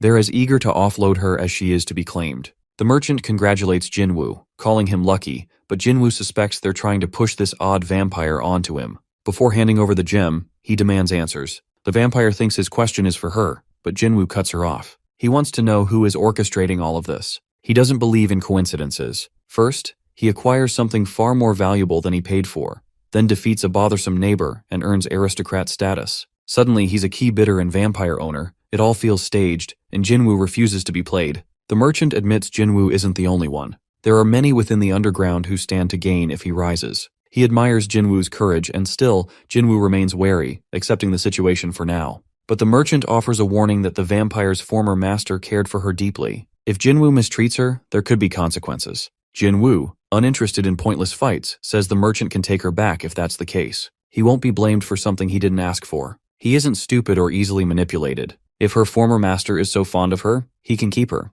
Ready to be done with it all, Jinwoo turns to leave, telling everyone to forget he was ever there. But the vampire doesn't give up. She tries to stop him, shouting for him to wait. She knows that her presence alone boosts her master's prestige. Jinwoo ignores her. He dismisses her as nothing more than a walking mosquito and says he'd rather value a nearby girl than her. The vampire pulls herself together. She realizes Jinwoo is no ordinary man and silently thanks fate for assigning her to him. Jinwoo sees her trying to mark him again but holds his stance. He reminds her she belongs to him now, not the other way around. The black merchant is about to leave, but Jinwoo stops him. He still has a role to play. The vampire, now revealed as Angela, begins to share her story. Her previous master was Count Anatolius, who was a steel giant from the 11th floor. She was precious to him, but he had no choice but to let her go. Jinwoo wants specific circumstances aren't enough. Making a vampire contract requires blood, and that's what fuels their power. Angela explains that while she can feed on most beasts, the Count's blood was too weak. Jinwoo realizes that the Count couldn't even feed his own vampire, and thus had to part ways. Angela apologizes for her frankness. She admits that she hasn't fed in months and says Jinwoo smells sweet, like the premium blood she remembers. Originally, she planned to seduce her new master and live comfortably, but one breath of Jinwoo's scent overwhelmed her with hunger. Jinwoo shoves her aside, making it clear that he doesn't need her. Angela insists she doesn't mean any harm, she's just starving and dangerous if left unchecked. The merchant warns that it's too late to back out now. If word reaches the steel giant, trouble will come. With no alternative, Jinwoo begrudgingly accepts her. Angela promises to give her best effort. She may be useless at chores, but she'll at least pretend to try. Jinwoo swats her away again, reminding her that giving blood doesn't mean he's accepted her. She still has to earn her place. Suddenly, Angela lunges forward with vampiric hunger and gets too close to our guy. Dominique is in shock to see our boy's party. She can hardly process it. Jinwoo explains that a lot has clearly happened over the trip, and according to our guy, one problem starts after another. She informs our guy that the small one looks like she's from the same species as his, and then there's that shameless woman beside her master. Both are apparently put up for auction, and somehow he manages to walk away with both. She wonders why a human at an auction makes sense but not a vampire. As the weight of that thought settles, Dominique starts calculating things in her head about finances, but our guy casually reassures her that they don't pay anything. In fact, he tells his worker to bring down a single gem, just one, to cover the cost. He then orders her to get the gems of that width to pay merchants. When asked about a vacant room, Dominique tells our guy that there's only one room available for now, and when asked if another should be prepared, he declines. That one will be enough for their mosquito. The human dungeon baby isn't doing too well, so she'll stay with him for the time being. He gives Dominique instructions: feed her, bathe her, and get a healer to check on her. The girl's name is Yoonhee. He points toward Dominique and introduces her as his second-in-command, telling Yoonhee to obey her completely. The title, second-in-command, hits Dominique like a gift from the heavens. Overjoyed, she scoops up Yoonhee and already starts treating her like a daughter. Angela, watching from the side, has never seen a servant of the hero class before. Servant ranks are decided at birth, and chances to raise them are rare. Having a hero-class servant is no small thing. It's a treasure. As they all continue talking, Useo starts daydreaming, his eyes going soft as he looks at Dominique.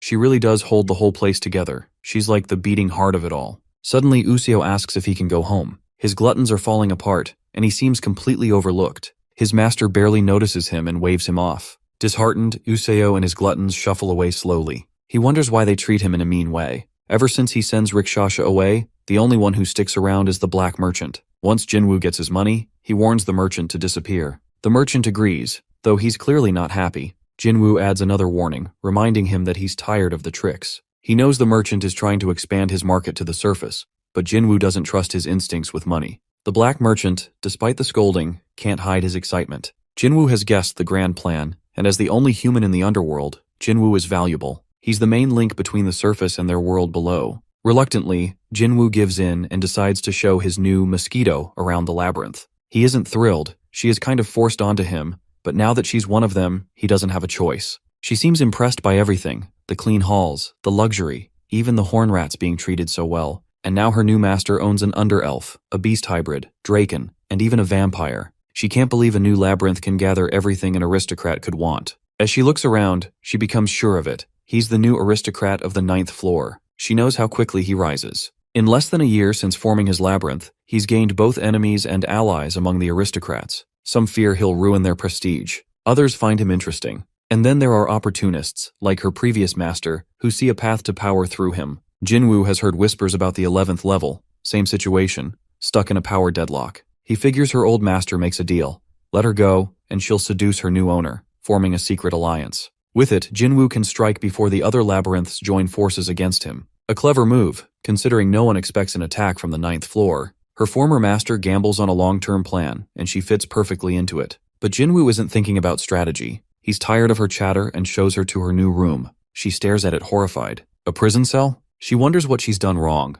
But to Jinwoo, this is standard. If she doesn't like it, she can leave. Unless, of course, she wants to earn better by working for it. She mutters about needing blood to accept the place. Jinwoo doesn't respond. He's already done more than enough. If she wants to prove herself, she'll have to do it the hard way. As far as he's concerned, vampires are nothing special. She curses his stingy behavior under her breath and hopes he steps in something gross. Jinwoo, meanwhile, feels suffocated and decides to take an above-ground visit the next day. The next day, he shows up at Beek's place. Beek's been trying to reach him for days and is overjoyed to see him alive. Jinwoo shrugs it off, saying sometimes he just disappears. It's how he is. Things in the underground are chaotic, and Beek knows Jinwoo is the only one who can handle it. Jinwoo wonders if it's about the hell spiders again, but Beek says no, this is far bigger. He claims the news can change everything, both above and below ground. Jinwoo rolls his eyes and tells him to get to the point. Beek always takes too long building up his stories, but this time the reveal hits hard. A labyrinth has chosen a dungeon baby as its master. Jinwoo freezes if someone has discovered him.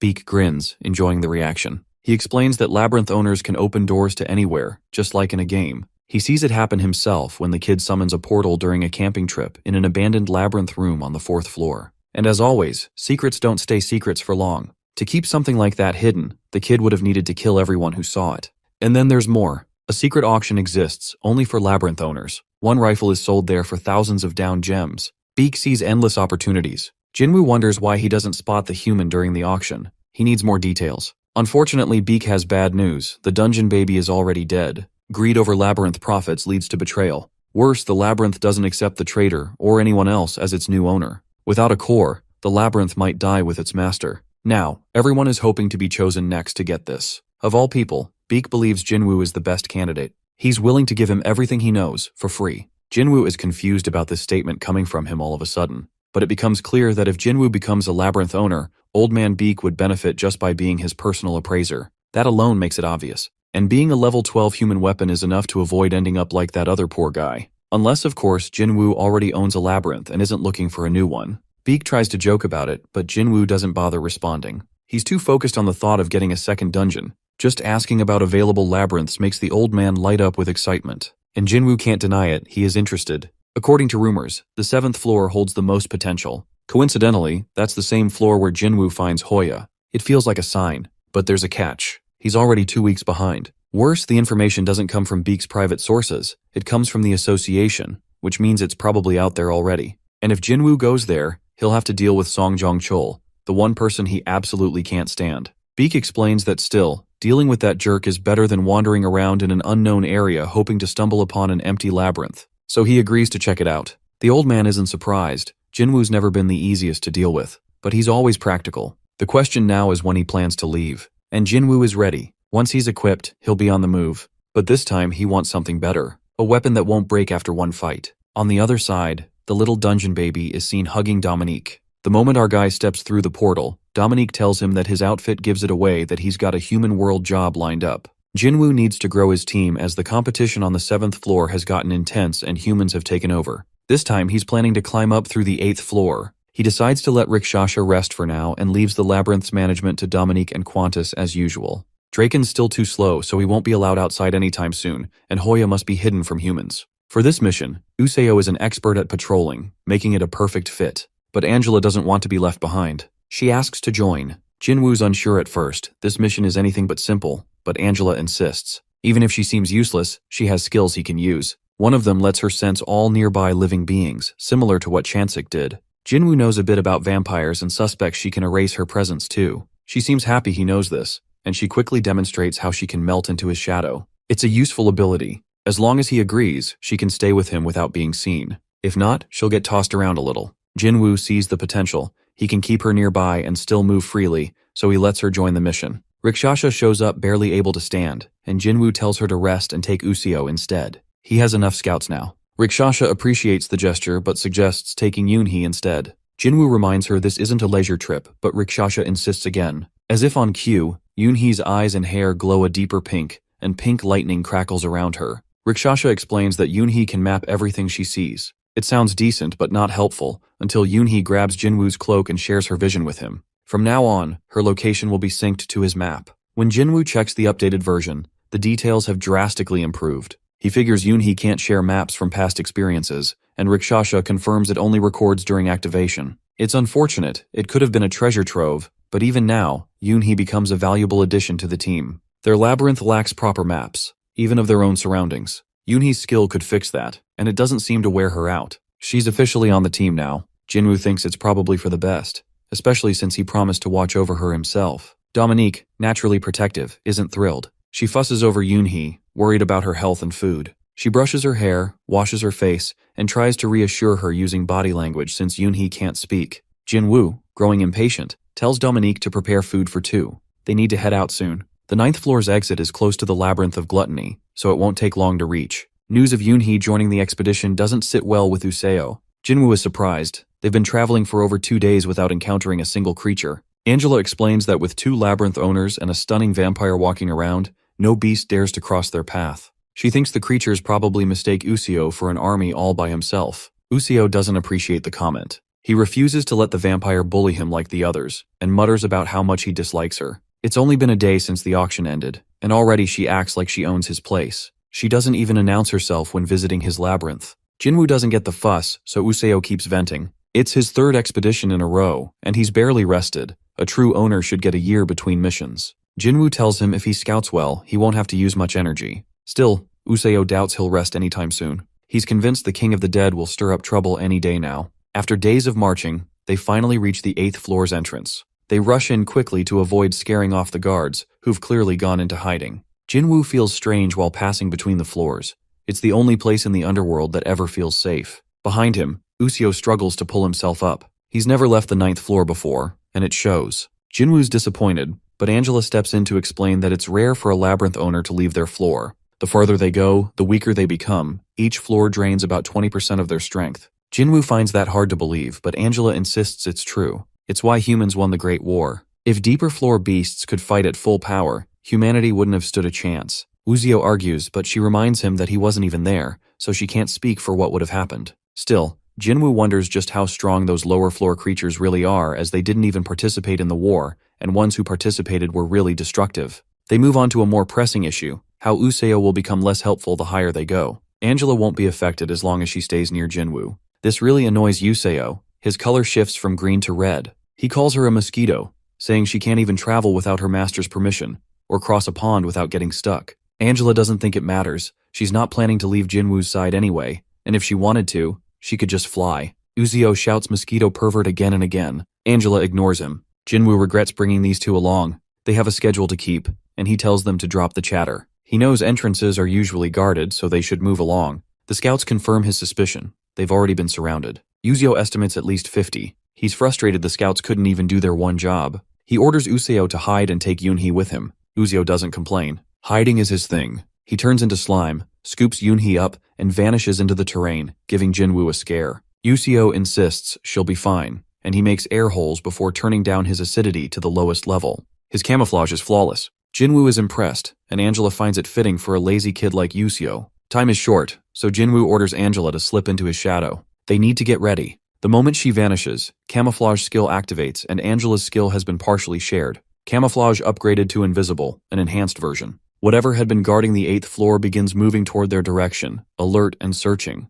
A group of pigs comes to a halt at the exact spot where Jinwoo had been standing just moments earlier. The largest among them lowers its snout and sniffs the air cautiously, sensing something unusual in the atmosphere. There's no doubt, something unfamiliar has risen from the 9th floor. It lets out a low grunt, puzzled by the absence of the intruders. The pig glances around, clearly confused about where they've gone. With a nickname like Big Nose, failing to locate hidden enemies would be disgraceful, and it knows its reputation is on the line. Without hesitation, it puts its skill to use, trusting its powerful sense of smell. As expected, it detects the faint scent of the 9th floor still lingering in the air. The intruders haven't left, they're just hiding somewhere nearby. Realizing this, it grunts louder and signals the others without delay that the hunt begins tonight. Angela thinks Jinwoo has no idea that while staying tucked inside his shadow, she sends him the information telepathically, hoping he doesn't get startled. All he needs to do is think about talking to her, and she'll hear it. It's easy enough, and soon he gets the hang of it because he communicated with Dominique like this. Despite these creatures' low intelligence, the enemy's strong sense of smell somehow lets them pierce through the protective veil. Angela figures the two larger pigs following their noses must be commanders.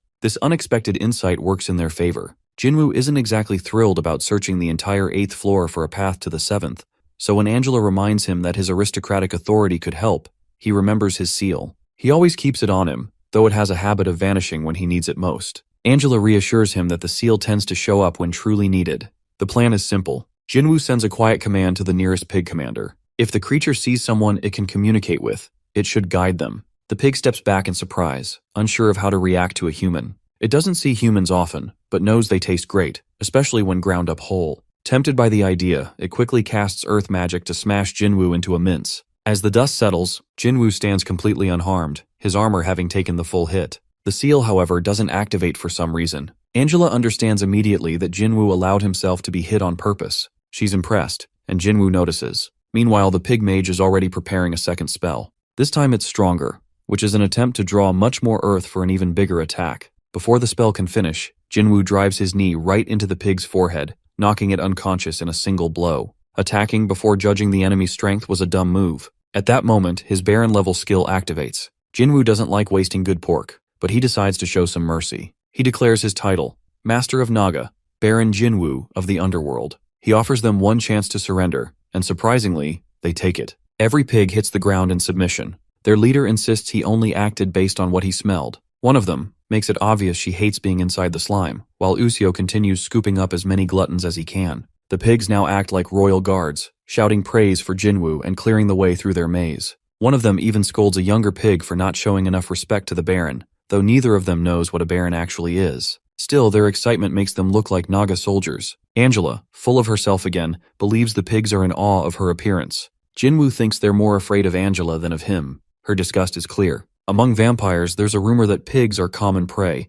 tasty if you can get past the fat. She figures their fear might come from ancient memories of vampires feasting on them. The sheer number of pigs starts to make Angela curious. Jinwoo too begins thinking that just a few hundred of these porkers could fix the Naga's food shortage. But his good mood doesn't last. Something big is approaching fast, parting the sea of pigs in its path. Angela tries to warn him, but Jinwoo already senses it. Yuzio rushes to safety, dragging his new admirers with him. The giant creature heading their way is the labyrinth's owner. It had sent the pigs out to gather food, not celebrate their potential dinner. The Boar King is stronger than Jinwoo expected, but Jinwoo isn't in the mood for games. He flashes his ring casually. The seal's aristocratic authority activates, but the king resists it, though not completely. Sweat beads across the creature's face. He recognizes the seal and knows it well. Though he resists, the presence of power rattles him, and his attitude changes instantly. He greets Jinwoo with formal respect, acknowledging the rare presence of an aristocrat, and even more so, the terrifying company of a vampire. He's never heard of an aristocrat traveling this far from their own floor,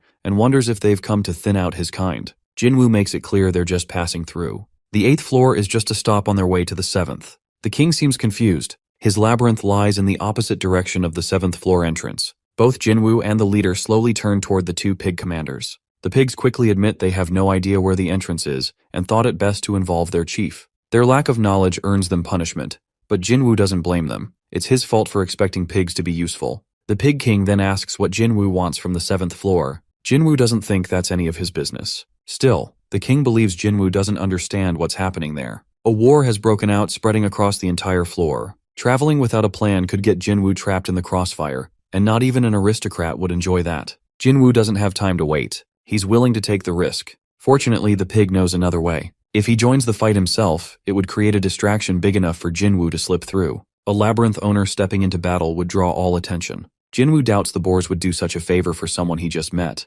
but the pig assures him he will, on one condition. When Jinwoo finishes his business on the 7th floor, he must return the favor and assist the pig in return. The deal is offered. The king is then taken to the place that is very noisy, the same place where the bloodshed repeats every other day. It's always the same kind of pointless battle, a slow grind between the bloodlions from the 7th floor and the striped wasps. None of it makes much sense to the commanders, but both sides still throw themselves into the fight. The king can't understand why the striped wasps are struggling so badly. They must be way past their prime now. He turns to his commanders, asking for the latest news from the lookouts on the 8th floor, but all he gets is a confused grunt. Apparently, neither of them remembers what was reported. They argue over who forgot, but the king already knows the real problem. It's him. He should have never trusted the two with anything even slightly important. So, he gives them orders they can't possibly mess up. Return to the labyrinth, lock it down, and put everyone on high alert. He'll handle the rest on his own. Leaving them behind is safer. There's always someone lurking around, waiting for a chance to gain something in his absence.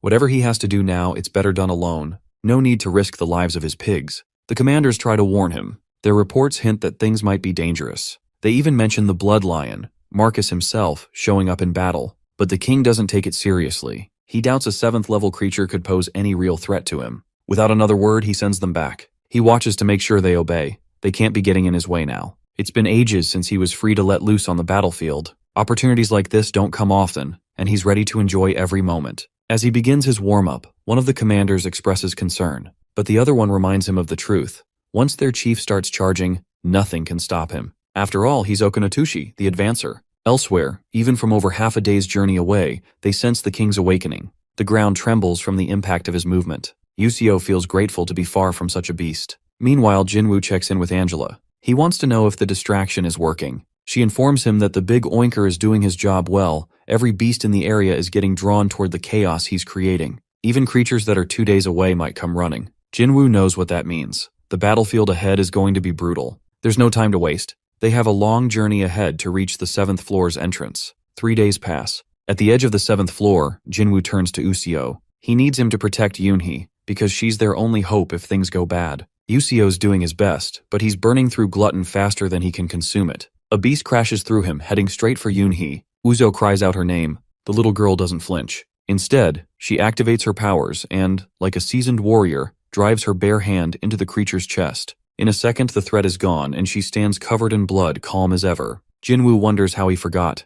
Yoonhee isn't just any child. She's a dungeon baby, born on the 11th floor. But just being from a deeper floor doesn't mean she knows how to fight. It means she had been properly trained for one. He hands her his weapon, curious to see what she can do. She activates her power again and rushes off, focused on the task. Watching her fight, he starts to think she might have been trained as a soldier, or maybe she's just naturally gifted. He tells Usio to watch over her while she battles. If she gets hit, she won't recover easily, so Useo needs to be her shield if needed. Usio feels like it's unfair. He's already using too many gluttons, and now this? Still, he listens. Realizing Yoonhee is more than capable of handling herself, Jinwoo heads off to check on Angela. The destruction she's caused is on another level. With a wave of her fan, she tears open beasts and drains their blood. As a vampire, she doesn't let any of it go to waste. It's not drinkable, but it works fine for attacks. Curious, she tastes a drop, but instantly regrets it and spits it out, embarrassed. Jinwoo asks for a report. She tells him the enemies are everywhere, but should be gone soon. She's already taken out over half of them.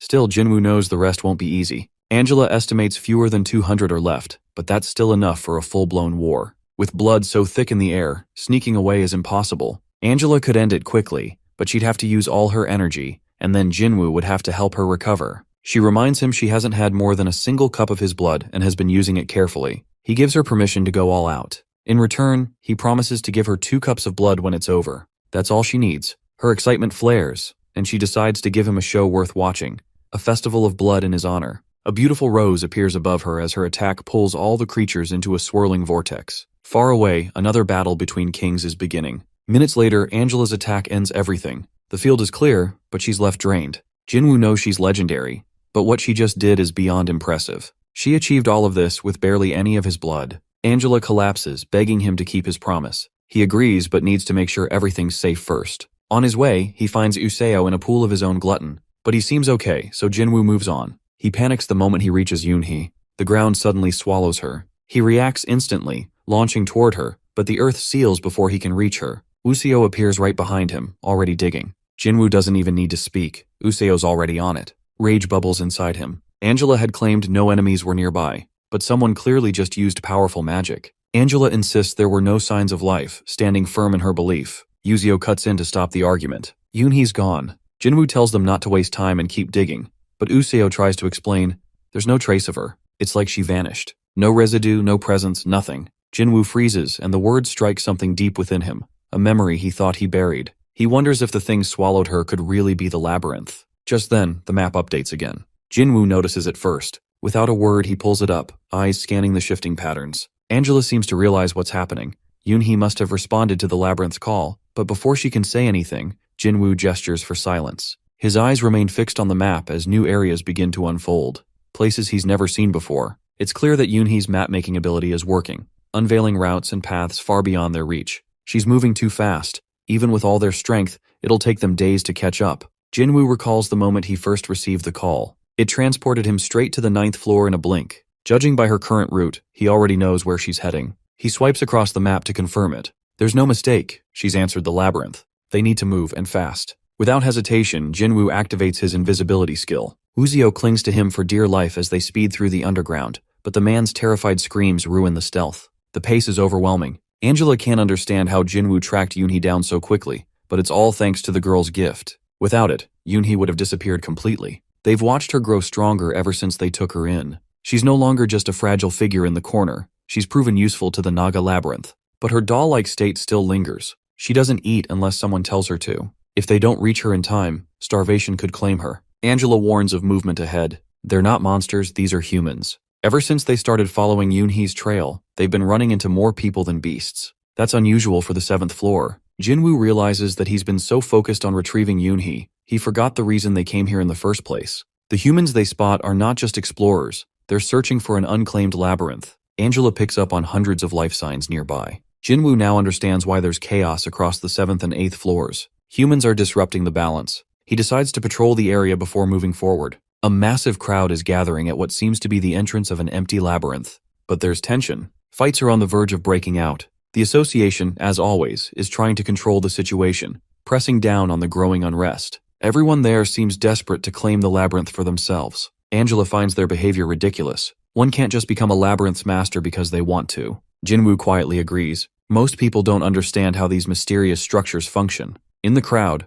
a familiar face is yelling at others, telling them they're too late to the party. He insists the labyrinth belongs to the association. Jinwoo remembers something. This must be the place Old Man Baek had mentioned. Given the tensions between the association and the freelance explorers, Jinwoo knows exactly where this is going. But now isn't the time to deal with it. He marks the spot on the map. They'll return later. For now, they have to reach Yoonhee. Angela suddenly picks up on a life signal, faint, but definitely Yoonhee. They arrive at the hidden entrance to the labyrinth. It's so well concealed that Jinwoo doubts ordinary humans would ever have found it. If labyrinths really do pick their own masters, then this one must have chosen Yoonhee. It suits her perfectly. Though he admits the place gives him a strange feeling, Jinwoo leads them inside. Yuzo thinks it's more than strange, it's ugly. But they have no choice. Once inside, Jinwoo warns the group. This labyrinth is alive. Even without a master, it senses intruders. They're not welcome here. Jinwoo keeps walking. The paths stretch endlessly. Time begins to blur. No matter how far he moves, the scenery doesn't change. He starts to feel something's wrong. There's no resistance, no beasts, no traps. A living labyrinth should have some form of defense, and yet nothing. A strange feeling washes over him. He turns to check on Angela and Yuseo, but they're gone. Panic sets in. He yells their names. No answer. There were no signs, no sounds, nothing to indicate anything had happened. He wonders if he's even inside a real labyrinth. He tries to call up his map, but it doesn't respond. He shouts out the names of his skills. Parasite, hardening, camouflage, none of them work. Everything's been stripped from him. But how? A floor 7 labyrinth without a master shouldn't have this kind of power. Then someone appears. The man asks if Jinwoo's lost his mind. Jinwoo doesn't recognize him, but the guy looks genuinely concerned. He says if Jinwoo keeps acting strange, they'll all get eaten. This isn't the time or place for breakdowns. The stranger is none other than Kim Jinwoo. Their leader tries to help, saying they can't afford to attract attention. If even one of them makes a mistake, it could cost everyone their lives. Jinwoo stares. This man seems to think they're teammates. A wild thought strikes him that maybe he's dreaming. Maybe none of this is real. In the dream, Jinwoo had become a labyrinth owner. Not some monstrous creature with limbs sprouting everywhere, but someone with a parasite capable of incredible things. He jokes about growing taller, maybe like the man before him. The stranger laughs, saying it sounds like a great dream. Jinwoo can't believe how real it all felt. The man offers to stand guard next time Jinwoo needs rest. Everyone knows Jinwoo works the hardest in their group. Nobody would mind if he took more breaks, actually. They'd prefer it. Then a new voice cuts through the haze. He pulls her up by the jaw and scolds her. Jinwoo's imagination is getting him in trouble again. But it's also one of the reasons everyone likes him so much. More of his old squad shows up. The leader is furious. If they all get caught slacking, their superiors won't spare anyone. The group brushes it off. They say they just need to avoid getting caught. Someone calls Jinwoo's story hilarious. They demand he retell it, saying it's worthy of becoming a mana. They tease her, calling her the group's chatterbox. As they laugh and urge him to start from the beginning, Jinwoo smiles. He hasn't felt this kind of happiness in a long time. He thinks back to all the names, each one a dear friend. There was Park Hyung-tae, the idol who once traveled the world and ended up in the labyrinths. His stories had inspired her to dream of the surface. This person is killed in explosion when the war broke out. Then there was Baker, Hung Tai-soo, who promised the best bread before the poison fog melted him. Lee Ji-seok led a decoy charge and was crushed. Technician Lee Ji-woong, he died horribly, torn apart by traps while trying to open an escape. He goes through the memories one by one, almost like he's setting them free. In the end, only he and the leader Jin-woo remain. He remembers how his leader died, an abdominal injury, bleeding out in his arms. That moment taught him the true meaning of death. Now, in this illusion, the labyrinth tries to drown him in joy to trap him. But Jin-woo sees through it. It's cruel how his happiest moments are stitched so tightly to his greatest losses. And this labyrinth on the 7th floor has crossed a line which is now playing with his mind by reminding him all of them. Meanwhile, Useo is sleeping and asking about needing 5 more minutes. But our guy doesn't let him enjoy the comfort for long and throws a punch straight at Useo's face, snapping him awake. Angela watches this unfold, still surprised that even she, a vampire, had fallen under the 7th floor labyrinth's hypnotic spell. Jinwoo silently agrees with her. This place's illusion is no joke. He makes sure Useo is fully awake before turning his attention forward. A slow-moving group of summoned creatures begins heading toward them. The first wave clearly failed, so now the labyrinth is upping the pressure. Thankfully, it didn't try to finish them off while they were unconscious. Useo still lags behind, but our guy is already sharp and alert, easily taking care of the approaching enemies. These summons are low-ranked, nothing more than foot soldiers. Strength isn't this labyrinth's strong suit. It's focused more on weakening its enemies than overpowering them. Angela quietly wonders if Jinwoo plans to destroy the place. He hadn't exactly been thrilled when he woke from that false dream. But now, having calmed down, he doesn't seem like the kind to go around wrecking everything in his path. Plus, the thought of hearing the black merchant scold him again is enough of a reason to hold back. Useo thinks back to how long Jinwoo paused when asked about destroying it. Maybe the decision wasn't that simple. For now, their focus is on finding the Yoonhee. The hallways are a mess, remnants of broken illusions and scattered summons everywhere. It's clear the labyrinth leaned too heavily on hypnosis. The traps are weak and the monsters aren't impressive. It doesn't take long before they arrive at the room where the little one is being kept. Angela can sense her presence, but the thick wall separating them offers no clear way in. Jinwoo recognizes this setup instantly. He'd been in the exact same situation inside the Naga labyrinth. The place wouldn't let him through until Yoonhee had taken ownership. That just means he has to push a little. He applies a bit of force, enough to break through, and finally sees her safe and unharmed. Everything feels so familiar, just like back then. She hasn't moved at all since being placed in the room. Now it's time for her to claim the labyrinth. She has to accept it, make it hers. As he watches her, the room begins to shift. Bright carnival lights flicker on. Balloons float up. Game booths appear out of nowhere. It's a full-on circus dream. A carnival-themed labyrinth. Strange, but fitting. Yoonhee seems to be handling things well enough. Jinwoo tells her to look for a translucent screen, one that should be hovering in front of her eyes. She just needs to tap yes to begin syncing with the labyrinth. Hesitantly, like a puppet unsure of her strings, she does it. The labyrinth instantly flares to life. Yuzo jumps, startled, as the system registers her as the new owner. The Labyrinth of Madness, what a ridiculous, over-the-top name, starts to restructure itself based on her energy and presence. Walls shift, colors brighten, a new gate appears. Synchronization is complete. Now the labyrinth just needs time, about 24 hours, and a bit of energy to finish repairs and upgrades. There's one last thing Jinwoo needs to do. He must make her his knight. She signs the contract without a second thought, forgetting that she can't speak. Jinwoo tries everything to get her to say the word portal, repeating it in every tone he can think of, but she remains silent. At that, Dominique and the others show up,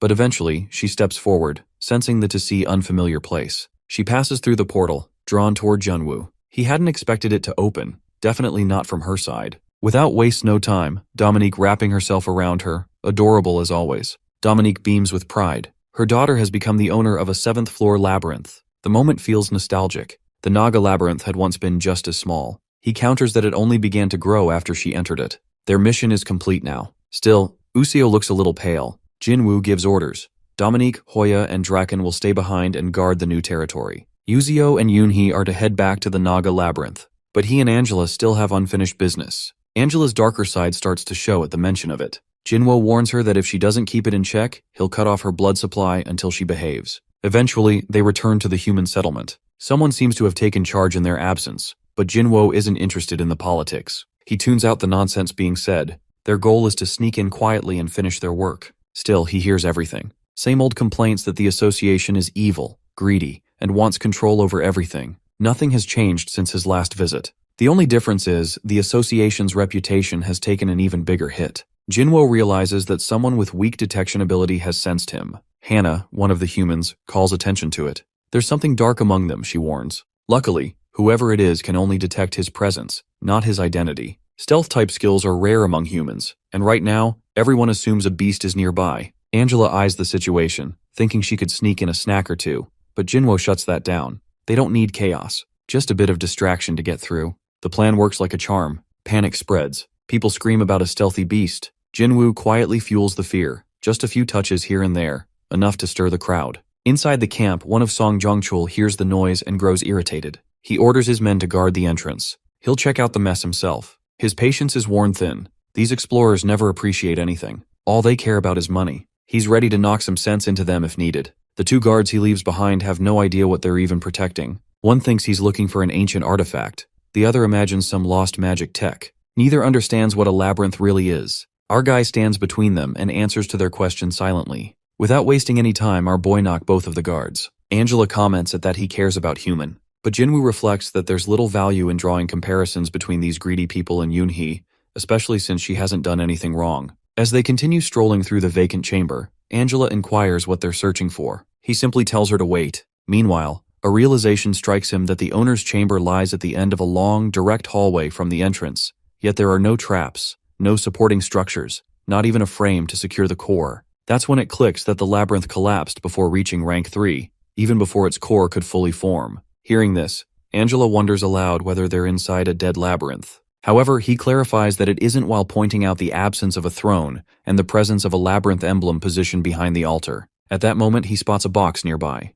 Jinwoo notes that it appears as though it was preparing to receive a rightful owner. Then unexpectedly, his parasite detection ability activates, and a burst of light emerges from the box. Noticing something unusual, he questions internally if it might be a labyrinth shard, reminiscent of what they encountered previously. Soon, the core is discovered, but its functionality is suspended due to the loss of its master. The system won't initiate until a new owner is recognized. As he raises a finger toward the box, Angela, now slightly anxious, queries what he's doing. He asks her to hold on for a moment. Upon pressing the button, the system signals that the ownerless labyrinth has denied the imprinting attempt. His effort fails as it refuses to accept him. He realizes the presence of a dormant core, and if left unattended, it may awaken once again someday. Upon hearing this, Angela asks whether that future host might be a human. Jinwoo admits that he can't rule out the possibility. Contemplating the situation, Angela becomes concerned. If humans begin to gain control over labyrinths and initiate their own experiments, the consequences could grow increasingly complex.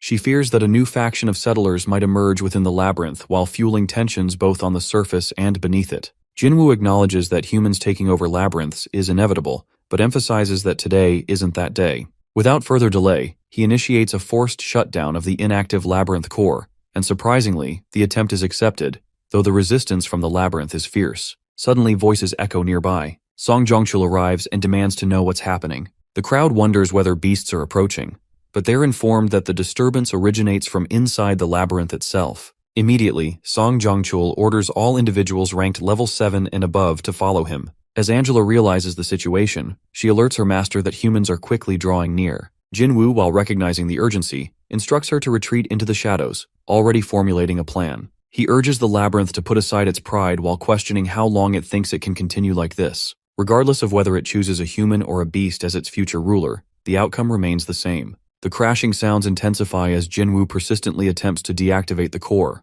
He advises the entity to consider this as misfortune rather than falling prey to humanity's greed. Instead, he proposes that it join him while promising to put it to good use. Finally, through his determination and strength, the core's removal succeeds. Soon after, the people begin nearing their location while questioning whether they're all right. As they step into the labyrinth, sharp crackling sounds echo through the air. Song grits his teeth in visible frustration, his expression hardened. In front of them stands an unfamiliar silhouette, and he turns to his group while inquiring if anyone recognizes what they're facing. However, panic starts to rise as the figure moves closer. The group grows restless while assuming they should flee, yet their legs won't respond. A chilling sense of helplessness takes over as they begin to believe they'll be swallowed by this mysterious entity. Cries for assistance fill the space, especially from those caught in parts of the structure while pleading for someone to save them. Nevertheless, Song quickly takes control while barking orders for everyone to get into formation and remain alert if they want to survive. They soon identify the being as a beast, but it suddenly disappears from view while throwing them into further confusion. One of them gestures towards a shadowy corner while announcing its location. The crackling intensifies while spreading tension in the air, and fear takes over their expressions. Eventually, they notice the creature is retreating. They wonder if the large group scared it off. There's a moment of hesitation as they debate whether to pursue it, but someone warns against it while questioning their judgment. They all know none of them possess the necessary level of strength to engage something unknown. It might have simply made this area its dwelling. After regaining their composure, they begin inspecting one another for injuries and prepare to withdraw. One of them mutters, frustrated, that this place is now compromised. None of it matters if they all end up dead. Once the beast disappears from sight, Angela turns to Jinwoo while questioning what the creature really was. He quickly recognizes that the parasite has entered a dormant phase and quietly admits he never expected it to assume such a massive form.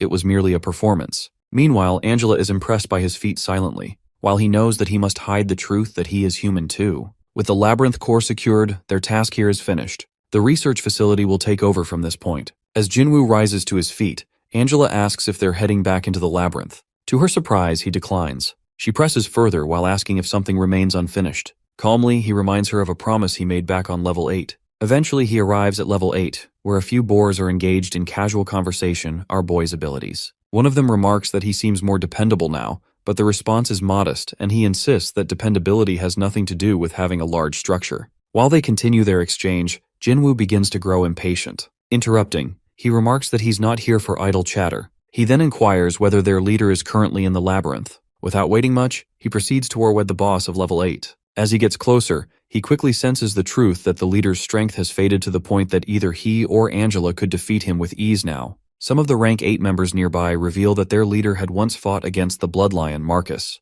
Jinwoo confirms whether they mean the one from level 7, and they affirm while adding that based on their gathered knowledge, the two had battled relentlessly until both were nearly at the brink of death. This revelation unsettles Jinwoo. The idea that the level 8 labyrinth owner couldn't overcome the level 7 one is more than surprising. But the conversation doesn't end there. The others mention that something even more alarming has occurred. Curious, Jinwoo urges them to elaborate. In response, they explain that the bloodlions have descended, literally. They've drained a significant portion of their labyrinth's energy just to move down to this level. This shift sparked a conflict, as their arrival triggered chaos and unrest. After hearing this, Jinwoo waves the details aside for a moment, pointing out how unusual it is that entire factions can even relocate between levels. He questions the logic that why anyone would choose to descend to such a harsher, more unstable zone. The creatures explain that they managed to ask a few lions themselves, and from what they gathered, while something even worse is stirring on level 7. At this point, Jinwoo silently concludes that humans must be behind the ongoing disturbances.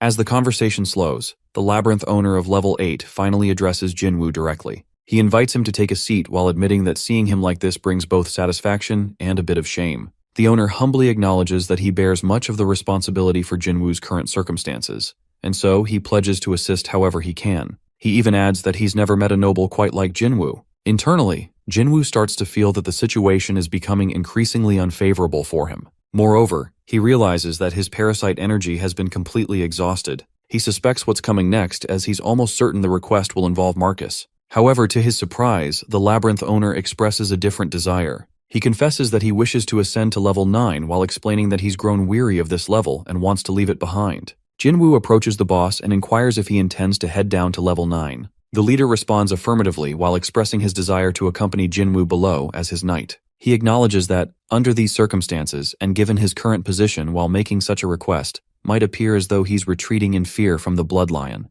However, Jinwoo reassures him that it isn't the case. He admits it may be technically incorrect, yet stands by his choice. As the conversation continues, Jinwoo points out that since they've exchanged only a handful of words, it's difficult for him to gauge the man's capabilities, and he assumes the same applies in reverse. Yet, the labyrinth's master counters this notion. He remarks that Jinwoo is no ordinary human. He holds a baron's seal and is recognized as the first noble of level 9. According to him, Jinwoo managed to defeat the Dragon King Anaxtis within half a year of establishing his labyrinth. This was no mere stroke of luck. The feat was credited to Jinwoo's proven skill. Nonetheless, Jinwoo grows tired of the excessive praise. He notes how well-informed the labyrinth keeper seems to be about him, and with that, he prompts the boar to share something about himself. The labyrinth master complies while pointing to the condition of his troops as evidence that, without his leadership, the labyrinth wouldn't sustain itself. He explains that each soldier suffers from mental afflictions. He admits that he too was once like them, but over time, through continuous battles to preserve the labyrinth,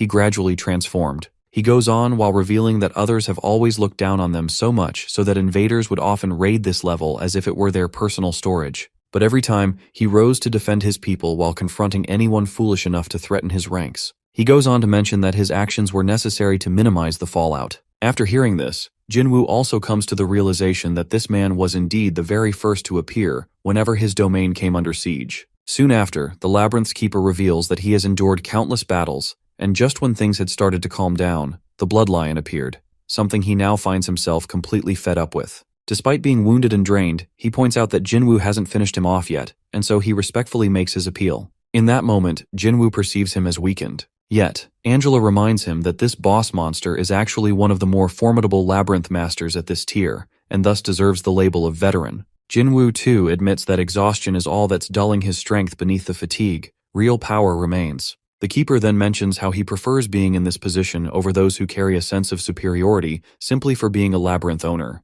Eventually, Jinwoo decides to accept the request while agreeing to take him in as his third knight. However, he also informs him that, for the time being, he won't be able to relocate him, since unusual events are currently unfolding on their level. Curious, the master asks if he's referring to the Spirit King. When he questions whether Jinwoo already knows, our boy confirms with a nod while explaining that the Spirit King is notorious for a reason. He's known for doing whatever it takes to gather the materials required to summon a chimera. As the exchange wraps up, Jinwoo assures him that once the situation stabilizes, he'll send the official invitation. The master, patient and prepared, agrees to wait for that day. Jinwoo then advises him not to rush things, and before turning to leave, calmly tells him to stay alive until they meet again. The Labyrinth's master begins to reflect while realizing that perhaps he no longer has to shoulder the burden of fighting alone. Meanwhile, Jinwoo arrives at the Labyrinth Down Gem appraisal. The moment he enters, Beck shouts in disbelief, clearly stunned to see Jinwoo alive. But Jinwoo stays composed and urges him to calm down, puzzled by such an intense reaction. Baek, still shaken, explains that a new creature has been spotted in the labyrinth the association was monitoring. His voice trembles as he talks about the overwhelming size of the monster. He then pulls out a photo and reveals that the labyrinth owner appears just like the figure in the image. The situation has gotten so serious that even the association has withdrawn from that labyrinth entirely. At this point, Jinwoo starts to feel that Baek might be overreacting. Yet, instead of brushing it off, he gently remarks that Beck could be right. It's probably just another beast emerging from the lower levels. Beck then questions whether Jinwoo has ever encountered something like that before. Jinwoo replies that he hasn't, and he's simply assuming it's likely a creature from the deeper levels. However, Beck quickly shifts the focus while saying what truly matters is that Jinwoo is unharmed. He then asks if Jinwoo managed to gain anything from the 7th level, such as becoming the labyrinth owner, or if he at least witnessed someone else achieving it. Yet Jinwoo denies it, explaining that claiming ownership of a labyrinth is far from easy. Besides, the labyrinth in question was believed to be inactive. After hearing that, Beck appears visibly let down. He had assumed Jinwoo would have been able to uncover something valuable down there. But Jinwoo, calm as ever, reminds him that there's no need for greed. If he were in Baek's position, he says, he'd focus entirely on his actual duty while evaluating the down gems. To shift the mood, he presents a sack full of them. Seeing the gems, Beck finally brightens up, satisfied that at least Jinwoo brought back something worthwhile. Then, almost as an afterthought, Beck remembers a group who had come by earlier asking for Jinwoo. Caught off guard, Jinwoo finds himself at a loss, unable to imagine who might be searching for him. Beck then reveals they left behind a business card, apparently from the Department of Underground Development or something along those lines. Handing it over, Beck explains that they've offered Jinwoo a job. They're interested in hiring him. He goes on while mentioning that Kim Joo-hyuk is the deputy director of the department, which he describes as a rather unusual government branch. Due to the recent incident involving a human labyrinth owner, the authorities have started taking action, and this department is part of that movement. They already seem aware of Jinwoo's level and his frequent visits to the site, which is why they're pursuing him now. Curious, Jinwoo wonders if they've been doing some background digging similar to someone he knows. But Beck shrugs it off while guessing they may have enlisted the help of the National Intelligence Service. He adds that Jinwoo actually knows one of their operatives, who was also a dungeon baby. At that, Beck brings up Lee Jun-young from the Spider Expedition, while asking if Jinwoo remembers her. That's when the situation finally clicks for him, while prompting him to ask what kind of role they're offering. Unfortunately, Beck admits he doesn't know. The only thing they said was that it's classified. They probably want to locate more labyrinths, Beck guesses. Yet Jinwoo, deep in thought, begins to feel that his hands are already full with everything going on underground. He quietly questions whether he really has the space or energy to chase vague leads from the human world any longer while burning the card. Beck doesn't expect Jinwoo to react the way he does. He then remarks that there's no reason for him to be upset, especially when those people were trying to push him aside and snatch his client. In fact, he considers it a better outcome for himself. After that, he tells Jinwoo that they're done for the day and that he'll transfer the payment to his account shortly. Jinwoo finds the whole interaction surprisingly brief, but still nods and prepares to leave. As he's about to walk out, Bak reminds him to keep his phone on so he can reach him easily if anything comes up. With that, Jinwoo exits the place. Meanwhile, in another corner of the labyrinth world, the synchronization between the carnival's party hall and Yoonhee, the second night, finally completes. With that, Yoonhee officially takes over the role of party manager. Now that the link is fully established, portals between their two labyrinths are accessible. Jinwoo soon arrives at the location and quietly observes the snakes gathered there. He offers his thanks to a nearby creature for keeping watch in his absence and checks if everything has remained calm. The snake confirms that there haven't been any visitors. However, as Jinwoo scans the area, he begins to notice traces of damage. The creature then explains it's all the result of Hoya's actions. Suddenly, movement catches their attention that what looks like a group of intruders approaching, but Jinwoo quickly realizes that they're just workers. As they draw near, he starts to feel a strange familiarity with them. Both the workers and Jinwoo lock eyes in a long, silent exchange. Jinwoo proceeds to issue instructions while declaring himself the master of their owner and ordering them to draft a map of the area and construct a storage facility. However, the workers don't respond. They completely ignore his command while acting as if he isn't even there. Frustration boils over, and Jinwoo clenches his fist in growing anger. He then decides to use force in order for them to work for him. Sensing his emotions, Angela steps in while advising him not to lose his temper. She suggests an alternative that enacting his authority as a regent, something her former master Anatolius often used to do. She explains that as long as he holds the title of an aristocrat and the knight agrees, the regency can take effect. It would allow him to manage Yoonhee's labyrinth as if it were his own. Jinwoo hesitates while questioning if that isn't the same as stealing her labyrinth, a betrayal any labyrinth owner would likely consider worse than death. Still, he turns back to the workers while repeating his command with renewed authority. Meanwhile, Yoonhee silently observes the situation. Then while turning to her, Jinwoo asks if she agrees to the regency. For a moment she remains quiet, seemingly lost in thought, but eventually she gives a small nod while signaling her acceptance. After Yoonhee hands over control of the carnival labyrinth, Jinwoo is named its new representative. Now both labyrinths agree to share their summonable units. Alongside this, he gains control of the Naga labyrinth, receives 2 knights, and takes on a regency while solidifying his role as a genuine underground aristocrat. While seated on his throne, Jinwoo reflects silently. Gaining knights and a regency, he thinks, truly boosts his strength as an aristocrat. It suddenly makes sense why Anatolius has been doing the same. As he's deep in thought, Angela and Dominique approach. They address him respectfully while reporting that all the down gems he requested have been offered. He nods, impressed with their efforts, and gives them praise. But he reminds them he won't always be around to defend them directly.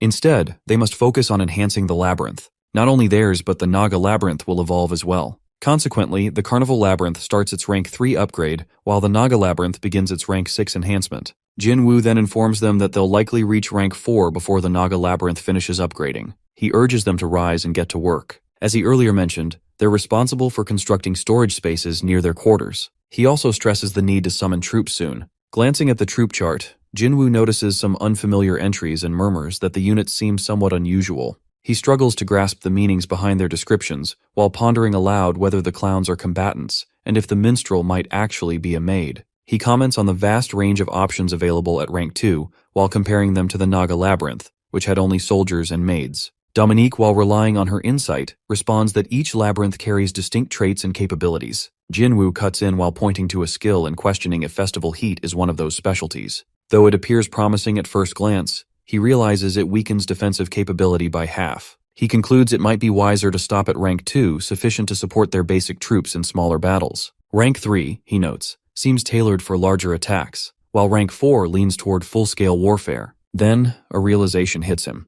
With urgency, he leaps from the throne, flustered, and commands that a single unit of each type be summoned. Moments later, the forces appear: a carnival labyrinth minstrel, juggler, acrobat, and clown. However, as he surveys them, disappointment sets in. They don't appear battle-ready. He spots one and questions whether it's merely a glass cannon. Not all hope is lost, though. He recalls a particular skill, Sweet Dreams, which he believes may serve a defensive role. It might be the same skill the labyrinth once tried to use on them. While not ideal for mass warfare, it could be highly effective against elite threats. The entire labyrinth, he muses, contrasts completely with the scaly dragon one. Yoonhee then comments, while finally understanding why the carnival labyrinth had failed in the past, it's difficult to command properly. Jinwoo agrees but suggests they could build a specialized strike team for covert operations. Meanwhile, the Naga Labyrinth would handle larger, open battles. Curious, Dominique questions whether the Naga Labyrinth possesses any unique powers. She speculates that it might simply be a well-balanced labyrinth that allows summoning of all basic troop types.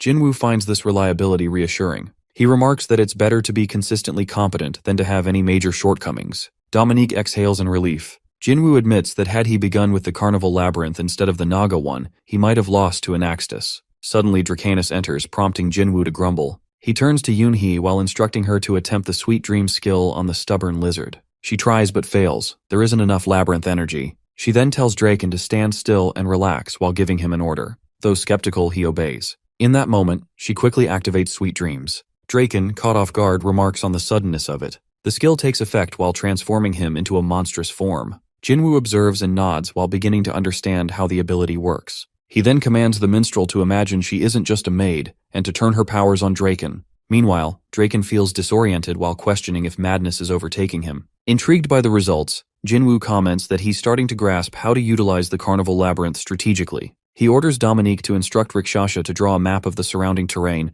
and mark all entryways into the labyrinth. They need to remain hidden from both beasts and humans. Then, Jinwoo spots a rabbit idly loitering and assigns him a new duty, while overseeing the workers and passing on Dominique's commands. He tells him to get started, as internal stability must now be their priority. Jinwoo ponders more seriously that this labyrinth must grow swiftly. His strategy manual, he thinks, is about to gain a major chapter. 2 weeks pass. The Naga Labyrinth completes its rank 6 upgrade, and the Carnival Labyrinth reaches rank 4. Now, hybrid troops from both the Naga and Scaly Dragon Labyrinths can be summoned. The labyrinth's total energy and territory expand. Even Jinwoo's physical strength as the Naga Labyrinth's master increases. Seated on his throne, Jinwoo instructs that all windows be closed. What truly matters now are the additional troops. At that moment, Useo arrives while commenting on how much the labyrinth evolves each time she visits. She asks why she's been summoned. Jinwoo checks on her recovery, and before she can finish answering, he cuts in, satisfied, and announces it's time for war. She jokes that she actually needs 6 more months to fully heal, but Jinwoo ignores it and commands that war be declared on Velicious, the king of the dead. They leave in a week. Yuzio, stunned at first, quickly gets excited. She cheers loudly, then regains composure while questioning whether a surprise attack might be more effective. No one, after all, would likely ally with Velicious. Jinwoo responds with a stern tone, saying it would be cruel to send her into combat unprepared. He begins to outline his plan. However, mid-sentence, Rikshasha stumbles in, injured and breathless. Alarmed, Jinwoo asks what's happening. Rikshasha, while gasping, clarifies it's not King of Dead but Anatolius. He's on his way to the labyrinth. Her fear is clear. Upon hearing the unsettling news of Anatolius moving toward the labyrinth, an overwhelming sense of dread spreads among everyone. Angela, visibly shaken, voices her disbelief while questioning how an aristocrat from level 11 could ascend to level 9, insisting there must be a misunderstanding. Yet Rikshasha, with a heavy tone, informs them that their entire scouting unit has been captured. Their concealment methods had proven utterly ineffective against him. Jinwoo, while trying to stay composed, inquires about potential fatalities.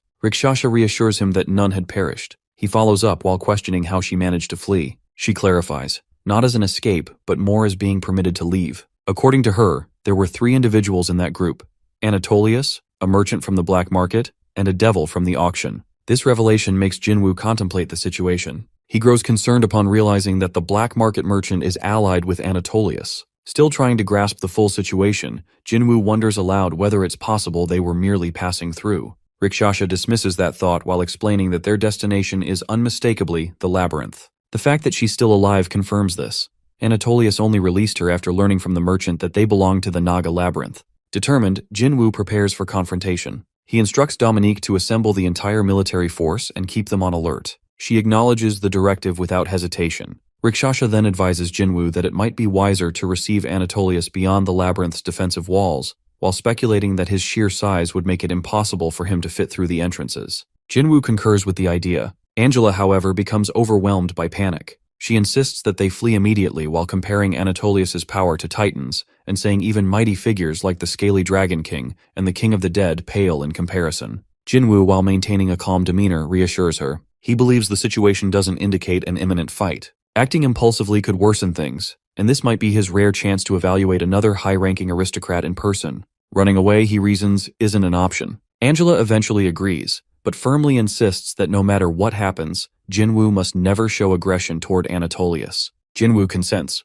Hours later, before the northern gates, Qantas informs Jinwoo that all forces are in position. Jinwoo then turns to Dominique and requests an update. She explains that Yoonhee, Hoya, Useo, and Draken have been relocated to another labyrinth, as per his earlier instructions. Jinwoo mentions he will now seal the portal as a precaution. He instructs Dominique to go to the owner's chamber and adds that Rikshasha, Qantas, and Angela will accompany him to receive the count. Dominique, eager to support him, requests to join as well. Jinwoo initially denies her offer, but she explains that if the Naga labyrinth collapses, she will perish alongside it anyway. She believes she might be able to assist if Anatolius has questions and feels it's essential to see him in person, especially if the Count eventually becomes a foe. Jinwoo is stunned by her reasoning. Angela warns that due to the magnitude of Anatolius's blast radius while hiding within the labyrinth would be useless. Realizing the gravity of the situation, Jinwoo relents and permits Dominique to join. She expresses her gratitude. Suddenly, a warning appears, while stating that the parasite within Jinwoo is sensing extreme fear.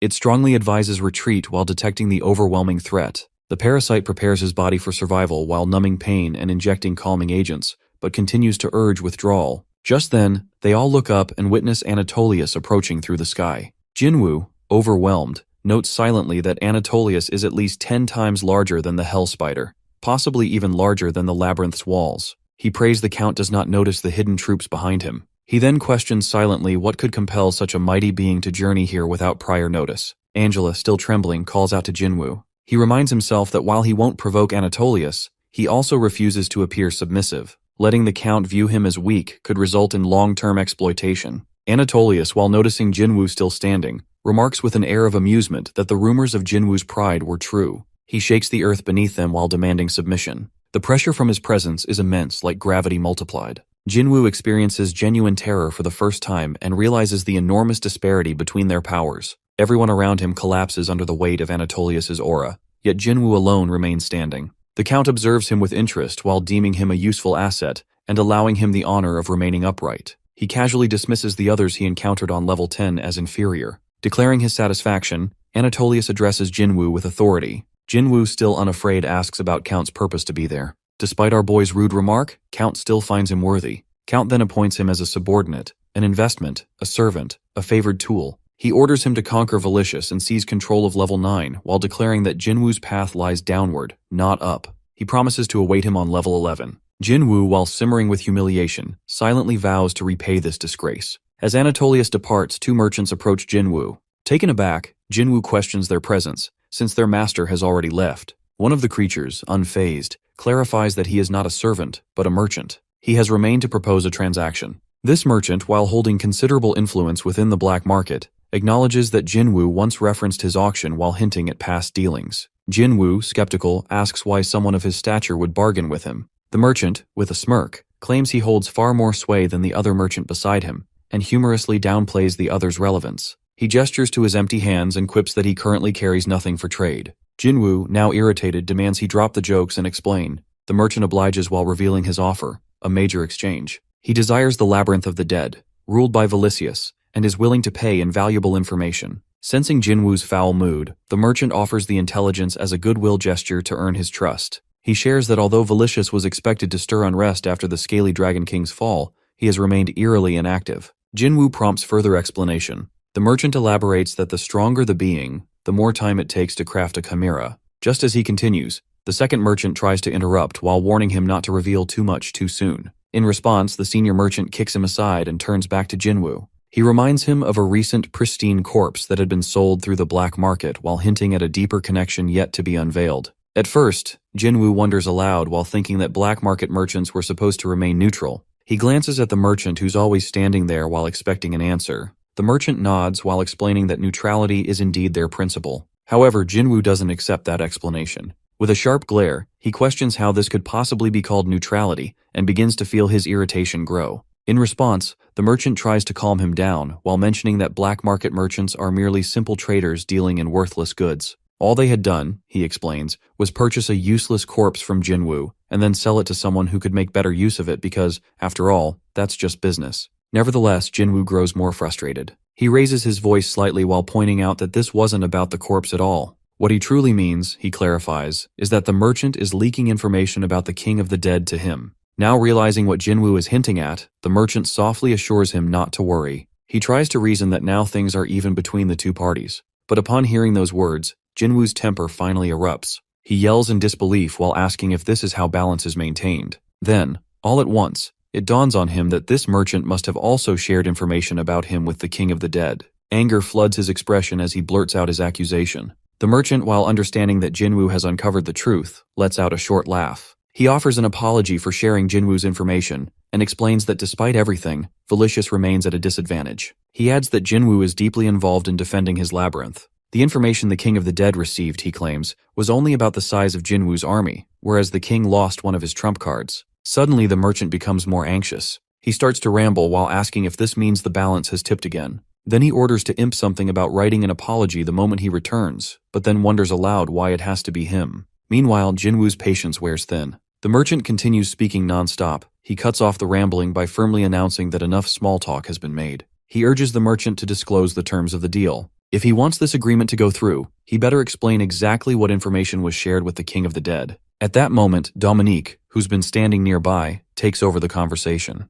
She announces that ahead of their upcoming battle with Velicious, the King of the Dead, and his labyrinth, they must now begin their final briefing. She lists the offensive troops from the Naga labyrinth: 400 Naga soldiers, 200 warriors, 100 archers, and 80 fighters. Furthermore, they have 40 healers, 30 magicians, 30 scouts, and 20 sorcerers. She also mentions that there are 100 Naga flag-bearer cavalry, some of which originate from scaly dragons. Altogether, this brings their total force to around 1,000, 3 times the size that was leaked to the King of the Dead. Although they can't be certain of the enemy's numbers, they estimate that he commands over 5,000 low-ranking undead. Additionally, since he obtained the Scaly Dragon King's corpse 2 months ago, it's likely the Chimera process has already been completed. As everyone listens carefully, Jinwoo suddenly calls out to Dominique. He requests a repeat of the undead's characteristics. She nods in agreement and proceeds to explain. The undead, she begins, are corpses infused with labyrinth energy and controlled by the King of the Dead. Each type is immune to fatigue, pain, and mental attacks.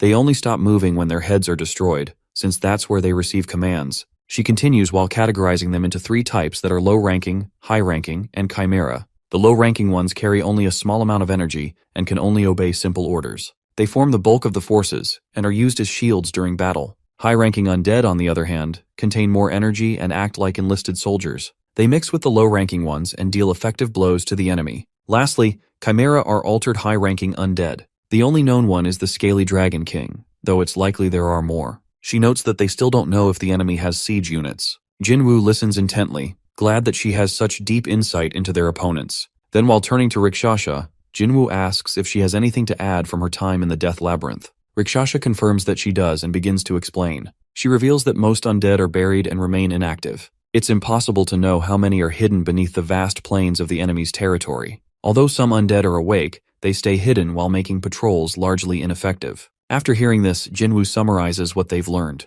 Despite all this, he concludes that the King of the Dead is advancing out of his territory toward the Gluttony Labyrinth. Dominique agrees and adds that rats have confirmed the movement of thousands of undead from the plains. The vanguard and main army are roughly half a day apart. The Scaly Dragon King is with the advance unit, while the King of the Dead travels with the main force. At this point, Jinwoo recalls something the Black Merchant once told him. If one thinks carefully, the king might be using the Scaly Dragon King's transformation as a way to move more freely outside his territory. Jinwoo now understands that the devil was right. Turning to his troops, he points out that this battle will be different from their previous one with the Scaly Dragon. It will focus more on offense than defense. He warns them that, just like last time, there could be traps waiting ahead. However, he assures them they're better prepared now. The Naga Labyrinth possesses a strong army. Though the battle won't be easy, Velicious hasn't been gathering much intelligence. This gives them an advantage in planning their strategy. The information the King of the Dead has dates back to just a week after the last battle, so he may know about Draken, but not Angela, Hoya, Yoonhee, or Useo. Jinwoo then outlines their plan. Uzio will lead one group. They'll split into 2 more while creating 3 teams in total. Usio will head towards the labyrinth for communication. Angela seems confused and questions the plan while pointing out that Useo seems fake. Jinwoo reassures her while clarifying that Useo is their method of communication. If nothing changes, Usio and Anaxtis will make contact in about 2 days, while Usio, Rikshasha, Angela, and Yoonhee will confront the King of the Dead. Meanwhile, Dominique, Qantas, Draken, and Hoya from the Labyrinth Corps will handle the flag bearers. He warns everyone, if they encounter more than 2 chimera, they must retreat and rejoin the main group immediately. He emphasizes that this battle is critical and everyone must take care of one another. He turns to Dominique once again while urging her to be careful. She smiles and assures him that she will. Then, he adds that even one group succeeding could have a big impact on the battle. Since both Valicious and the Labyrinth Corps are essential to the undead army, either victory would help turn the tide. Their goal is to meet in front of Valicious. If anything goes wrong, they'll retreat to the Naga Labyrinth. Finally, Jinwoo wraps up the briefing and asks if there are any questions. Everyone responds in unison while confirming that they understand and have none. He feels a wave of reassurance seeing their determination. Then, Jinwoo calls out to Qantas while instructing him to gather the troops. Qantas agrees and heads outside where all the warriors await. In a commanding voice, he declares that it's time for war and orders everyone to move out. Without hesitation, the Naga forces begin marching. As they advance, Jinwoo walks beside them. He turns to Rikshasha while reminding her that now is her chance for revenge. He warns her if she will be too slow, then he will face the enemy first and intends to be the one to defeat him. His troops follow without question, driven by their loyalty. 2 days later, Usio stands at a strange place. He thinks to himself that this isn't what he expected. He had been told he'd only fight a few undead and leave. Technically, the thing in front of him is a dead body, but it's not like anything he imagined. The thing in front of him looks strange and unnatural, and he feels deeply unsettled. Despite the tension, he locks eyes with his opponent and casually mentions that it's been a long time since they last met. This cute little thing tells him that he looks a lot prettier now and wonders if he got his hair done. As the enemy begins to prepare for an attack, Usio quickly runs away. He mocks his opponent by saying that he used to move so little, moss started growing on these undead creatures, and now he's surprised at how active they have ecom. Just as the enemy lunges toward him, Usio manages to escape and shows that most physical attacks don't affect him, and as long as the opponent can't use his heat ray anymore, he'll be fine. He pauses while narrowing his eyes as he notices something unusual about the enemy. He starts to think that the opponent might be serious about something. Before he can understand more, the enemy explodes in fury and launches a massive attack using all his strength. A huge blast follows while shaking the entire battlefield. The opponent believes that Usio has fallen from the overwhelming power, but that assumption is wrong. With great effort, Usio pushes himself up, stronger than before. He rises with full attitude, shouts and leaps straight toward his opponent. He confidently says that his opponent must have thought he was weak enough to be taken down in a single blow, but he clearly forgot that Usio is also a labyrinth owner.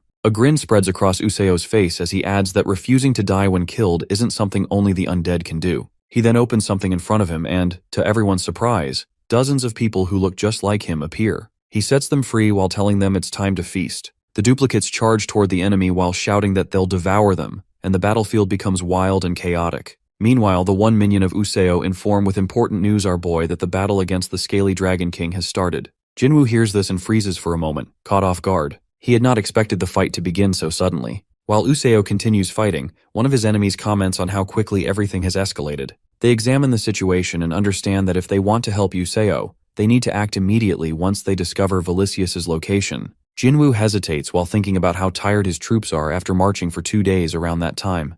Jinwoo and his team will arrive at the battlefield. It becomes a difficult decision for him. Angela then suggests that they should have started with a smaller group and used portals to bring in the rest. However, someone interrupts her while arguing that opening portals near the battlefield would be too risky. But Jinwoo expresses his doubt that it would give the enemy direct access to their owner's room, and since portals stay open for 24 hours, they would also need to be protected. This leads everyone to question whether Usio can actually win. In response, Usio reflects on the situation and shares that while he believes victory is possible, he cannot be completely sure. He knows his strengths, but also realizes that the enemies are strong. He explains that his usual method while attacking and consuming the enemy won't help this time, as the undead provide no nourishment. In the top of that, the Scaly Dragon King has thick skin, and it will take time to break through. Moreover, the creature won't just wait while they try to bring it down. With one of his main tactics, healing during battle unavailable, he is left with only his raw strength. Jinwoo, while thinking about Dominique, asks how she's doing.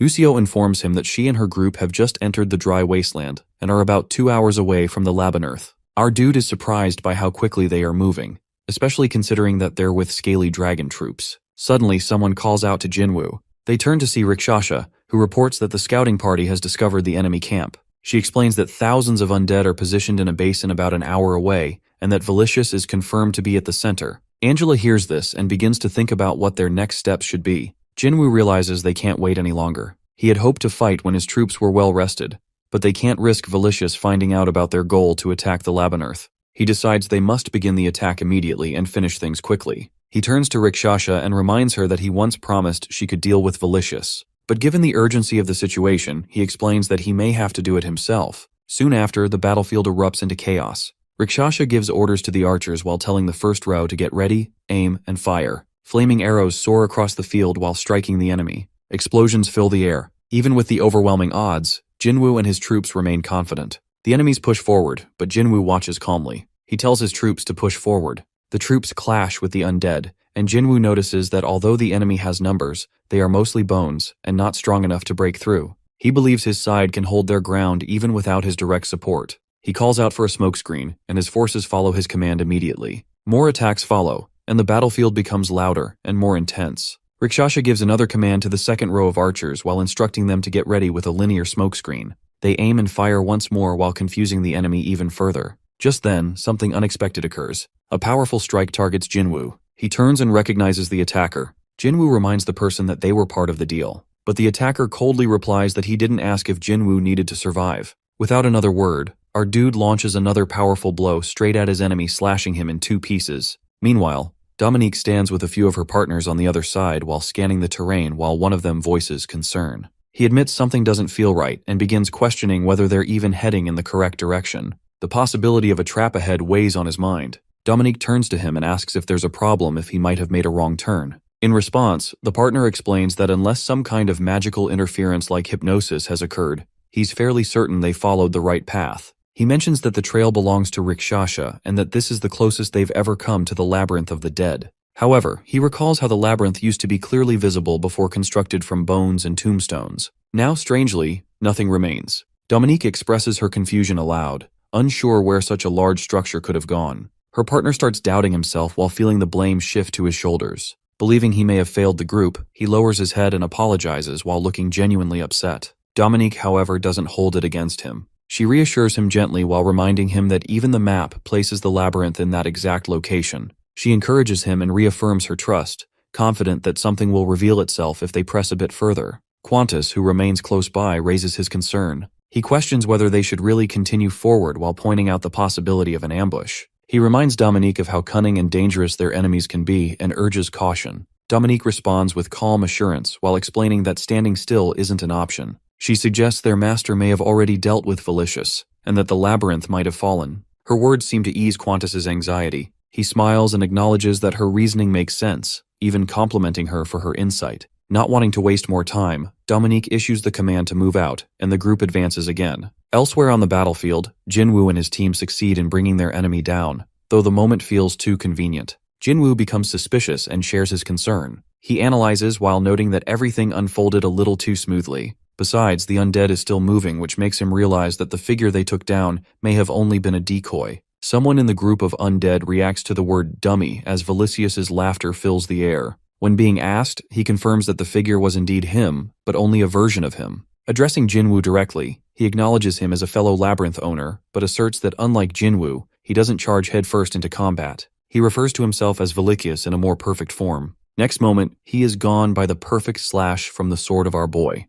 Jinwoo's is ready with his next strike, but another Velicious addresses him while urging patience. He informs him that there are many more like him waiting to be dealt with. Confused, Jinwoo turns to Angela while seeking answers. He wants to understand how Velicious keeps returning despite being defeated. Angela explains that she had her doubts from the beginning, and now, with the undead continuing to rise, her theory is confirmed. She reveals that she senses a faint trace of life within the undead, something that shouldn't be possible. That trace, she adds, seems to come from a single origin. She believes Velicious has fragmented his soul and embedded a piece into every undead being. So when one form is destroyed, he simply transfers to another. In other words, every undead presents there can turn out to be Velicious. Jinwoo tries to process the information while asking whether it's truly possible to split one's soul like that. Velicious, clearly pleased that they've uncovered his secret, commends their intelligence. He proclaims that as the king of the dead while controlling the souls of the deceased while including his own, is second nature. Frustration builds within our dude. He questions whether eliminating all of the undead is the only way to end Velicious, and demands to know what Velicious will do if he keeps losing bodies while killing each new Velicious. Without waiting for a response, Jinwoo calls on Angela to support the magicians.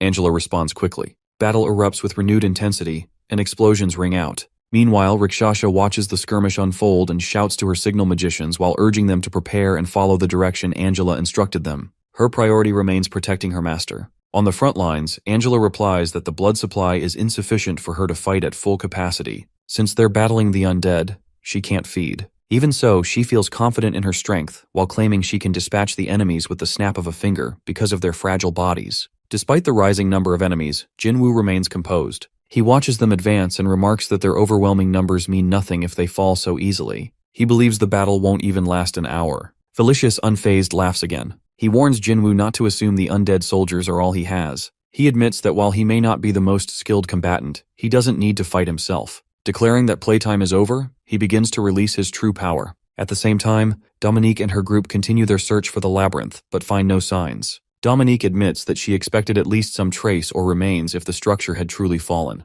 The doubt resurfaces, and she asks her partner whether he might have been hypnotized during their patrol. He firmly denies it and insists the labyrinth was definitely present earlier while pointing out clues that confirm its existence. As they investigate further, they discover something unusual, a tunnel, wide and seemingly freshly formed. Qantas questions whether it might be related. Dominique stares at it, stunned by its size. She concludes that it would take multiple siege-rank beasts to carve out something so massive. Then, an impossible idea takes root in her mind. She wonders aloud that what if the labyrinth can move? Back on the battlefield, Jinwoo and his team continue their fight. His eyes rise toward a monstrous creature looming ahead. He observes that it's a siege-rank beast, far larger than anything Anaxtis ever brought into battle. As fallen Nagas begin resurrecting as undead, he emphasizes the need to minimize casualties. He calls for Angela to handle the creature. When she doesn't respond right away, Jinwoo calls her name again, urgency rising in his voice. Angela finally turns to him, her expression troubled. She admits something feels off. Jinwoo urges her to focus while insisting they don't have time for hesitation, not against a siege-rank enemy. But Angela interrupts him, her tone more serious than before. She reveals that it's not just any siege-rank beast. After a pause, she delivers a chilling realization. She believes what they're seeing isn't merely a creature. She believes it's the labyrinth itself. At the start of it all, the first chimera made by Felicius, called Death Labyrinth, begins sharing its thoughts about the limits of necromancy. It tells how this dark magic comes with many restrictions. One big problem is that there aren't always dead bodies around to bring back to life. Even when corpses are found, there's a strict limit on how many can actually be revived. And worse, those that are brought back end up terribly weak like fragile skeletons, barely held together by thin strands of magic. It points out that even the healthier corpses are already deep into decay. That makes them just as brittle and fragile as crumbling walls built from dry bones. As time passes, this army of the dead only becomes more fragile, their strength slowly fading day by day. When the war finally ends, there's nothing waiting for them except collapse. Death, like every force in nature, must follow the natural order. But the Chimera doesn't mind this. In fact, it welcomes the idea. It makes a chilling declaration that every fallen piece of flesh and every shattered bone will be gathered and taken care of. For most, that would be the end. But for this creature, that's just the beginning. In its pursuit of eternal glory, it believes there's no such thing as rest. Right then, an announcement blasts across the battlefield. They've entered the domain of Death Labyrinth. Because of this, all the forces under Death Labyrinth have their skill levels increased. At the same time, a flood of monsters appears. Their roars echo across the battlefield, loud like thunder shaking the air. Close by, Angela stands next to Jinwoo. She quickly shares what she's seeing. All the figures coming out of the labyrinth look like high-ranking undead. She explains that the attack is heavy and coming straight at them. She also says the right side of their protective barrier is most likely already destroyed. Even though he didn't want to get Yoonhee involved, the situation is now out of control. They have no choice. His help is needed because their enemies are just too strong. Across the field on the other side, Yoonhee gets a message from his master. He wastes no time and decides to move at once. Rikshasha near him speaks up and says Yoonhee is expected to head to the right side of the fight. Most likely, that's where the master wants him to attack. She also adds that the magicians will focus their powers on that side too. Next moment, the Carnival Labyrinth enters the battlefield. The festival heat rank shows a beginning level of 0.4%. Jinwoo watches everything happen while struggling to figure out what move he should make next if he wants to win. Not long after Yoonhee arrives, he points out that the festival heat has started and that it comes with a harsh penalty. Because of that, they need to finish this fight before the heat rank rises to level 2. Angela, still panicking, finally lets out what's been bothering her. Something has felt off since the start. She shares her suspicion that the ability to switch between bodies is not a normal skill. Even in the deepest parts of their world, it's extremely rare. In fact, she explains, this power is so unique that even aristocrats celebrate it. Based on everything she's seen, she believes the enemy's power isn't just his own. The real strength, she says, comes from the labyrinth itself, not from the king of the dead. Jinwoo listens and takes in her words. After a moment, he reaches a conclusion. He figures she must be saying the labyrinth has been hidden this entire time. She nods and agrees, but she also warns him that a magic that's strong must come with very serious limits. On the far side of the battle, Velicius speaks up that he's indeed getting weaker. His tone shows how long the fight has dragged on and how much strength he's already lost. He explains how he's been splitting his soul into smaller pieces and placing them into host bodies, that it should be clear that this method has limits. Still, he tries to make it sound noble while saying that sharing his weakness openly is an act of honor. Jinwoo completely disagrees, without holding back while he calls Velicius a fool. In Jinwoo's eyes, there's nothing noble about it, it's just stupid. His sharp words spark fresh anger, and the battle explodes back to life in a rush of massive explosions. Jinwoo is more than ready. He jumps forward, locked onto his target. He uses his sword with full power while cutting down one enemy after another. His strikes are fast, powerful, and clean. After clearing through many foes, he reaches the stage that leads straight to the labyrinth core. But just before he steps in, a powerful new enemy shows up to block the path. As the battle continues, Jinwoo starts to wonder who this new enemy really is. Could it be a high-ranking undead? Or maybe a chimera? He's still unsure, but he makes his choice that he's going all in. In his mind, he makes a silent promise that he won't hold anything back. The real fight begins. Both sides clash with fierce force. When the dust clears, Jinwoo stands tall. It seems like he has won this battle for now. Then, he steps into the place he's been trying to reach. Inside, he sees several people who don't look like just ordinary soldiers. At first, he's not sure. Are they enemies trying to stop him, or something else entirely? While he's still thinking, Angela rushes over and calls out to him, clearly worried about his safety. Seeing how concerned she is, he tells her he's fine, just a little scratched. Then, he points toward a nearby group while informing her that these are 3 humanoid chimeras. These figures are extremely strong. If they want to keep moving forward, they'll have to fight them.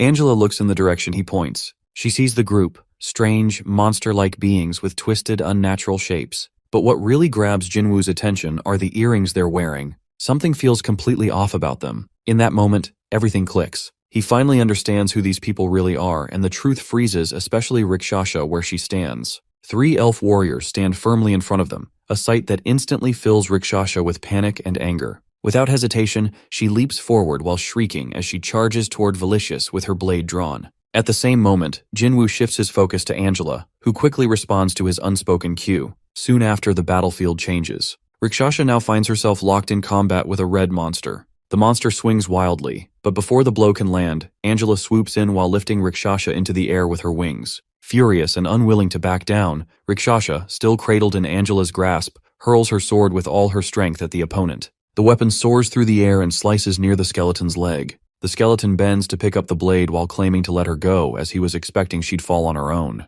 Jinwoo questions what that meant, and in response, the skeleton confirms his suspicions. It admits it was all part of a larger plan to capture the remaining 3 elves. But before the skeleton can speak further, a burst of magical energy tears through its form. Angela, still holding Rakshasa, had cast the spell in a fit of rage. She couldn't hold back her fury and remarks bitterly on how the skeleton talks too much for someone who lacks a tongue. Meanwhile, the chimera on the opposite side mock Angela. They comment that perhaps she isn't completely useless after all, but now she'll have to protect Rakshasa while fighting with a disadvantage. Then he declares a battle order. The swordsman is to target our boy, the mage to chase Angela, while the shield-bearer elf to eliminate the Rakshasa and then deal with our dude. Then, without hesitation, he grants permission to use spirit magic. Angela feels a jolt of shock upon hearing this. However, before she can react further, a massive force tears through the air and sends Rakshasa crashing down. As she struggles to stand, she spots a figure ahead, an under-elf chimera. Her eyes widen in disbelief as she recognizes him and murmurs that he's her captain.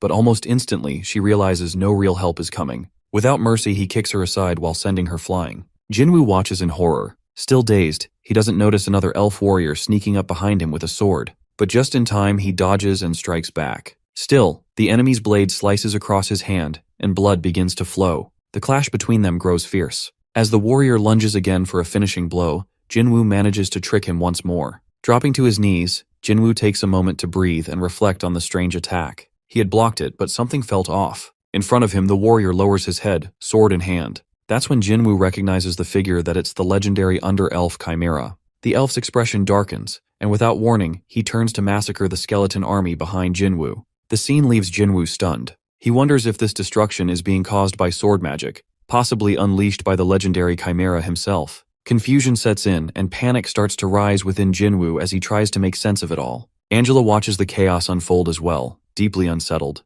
Her thoughts race that spirit magic and undead shouldn't mix. That kind of magic goes against everything the undead are. She glances toward Jinwoo, silently asking how such magic can exist without tearing them apart. Her thoughts are cut short as the legendary plus under elf Chimera approaches. Her instincts scream that the power radiating from him feels purifying, but logic tells her it shouldn't be possible. Then, in a sudden lunge, he attempts to strike. Angela barely escapes while dodging and fleeing the scene in a burst of light. As she runs, realization dawns with chilling certainty that he's the king of the dead. Now she realizes he's the one responsible for everything that's happening.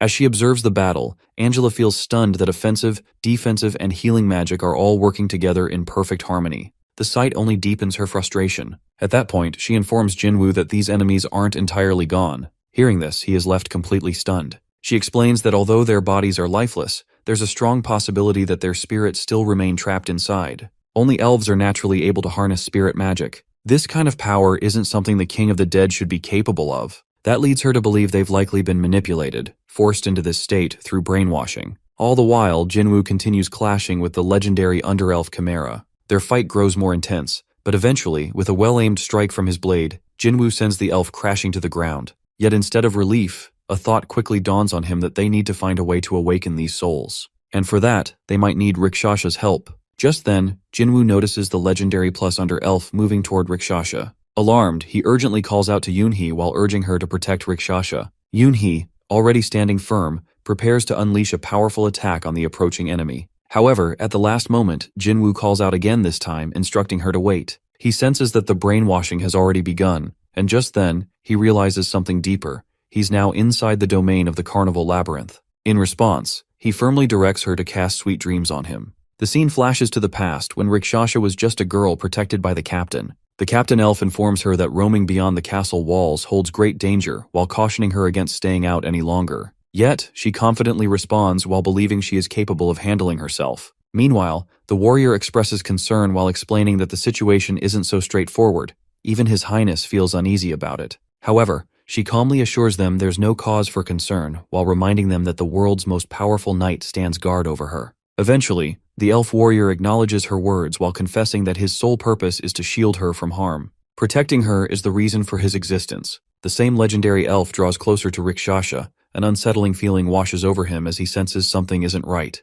The sight before him is chilling. She is wounded, drenched in blood, and the scene seems impossible. Yet, before he can react further, he catches a glimpse of a skeleton looming behind her. In a sudden surge of emotion, he questions what has been done to him, and launches an attack toward the skeletal figure. But then, he falls into silence as strange crackling echoes through the air. Meanwhile, the King of Dead realizes that somehow the captain hasn't been captured yet. Urgency grips him that he must gather the others and reach Yoonhee quickly. However, elsewhere, Yoonhee is ruthlessly cutting through the elves' warriors. Without hesitation, she storms forward and slams her blade into one standing nearby. In that moment, the elf demands to know if she serves Velicius while vowing to end her life. Yet Angela, while standing alongside Yoonhee, counters his accusation while explaining that they are actually allies of Rikshasha and mean no harm. Still, the elf warrior refuses to be reasoned with. With a harsh tone, he asks if they just told him to stay calm while dismissing their words entirely. To him, it no longer matters who they support or where their loyalties lie. If they stand in defense of him,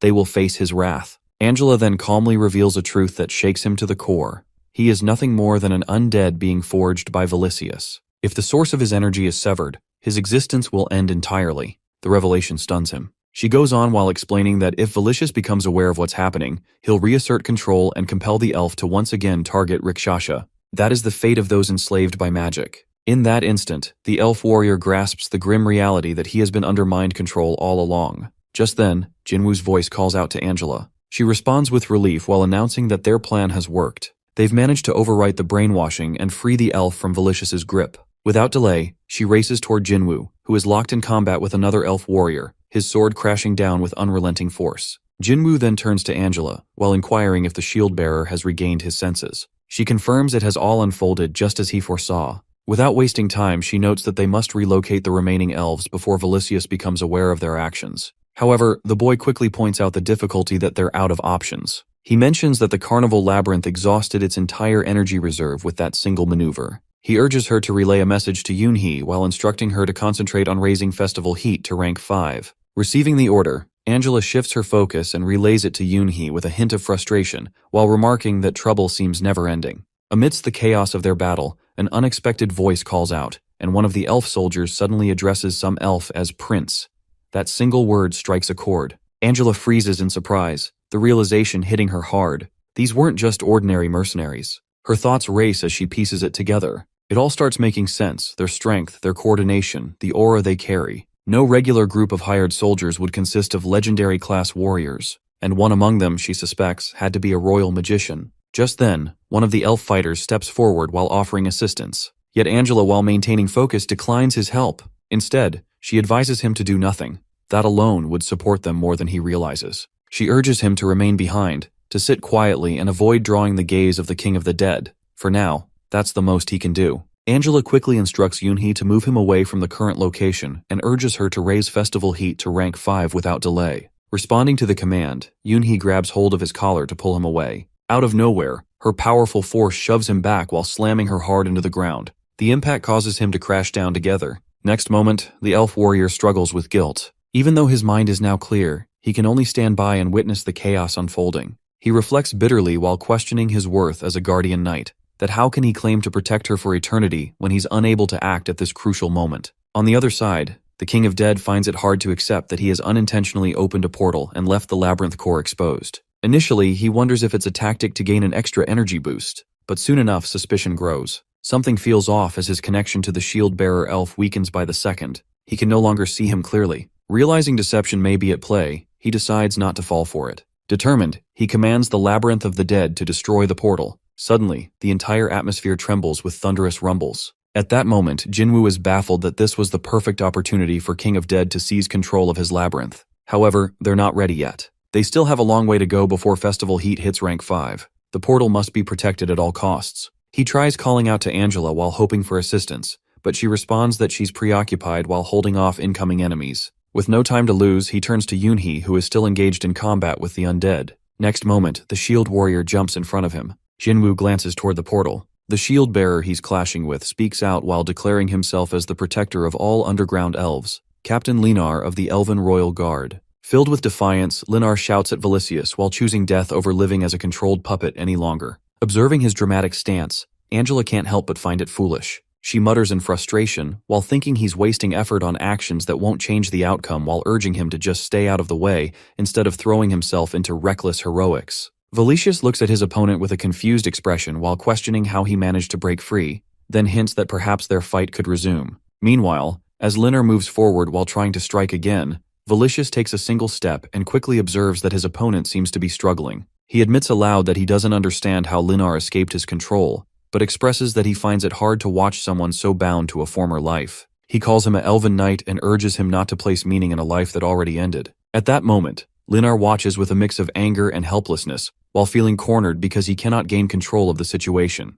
The one he aimed to defeat continues to resist domination, and that realization leaves him completely fed up while knowing deep down that defeat is drawing closer. Meanwhile, Velicius continues watching his condition and offers one last suggestion: to let go, to accept fate, and to surrender. He proposes that Linar should submit to him, convinced that his victory is certain. However, those words only fuel Linar's frustration and rage. With a loud cry, he throws the words back while declaring that Velicius made a fatal mistake by leaving fragments of their souls intact. He warns that he will now demonstrate true spirit magic. Suddenly, a surge of power fills the air. Light bursts through the area, and his energy returns in full force. The target becomes unstoppable, and control no longer works on him. His abnormal immunity makes him immune to manipulation. He unleashes all of his skills, and Velicius stands stunned while realizing the opponent has grown strong again when he had expected him to remain weak and broken. Soon, shock washes over him as he mutters about the body being a vessel he created, one that traps souls without freedom. Before he can continue that thought, Linar interrupts him. He reveals with calm certainty that he is abandoning the cursed body while reminding Velicius that he had once vowed to be destroyed rather than exist in something so vile. His voice holds confidence, a strength reborn. Meanwhile, Jinwoo arrives on the scene and observes the intense clash. He doesn't grasp the situation and throws out questions, confused about what he's witnessing. He notices Linar and wonders aloud if it's an astral projection. The elves have stopped their attacks, and it seems as if they're paying respect. He realizes the brainwashing might have failed, but admits he has no clue what's really happening. Angela stands beside him and sees it too. She pieces everything together quickly and concludes that it's spiritization. She expresses astonishment, not expecting that any elf still possessed knowledge of the technique after centuries. However, her brief words don't help much, so she explains further that elves are spirits in physical bodies. Spiritization allows the spirit to leave the body while staying in the physical realm instead of crossing into the spiritual one. However, the cost is that the spirit will eventually perish. The soul dissolves into mana and fades. It's an act long honored in their culture, likely a subconscious reaction in this case. As Angela provides clarity, Jinwoo finally understands and compares it to an archon. When she repeats the term in confusion, he brushes it off while hinting that something similar doesn't exist for humans. Meanwhile, Velicius begins to speak again while challenging the idea of spiritization. He questions what Linar intends to do and invites him to try, still showing confidence and mocking him by saying he once valued having his corpse. Linar moves closer while correcting him. He claims that his opponent clearly doesn't understand the meaning of a spirit. Calmly, he reveals that he has become immaterial and made contact with Velicius's very essence. He senses the evil soul within him. Velicius, who stands silent until now, begins to show the first signs of fear. The weight of Linar's words sinks in, and panic slowly creeps through him. He blurts out a single word, realizing that he's at risk. He attempts to stop what's coming, desperate to cling to life. Yet Linar apologizes quietly before channeling his final spell. In a twist of fate, though, something unexpected occurs. As the magic is unleashed, the outcome flips that Linar is the one who loses his life. Velicius survives and emerges victorious. Jinwoo and his group observe the result in disbelief. They had believed that Linar would triumph, but they were wrong. Rikshasha, present at the scene, bursts into tears. Her voice cracks with grief as she cries out while lamenting his promise to always protect her. She's overwhelmed while struggling to accept that he's gone once again. Soon after, Jinwoo turns to Angela, still lost in confusion. He questions what has happened. Angela, unsure herself, offers a guess. She explains that it looks like he perished while managing to drag part of Velicius's soul with him. Strangely, the undead begin to fall even though the brainwashing on the elves remains unbroken. She notes that half of the undead have collapsed while the others still roam. Angela grows worried at the mention of soul collection while seeing the chain reaction spreading among the undead. It's a disaster they didn't anticipate. Still watching, Angela urges Jinwoo that it's not over. They must hurry toward the labyrinth core. At the same time, Velicius, now fully embracing his failure, comments that a third of his soul is gone. Yet he's satisfied. He's fine with shattering his soul into pieces. He compares the experience to sharing a sacrament. It makes him feel like a superpower. He refuses to let his soul vanish without a trace. Upon revival, he senses a transformation within himself, that one that feels nothing like his past self. He finds the feeling deeply unpleasant. Pride fills him as he absorbs the moment, until his body begins to shift. He transforms into a towering monster, his power surging, his presence becoming more overwhelming than before. Jinwoo and Angela stand frozen, unable to respond. They witness the change, unsure of what to do next. Velicius boasts that he now controls the battlefield. His monstrous form towers above while overflowing with strength and dark energy. At last, Jinwoo observes the transformation and voices his understanding. He mocks Velicius while comparing him to the scaly dragon king and pointing out that using size as a tactic is no surprise. He recognizes that his enemy has become more powerful and sees the creature preparing another attack. He realizes that despite everything, the elves remain entranced and haven't snapped out of it. He shouts in frustration while pointing out that one of their own just died.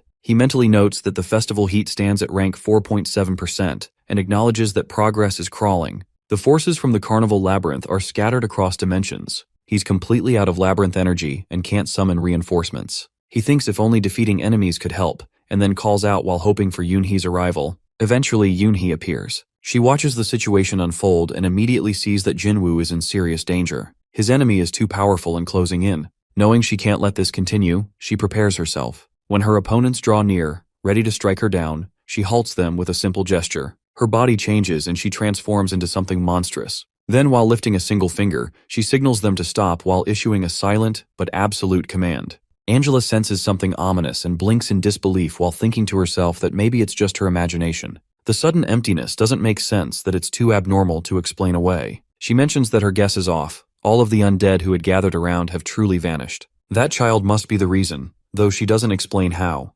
Meanwhile, Jinwoo's voice rings out through the space. He shouts her name with urgency while letting her know they've finally reached rank 5. He urges her to cast sweet dreams on the elf magician without wasting another second. Without hesitation, she follows his command. She sees it as her duty to obey every word he gives. As ordered, she releases her magic on the elf who was preparing to attack, and in an instant, the target freezes in place. Consequently, Angela witnesses the result and claps her hands with joy. She points out that the spell appears to have worked and suggests that if they can wake the elf up and push back a little, they might finally gain the upper hand. Her excitement grows as she realizes they now have the power to stop anyone. Then, She throws a small blood attack with a bright smile and tells him to take it. Next moment, Mage throws it back. After a pause, a confused expression crosses her face as she questions whether he is really under a trance just moments ago. At the same time, Jinwoo is just about to strike his next opponent when she halts him. She has noticed that their enemy is returning to his senses and might retaliate soon. Meanwhile, the elf begins shouting again, consumed by rage,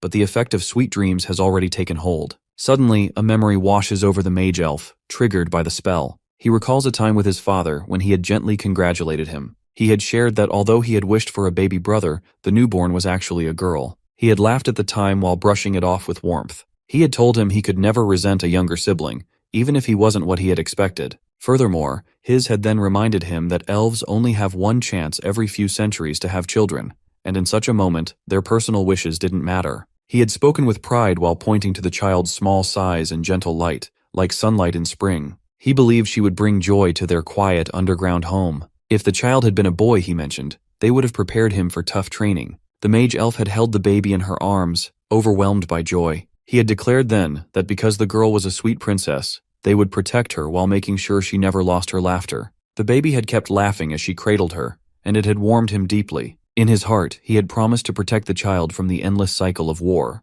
At that moment, his father had brought up their duty to the imperial family, while reminding him that they needed to protect their people, and mentioned Crown Prince Paris Ivan. But he had answered without hesitation. He told him not to worry, and offered to take on that duty instead. As the memory fades, the scene returns to the present. The skills and protective blessings the elf had earned in the previous battle begin to weaken. Their connection fades, just like it had with the shield's loss. The elves are frozen in place while unmoving. Their bond is no longer stable. Shortly after, Felicius steps forward and responds with fury. He mocks the idea that he would just stand by and allow this to continue. His voice sharpens as he announces the activation of control magic. He refuses to fall for such low-level tricks again. His frustration builds when the magic fails, and his attack does not land. He clenches his fists while roaring that if he cannot claim them, then he will crush them. His rage peaks as he vows not to let anyone else have them either. In the next instant, he transforms once more into a giant monster, while regaining his energy in full. Jinwoo watches all of this unfold, stunned. The sight of Felicius returning to full strength leaves him both shocked and furious. With no time to spare, he leaps from his spot to dodge the next attack. His eyes widen when he notices that Felicius is targeting Rikshasha. Jinwoo yells out her name in desperation while telling her to move because the enemy is coming for her. Still, Rikshasha stays where she is while standing protectively in front of her kinsman, as though that's her sworn responsibility. But Jinwoo wants her safe too. She turns to him, voice trembling, and begs him to get away from the battlefield. She expresses how she can't bear to watch him die again. Tears fill her eyes as she blames herself for everything. She believes that none of this would have happened if she had never existed, if she had died instead, or if she hadn't gotten caught that day. Her words come out in broken sobs. She thinks her weakness brought them all here. Felicius steps in before she can go on. Jinwoo is frozen at his place to see it. But next moment, the bright energy breaks the hand and there, the elf wraps his arms around her and comforts her. He tells Rikshasha not to think such things, that none of it is her fault. He apologizes for being late. Jinwoo, while watching from a distance, expects Felicius to strike. But instead, he sees him gently embrace Rikshasha and ease her sorrow. She whispers the name Rikparis Linar while trying to speak, but he places a hand over hers while asking her to wait. He says now is not the time. He tells her that he once believed keeping her away from war would be enough, that hiding her from danger was the best way to protect her. Now he realizes how much pain that decision has caused. He admits his failure to protect her properly, but hopes that he can now atone. Maybe, he thinks, he can still make her life a little easier. He kneels before her with those words while offering them from the bottom of his heart. She watches, confused and tearful. Then he looks toward Jinwoo and speaks directly to him. He acknowledges that he doesn't have the right to make requests, but he still asks for one thing: that he protect her. He trusts him while knowing that Jinwoo was strong enough to fight him off. He believes she will be safe in his hands. After all, she is a princess. Jinwoo listens and responds without delay. He brushes off the talk about bloodlines while stating that those things no longer matter. He reminds them that Rikshasha is already the head of his patrol unit.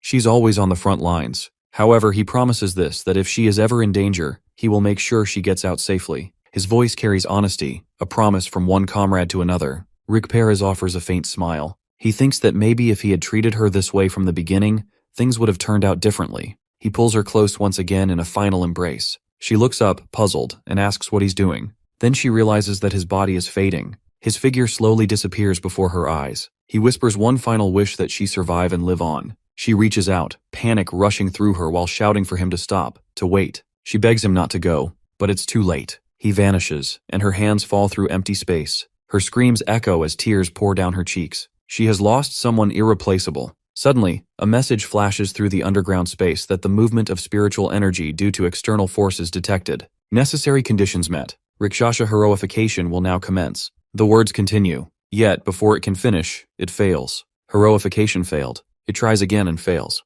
Over and over. The underground system begins detecting incompatibility. Nothing is working. At the same time, Jinwoo, still recovering from the emotional moment, can't understand what's happening. Everything feels chaotic and unclear. The elf mage now appears behind him, calm yet determined. He announces that it's time for him to act. Jinwoo questions him while wondering what he's planning. Mage answers with a smirk. This, he explains, is his chance to help Her Highness and to make a mockery of the underground itself. He expresses that it's obvious that it's time for a forced awakening. Valikius begins sharing his thoughts while recalling how he once started with just a handful of bodies and gradually rose to become the master of his own labyrinth. From the beginning until now, he admits he's never been afraid to toss aside his pride and run when the situation seems too dangerous. He believes that eventually, another chance to strike always presents itself. However, this time, his instincts scream louder than ever.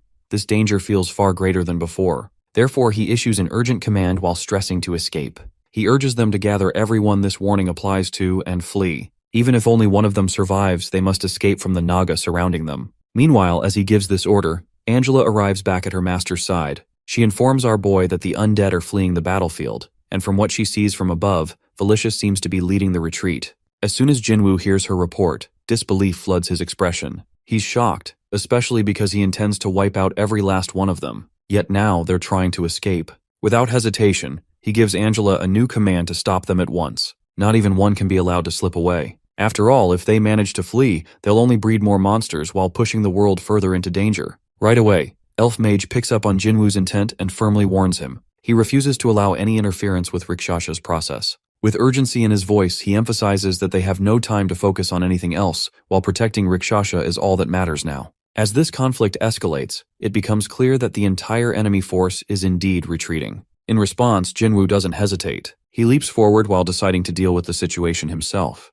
Before rushing off, he glances back and calls out to Angela, trusting her to manage the battlefield in his absence. She firmly promises to do everything she can. At that moment, one of the elves nearby watches the chaos and mutters that there's no use. Then Felicius focuses on Angela. Since she's blocking their escape, he prepares to attack her directly. He creates a shield of swords in front of her while knowing that Angela alone won't be able to hold anyone back. Suddenly, everyone notices Yoonhee collapse onto the ground. Someone among them cries out while realizing Yoonhee has likely reached her limit too. Although the cliff edge doesn't have enough Naga to block the enormous crowd, Jinwoo knows deep down that he simply can't allow them to escape. Even though they outnumber him, he holds on to his resolve. If he lets them go, the consequences will be catastrophic. Just when the escaping undead reach a crucial point, Useo activates his skill. In an instant, countless miniature versions of his appear. One of the enemies falls into confusion, but all these small minions think about eating them. Meanwhile, Felicius observes this odd behavior and becomes suspicious. He wonders whether the souls are vanishing the moment they reach the top of the cliff.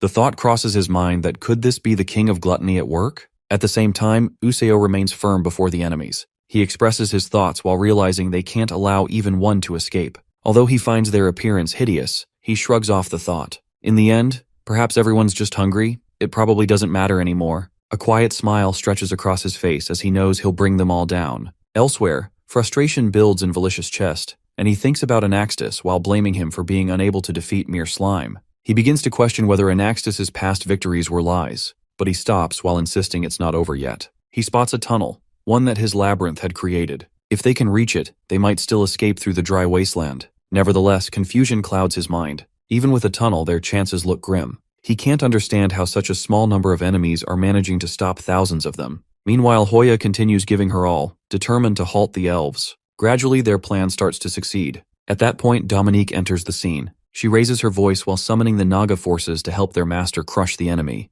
Watching all this unfold, Jinwoo swells with pride. His heart warms as he sees his team fighting fiercely. Then he turns to Dominique and praises her with awe. He gives a firm order that not a single undead carrying a piece of their king should be allowed to escape. He wants all of them destroyed, and he entrusts this task to his 15 warriors. In contrast, Felicius feels the crushing weight of frustration. His forces are failing, and retreat seems impossible. Desperately, he orders his soul to be recovered. Suddenly, all the undead collapse to the ground. Confusion spreads like wildfire. No one understands what's happening. Standing nearby, Angela turns to her master and observes the situation. She wonders aloud if the undead have finally surrendered. However, her master quickly denies it. There's no way they've given up. He knows Valicious far too well. That cunning mind never goes down without a plan. Surely he's gathering power now that escape has been sealed off. He isn't foolish. Indeed, Valicious remains in place, almost paralyzed by the weight of the moment. He mutters that it has been a long time since he faced such a fierce challenge. He lets out a bitter laugh while pondering how strange it is for an undead to fear death.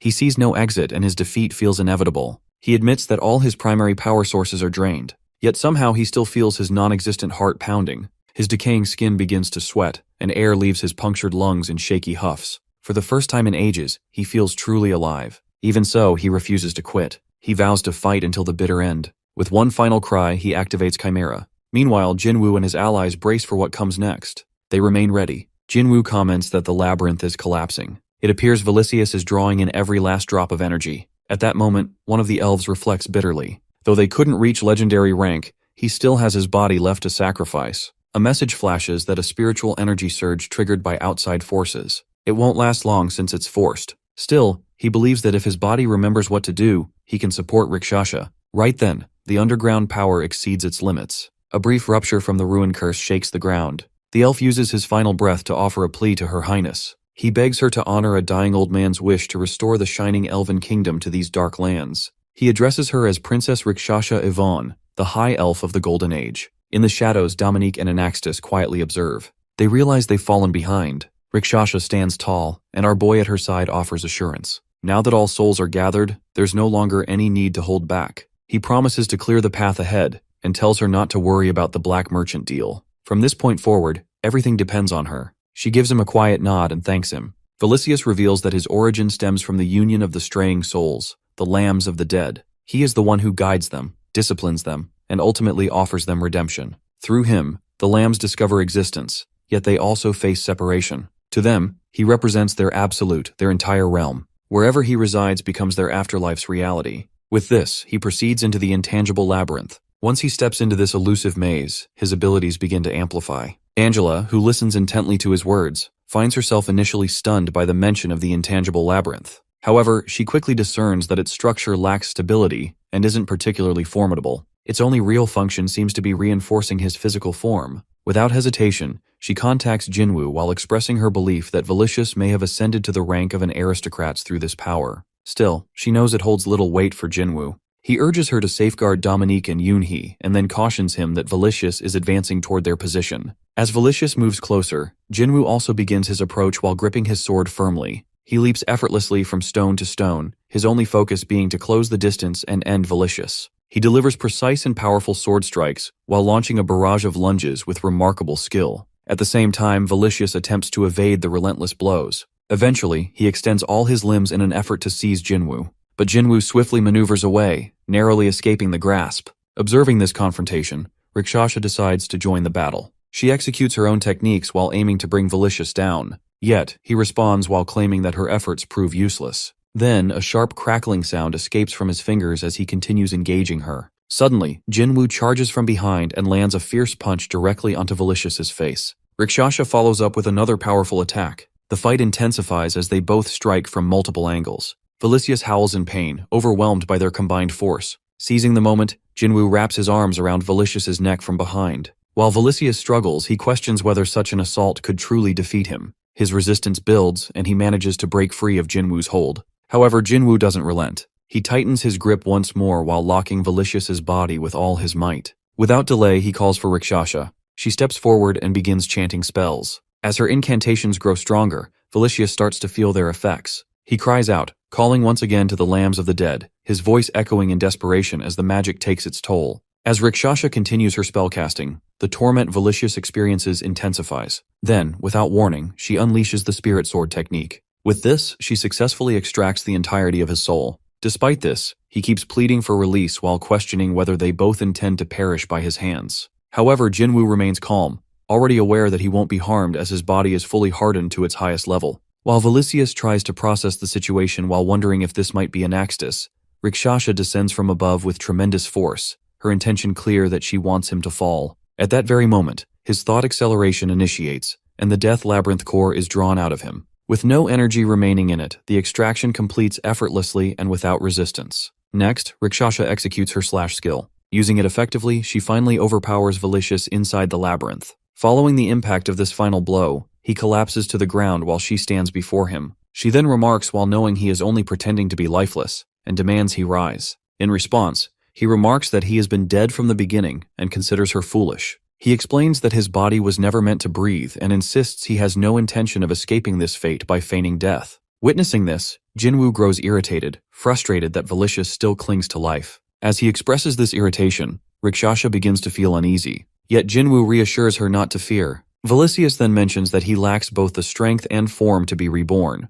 It's only a matter of minutes, he reflects, before he fades completely. He tells Rakshasa that this is her moment to take vengeance and bring closure. However, instead of striking, she turns away. This catches Velicious off guard. He doesn't understand where she's going. She reminds him of his own words that he's been dead all along, so eliminating him now would be meaningless. She then shifts her mindset while deciding that he deserves a greater punishment than death. Still, Velicious claims he has never known pain in his existence. She then walks toward Jinwoo, who quietly questions if she is certain of her choice. She assures him that inflicting pain now is the only option that seems right. Hearing this, Velicious is taken aback. Shortly after, Jinwoo urges Rakshasa to act quickly and take what she needs. Just then, the black merchant makes an unexpected appearance while startling Velicious even further. The figure approaches and calmly introduces himself as the Black Merchant. 3 days pass when Dominique approaches Jinwoo while informing him that they've managed to replenish the 300 fallen Naga with fresh reinforcements. Upon hearing this, Jinwoo quietly checks if everything has returned to its original state before the conflict.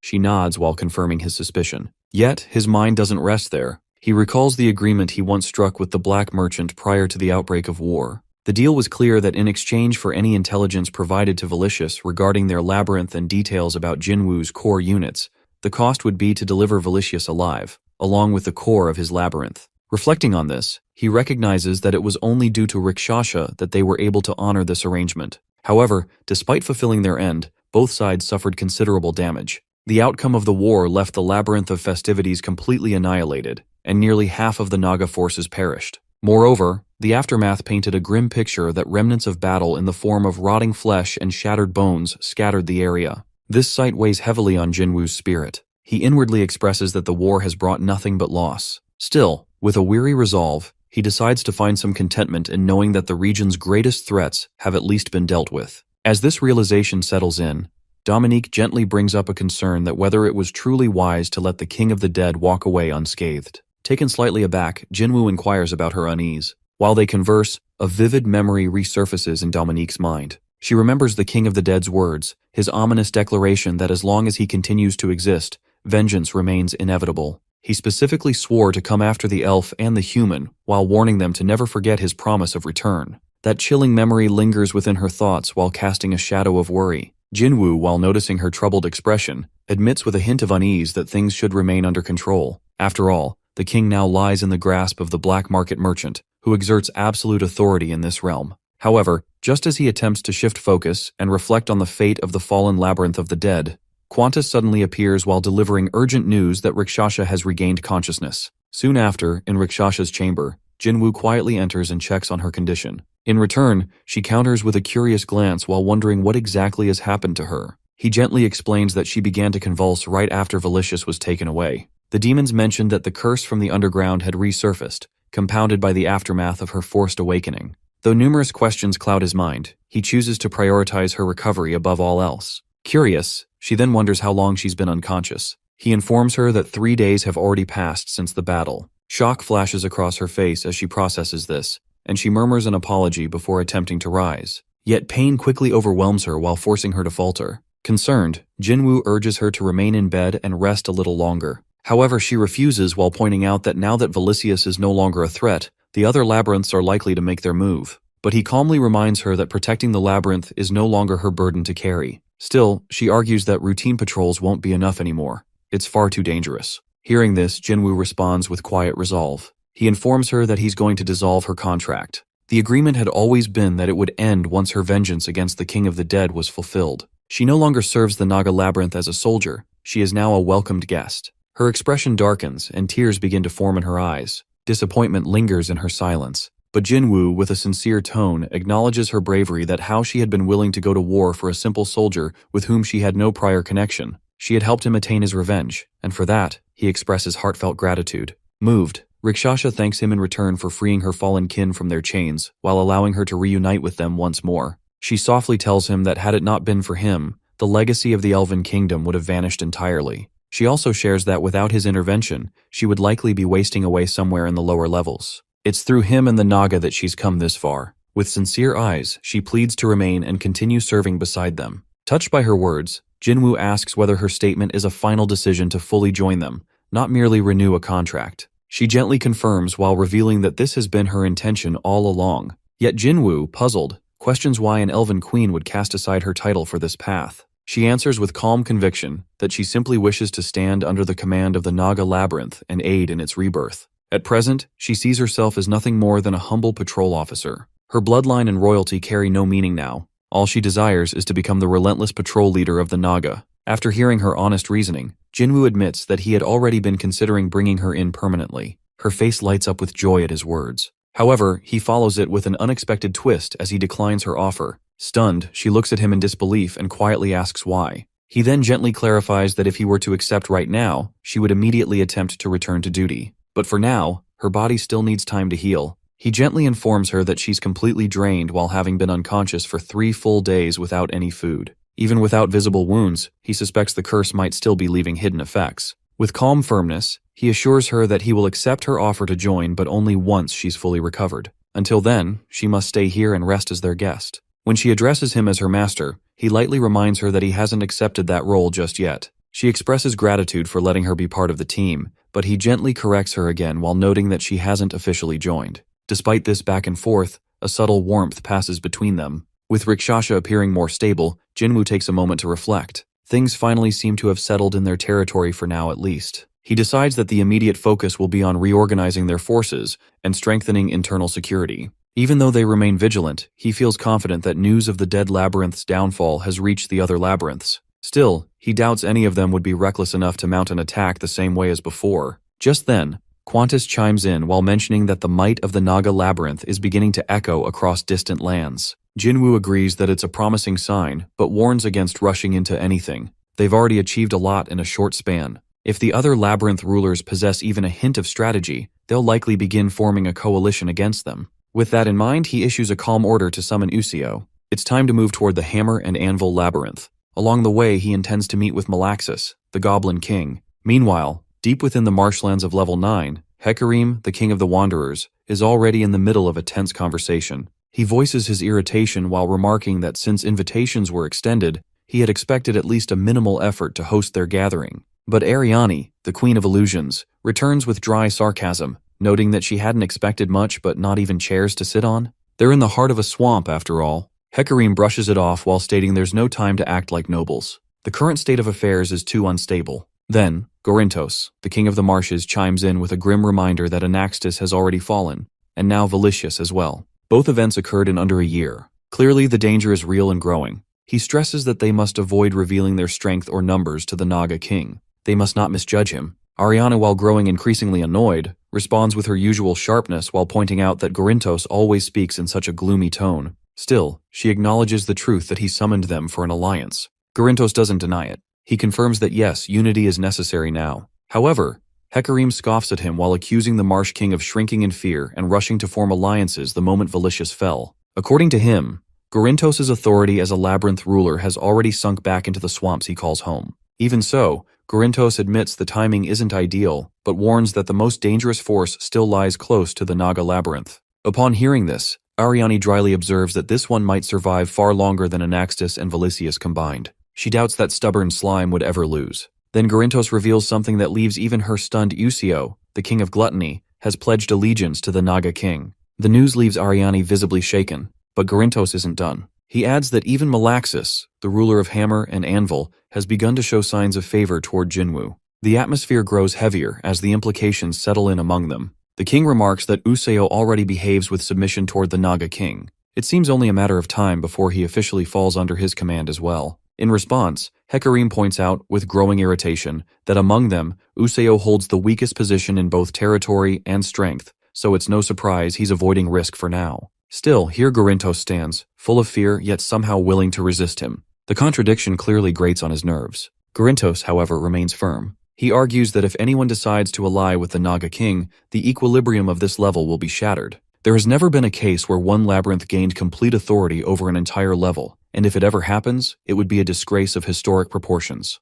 But Ariane counters that, in her view, the balance has already started to fall apart. Still, Garintos disagrees. He believes as long as the Naga King doesn't launch the first strike, their side still holds the advantage. He notes that both the Marsh and Illusion labyrinths, being closer to Naga territory, are naturally better fortified. Their position can hold the line while the centaurs move in from the flanks. In his view, the Naga will face severe constraints if they attempt to strike at the Wanderers. Doing so would open them up to retaliation from both his and Ariane's domains. If the Naga King is truly as strategic as they believe, he'll prefer keeping the region locked in a tense stalemate. That, Garintos concludes, should be their primary objective. Despite the logic, Hecarim doesn't appreciate the strategy. With visible discomfort, he grumbles that he's aware of the facts and will give the plan some thought, but admits that the situation feels deeply humiliating. Then Garintos turns to Ariane for her input. She, however, responds with a hesitant tone while saying she'll have to decline for now, and she needs more time to weigh her options. This clearly enrages Garintos. He snaps that a fallen fairy never truly changes.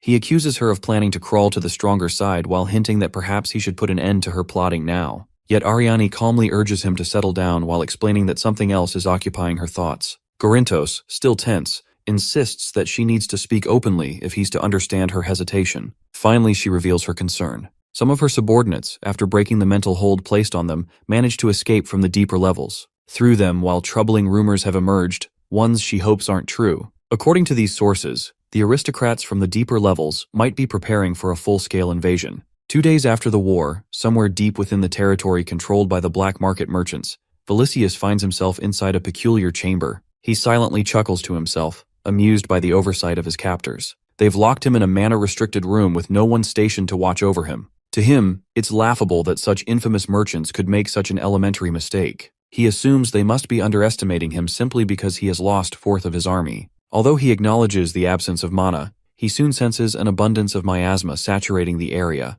This realization leads him to conclude that numerous lives must have ended here. It becomes clear to him that, being unfamiliar with handling sentient undead, these fools have ignored a vital fact that beings like him can absorb and draw strength from miasma. Now aware that his body has regained enough strength, he decides it's time to leave. He reflects on how they most likely assume his soul transfer technique originates from the dead labyrinth. In fairness, their assumption isn't entirely mistaken. After all, he has spent countless years within its depths while gaining ample opportunity to explore and refine soul-shifting enchantments. With that in mind, he mentally instructs the soul fragments to disperse. He contemplates how he has already unlocked the method of transferring his spirit without relying on the power of the labyrinth itself. Moreover, the stronger the host, the more effective the transition becomes. A host with magical affinity, he muses, would be even more ideal. Soon, his attention shifts toward a figure lurking underground. Anyone at the brink of death can work for him. Finally, he finds someone, but he is disappointed to find that person an underground human. Yet, upon further inspection, he realizes it pales in comparison to his current vessel. Still, given the circumstances, he accepts that he cannot afford to be selective. Fixing his eyes on the target, he aligns the necessary coordinates and prepares to begin the delicate process of soul separation. However, he remains conscious of the danger. Attempting such intricate magic without the labyrinth's support is no small feat. So, he resolves to proceed with caution while resisting the urge to rush. Unexpectedly, the door creaks open, and the black merchant steps inside. With a sly grin, the merchant remarks that it took him longer than expected to act while causing him to doze off while waiting. Unfazed, Vilicius counters with a calm response while remarking that it's actually the merchant who has been slow, as he has already completed half of his soul transfer. The merchant, intrigued, responds with a mixture of fascination and greed. He admits that he had hoped to keep Vilicius as a rare specimen, an undead who has reached such formidable strength. Yet, as time passed, an irresistible curiosity crept in. What might happen if a being born as undead were to experience rebirth as something living? Then the merchant questions whether Vilicius himself doesn't feel a hint of curiosity about it all. Confused and slightly irritated, Vilicius narrows his eyes and demands to know what exactly he means. His expression darkens, fury flickering in his gaze. Yet just as the emotion builds within him, something shifts. He suddenly detects a disturbance within the spell. Turning sharply toward the source, he questions the merchant while suspecting his interference. In response, the merchant calmly reveals that he's modifying the magical circle. In that instant, Felicius becomes alarmingly aware that the soul fragments that had scattered moments earlier are now returning, drawn back against his will. Even worse, the coordinates he had carefully established have completely unraveled. Despite the setback, he refuses to surrender. Deep inside, he knows he can't allow the merchant to assume control of such powerful magic. Meanwhile, the merchant poses another unsettling question. He wonders aloud what meaning life holds for someone who exists numb to sensation, unable to feel the ache of wounds, the iron scent of war, or the flavor of the hunt. He pushes further while asking if the idea of an undead possessing a living heart and flowing blood doesn't stir even a hint of fascination. He confesses that even the thought of such a thing drives him to madness. However, Felicius remains grounded in the truth. He understands the frailty of mortal flesh. The living form comes with countless constraints, its durability, its limitations, its reliance on flawed senses. He abruptly yells while demanding the merchant stop whatever he's doing. Yet the merchant, with a calm and firm voice, expresses regret while admitting he must follow through with his intentions. Felicius, now grasping the full weight of the situation, reflects on a crucial fact that a soul tethered to a physical body is restricted by the body's own boundaries. Worse still, the new vessel might never awaken to magic, and if that happens, he'll perish before ever breaking free. Realizing the danger, he cries out once again while urging the merchant to terminate the soul transfer. The risk, he knows, is death. But the merchant, now fully in command of the spell, responds with a dismissive tone that he's already seized control. In that moment, Felicius pieces everything together. With bitter clarity, he accuses the merchant of orchestrating this from the very beginning. Despite the situation spiraling out of his control, Felicius remains steadfast while refusing to yield. Fueled by determination, he begins drawing on every trace of miasma surrounding him. Suddenly, the air grows tense while crackling with strange, static-like energy. Without hesitation, he starts embedding keywords into the spell, concepts tied to his core. A community bound by purpose, not by blood. A natural aptitude for necromancy within a labyrinth, and an overwhelming reserve of mana. At that moment, the black merchant slowly claps his hands while seemingly amused. He remarks that Felicius should consider himself fortunate to be granted another shot at existence, but also notes that his demands are excessive. The merchant then wonders aloud how far this version of Felicius might go while hinting he could even become the protagonist of a new tale. He mentions that he'll be watching closely while hoping for an entertaining journey. The merchant's words stir irritation in Felicius. A deep frown settles on his face as he questions the true identity of the one pulling all the strings. However, before any answers come, the spell completes and everything shifts. Moments later, deep within a labyrinth, Felicius takes his first breath in a new form. As his eyes flutter open, the first thought that crosses his mind is whether the spell succeeded. Did he truly manage to channel his soul into a living host? One truth settles heavily that there's no turning back. He must assess his surroundings and adapt quickly. Around him, the ground is uneven and filled with tiny pits and patches of overgrown plant life. Signs of habitation are evident. Someone or something calls this place home. As he lifts his hands, he notices that they are small, chubby form and starts to wonder if this is a fresh birth. Soon, a faint awareness awakens. He possesses some level of magical capability, but as he tests it, disappointment floods him. His mana is so limited that he cannot even lift a shard of ice. Frustration builds, though he understands this living body will develop with time. It appears the keywords embedded into the ritual worked while leading him to assume this must indeed be a labyrinth. With that, he sets a goal to locate other creatures and determine which labyrinth he now inhabits. Attempting to move forward, he quickly realizes a problem that his lower body lacks strength, rendering him unable to walk. As he struggles to lift himself using only his arms, a figure slithers into view. A Naga worker enters and greets him casually while poking fun at his efforts. The worker teases him for crawling on the floor right after birth while noting how relaxed he looks. This revelation strikes Felicius hard that he is, in fact, a newborn. Worse still, he is already the subject of teasing by those around him. The Naga introduces himself as Bluey, a first-generation senior worker tasked with orienting the newest recruits.